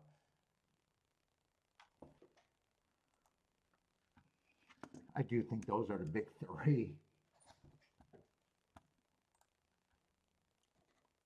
That would make 7 a better overlay. Or I'm sorry, 1 at 7-1, the biggest overlay. Two's over bad. Two's probably at that price. Put you in a position where I got to beat him out of first and second. 5's still an overlay.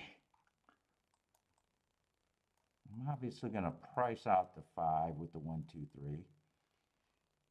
Probably even price it with the 8. I don't think 2 can ever be thought about with the other horses that are decent price. And I would price out the 138 also. So that kind of make 5 and 8. I could either bet this, sit out, but if I bet it, I probably got to bet for less because I can't check this.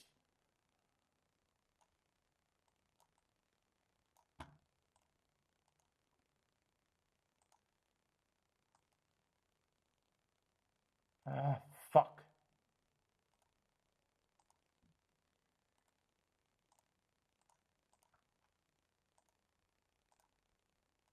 I'm going to bet it, but I'm kind of forced to underbet, and I might possibly hit this race and break my rule because I can't.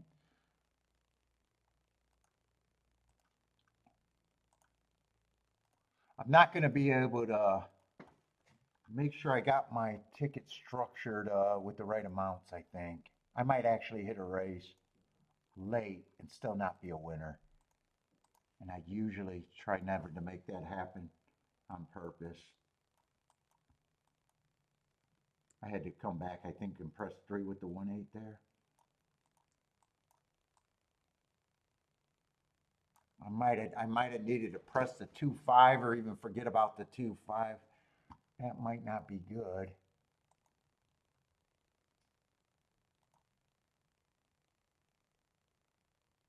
Yeah, 2-5 is $21. I probably should have pressed that.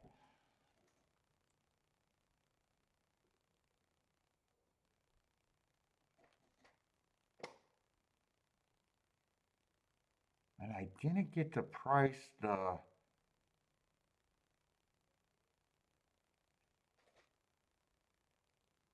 1-3-1-8 combination. Oh shit. Well, 1-3 just went up to help that. That's not going to be a good 3-horse exacta box because 1-3 is 20 to 1. 3-1 is 15 to 1. Although I got the 3 pressed, so I get it more, but it's not going to be great. Hopefully it'll be the 3 with the 8 or 8-3. That I'd have more time. Gotta beat the 2 from here no matter what. 2 just beats me.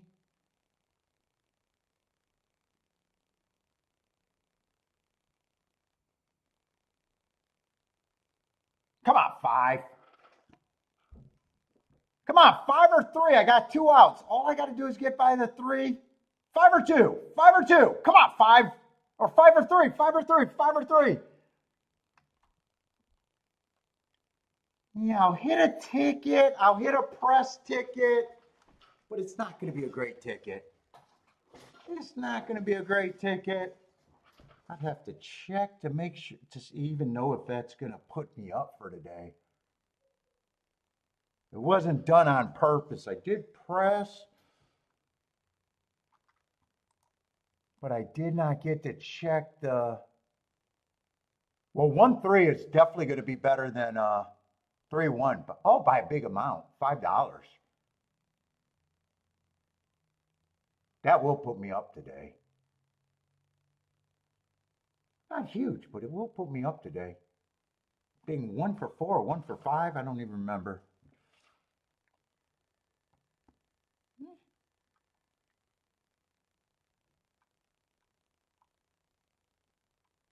And I seen when I first flipped on my thing and seen the thing, 1-3 was the first combination I seen. It was paying 17 to 1, and I seen it flip up to 20 to 1.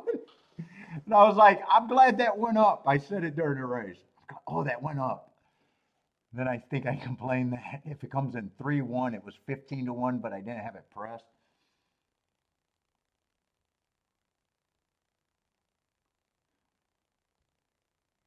Chalky, yeah, Gulfstream was chalky at fuck unless you had that 2-horse. I think technically, I think this is the second best exacta of the day, 20 to 1, and 20 to 1 is nothing to brag about. 20 to 1 is nothing to brag about, but I think it's by far the second best combination today at Gulfstream.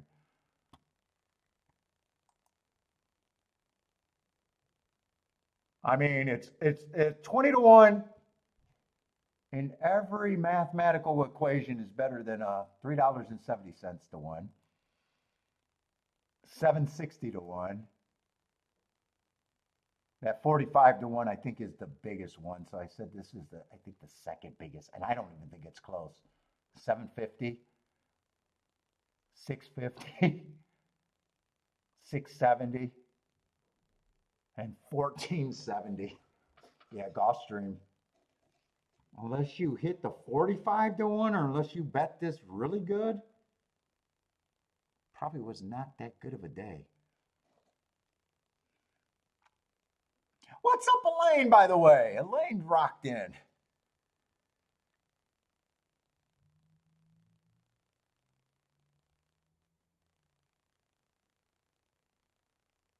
No, she's being hard-headed. I told her to cancel yesterday, but she's going to her friend's house and she does not want to cancel. She's going to Boston. And she's like, I think I'm getting sick. And I was like, oh, so you're going to go and get everyone sick? At first I thought she was going to up north. And it didn't until this morning I realized, oh, wait, there's a plane involved. And I know she's not feeling good if she's sitting there checking her temperature multiple times a day. I know she knows that she's not feeling good. It's more than just feeling I feel a tickle or something. I can handicap Kiki's behavior. Kiki's tough. She doesn't call off and sick. Dude, if she naps, she's sick. If she naps, she's sick. There's no doubt about it after all these years. And if she starts taking her temperature before she's going to somewhere she wants to go and knows she's going to have a fun time, you know she's feeling sick. She's not like me, a super homebody that's just happy being home all the time.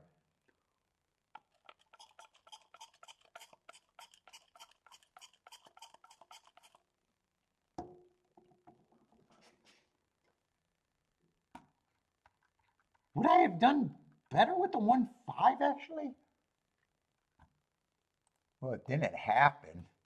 I didn't realize 5 still held on for 4th.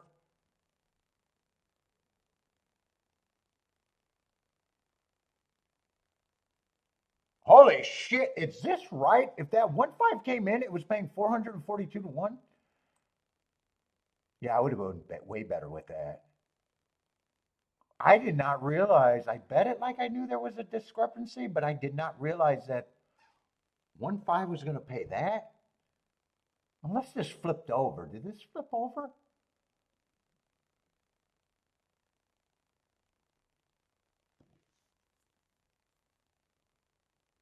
Fuck, 3.5 was going to pay 205.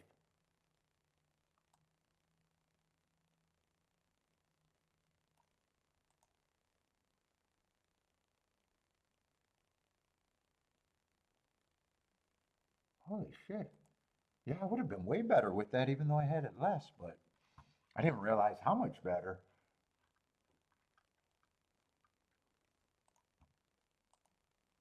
I say it, I probably, you guys know, when I hit something and fairly happy with my day, I don't know why I jump into a 5.5 furlong turf race that I don't have a profile for, that I trust.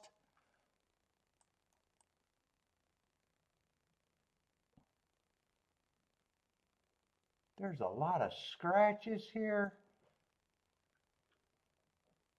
I just don't think there's a reason for me to rush. It's something that I probably don't have to rush for.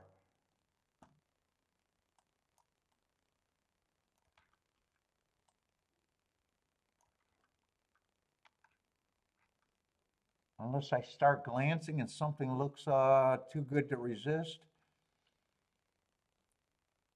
5 got great marks, but I already know 5 is a chalk, and that would not be Oh, is that what it is, Boulder? She just realized she's gonna miss me? We've had too much time together and she doesn't want to give it up? I don't think that's it. She loves to travel, man. She's more social than me.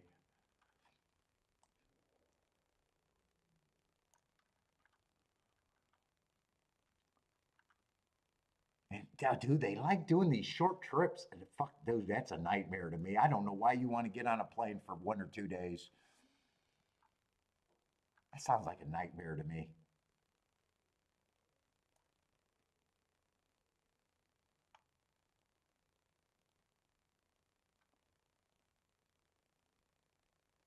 Yeah, and 12. I don't mind that hard.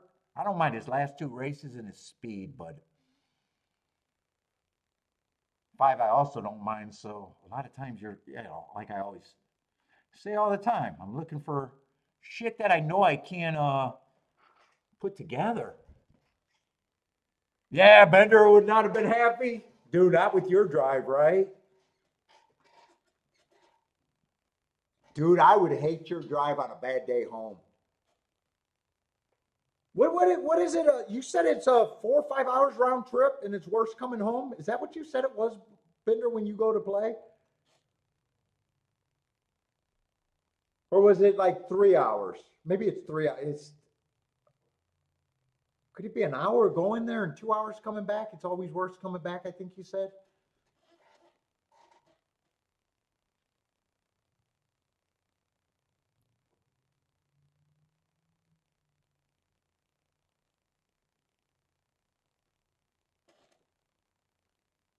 Dude, on a bad day or a wasteful day. Wasteful day is not a problem for me, but a bad day, ooh, those rides home could be bad. Oh, it's a 4 hour round trip with the traffic? Yeah, dude, that's a big commitment.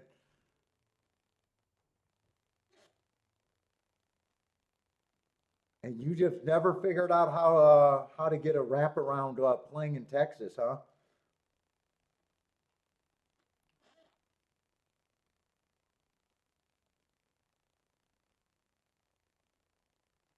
Saturday, you like to field tomorrow or Saturday? Saturday, we're going to have. I think the rest of the week is going to be what, Churchill and Gulfstream. As long as I don't have a problem with Sundays for Gulfstream. I know that was corrupt.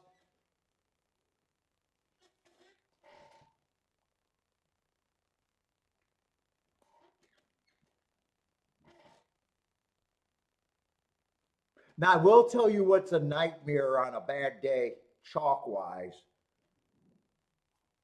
If I have a meltdown day on a chalk day, those bother me. Like, dude, everyone hit everything, and I thought there was upside in these tickets. Wow, how did I lose that much on a chalk day? If it's an average losing day on a chalk day, whether it's on the lower side of average or on the higher side of average, doesn't really bother me. If I have a meltdown day, I want it to at least be on a good racing day that, had prices and I just couldn't get there. That, there was spots, I was just wrong on the spots. That would be my preferred meltdown day. Meltdown days when everything was chalky are, in a way, hard to swallow in a way.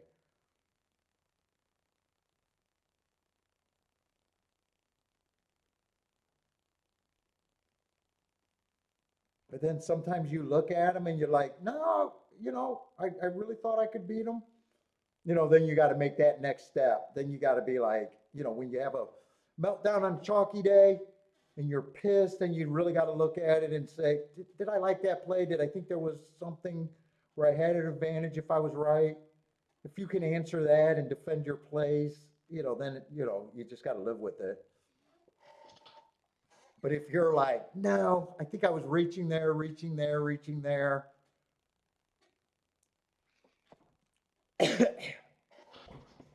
you probably don't like that day.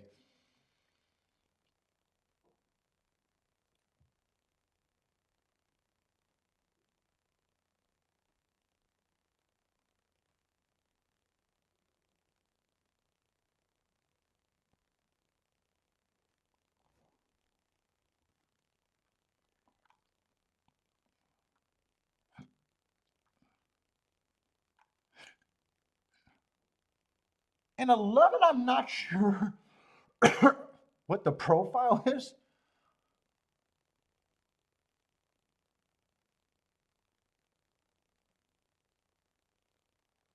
Yeah, he's a stalker or a closer. I guess if he stalks, maybe the 2-1 doesn't bother me as much, but if he's 5 lengths back or farther, I'm probably going to think that 2-1 price bothers me, whether he wins or loses. It just depends on if he's more of a stalker or a closer.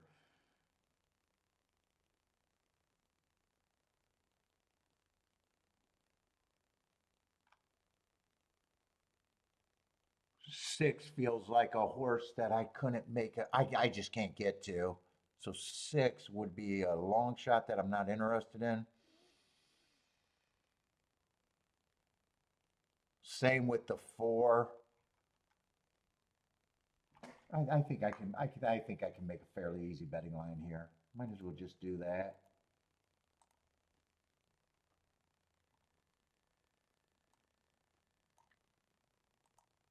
It really doesn't look like there's anything here though.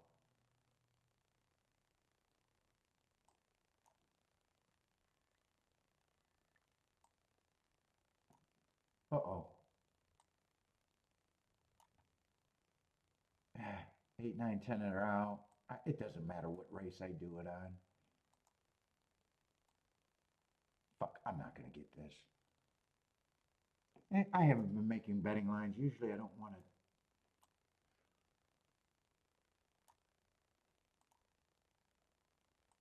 do them in order, but since I haven't been doing any today.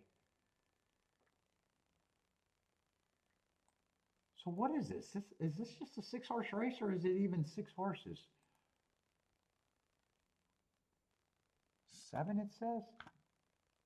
1, 2, 3, 4, 5, 6. 1, 2. Oh, the 6 is out.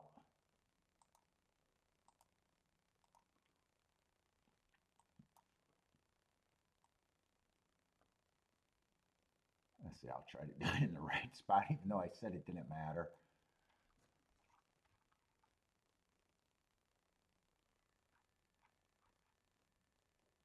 And it's a short field, and the horses that I really hate, I hate so much. So it's going to leave me a lot of points for the one in the, I think the 7, which going to look like they're playable. Oh, 6 is out. So 6. So 4, I can't get to. So it's almost like it's a 5-horse race, and I don't change my betting line, and I stop at 50%, no matter how much I like a horse. So it's just going to give some of the horses.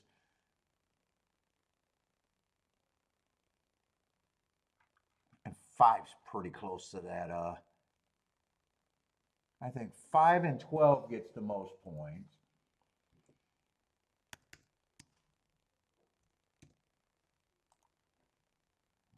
I think 12 might even be able to hold 30%. It's just that I can't get to the 4 at all. I think it's going to look like 3 in the.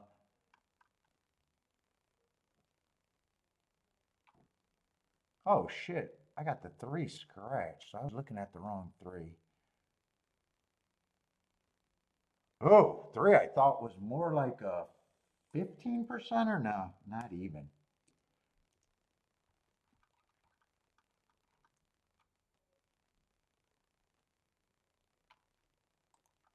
7's going to be like a 15%er. I think 11 I could have gave a few more points. I'd probably just take them from the 5.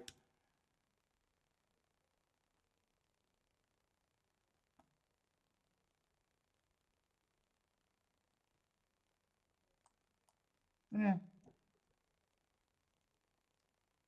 It's just a running style that I don't like, but he's still, I think, one of the bigger threats. I'm not even willing to give him 26. I think I give that to 41%. And obviously, there's not a lot of tickets I can make unless I want to really push it with the 7-horse, and that was not what I wanted to do. There's no ticket construction with 5, 11, 12. I can't construct that to make that great.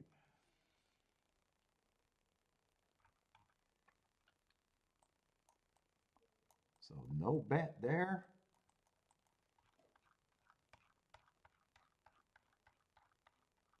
No bet. And 5 and 12 I thought should have the most points.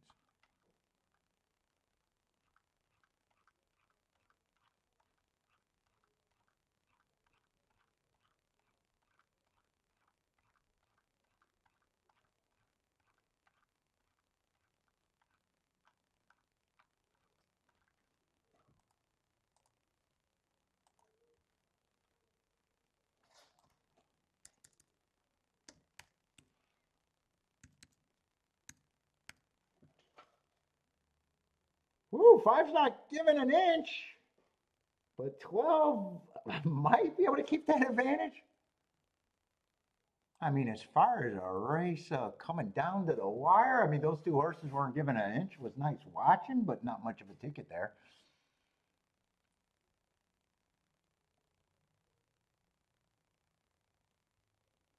I thought when the 12 got in front of him that he was just gonna 5 was gonna give up and just settle for second.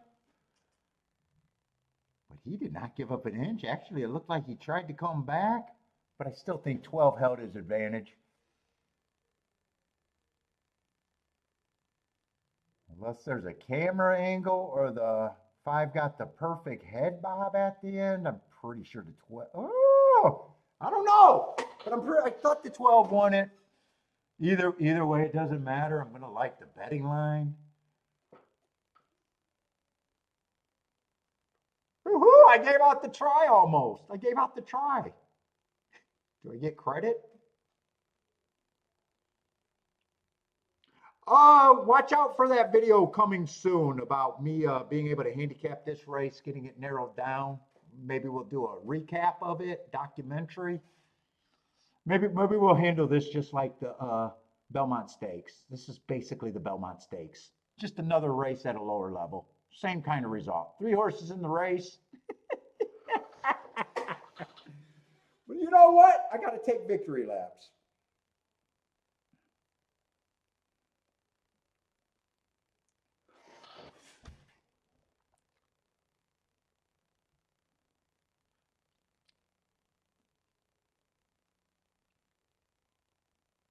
Looks like 12 held on. I thought 12 held on unless 5 got the perfect bob.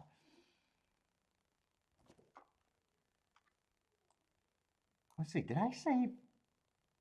I'll just do it again. I don't remember which one I saved or did I save both and I just got short-term memory?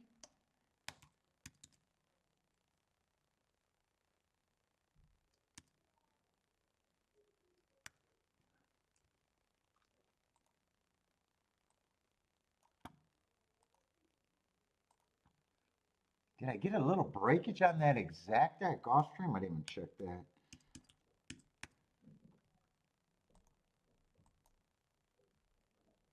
I need it to pay that full 20 to 1 though.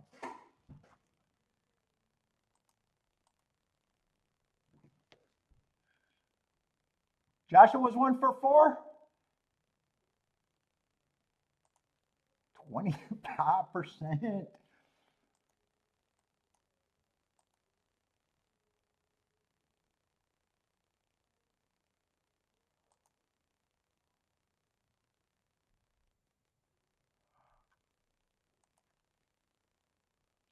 Yeah, I ended up winning for today. Not much. Not a boom day. It would have been better if I realized that I had to bet this for more. I could have made that better.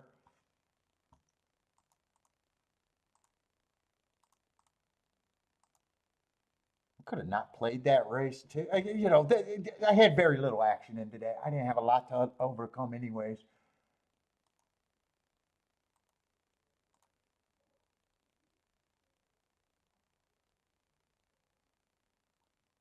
I could have just as easily enjoyed. I'm better off than taking a day off and just hanging out in the sun and doing yard work, but I could have just as easily done that today. Other than I get to hang out.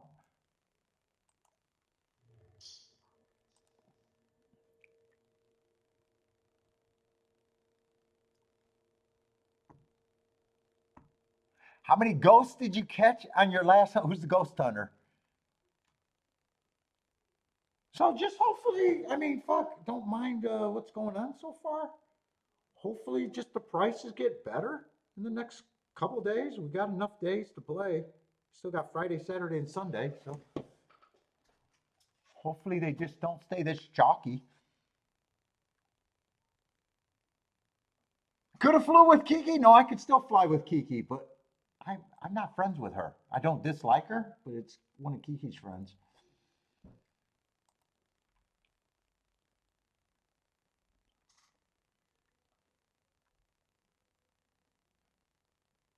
But shit, I'm gone. I'm gone unless I'm using the computer tonight, so I'm turning it off. I'm playing my game tonight. But everyone, good luck if you guys are playing Churchill tonight. I'll be watching the results, but outside of that, we know I'm not playing. Good luck, everybody. Tomorrow, Churchill and Gulfstream, probably for the rest of the week, too. But everybody, good luck. Have a good one, and thanks for hanging out today.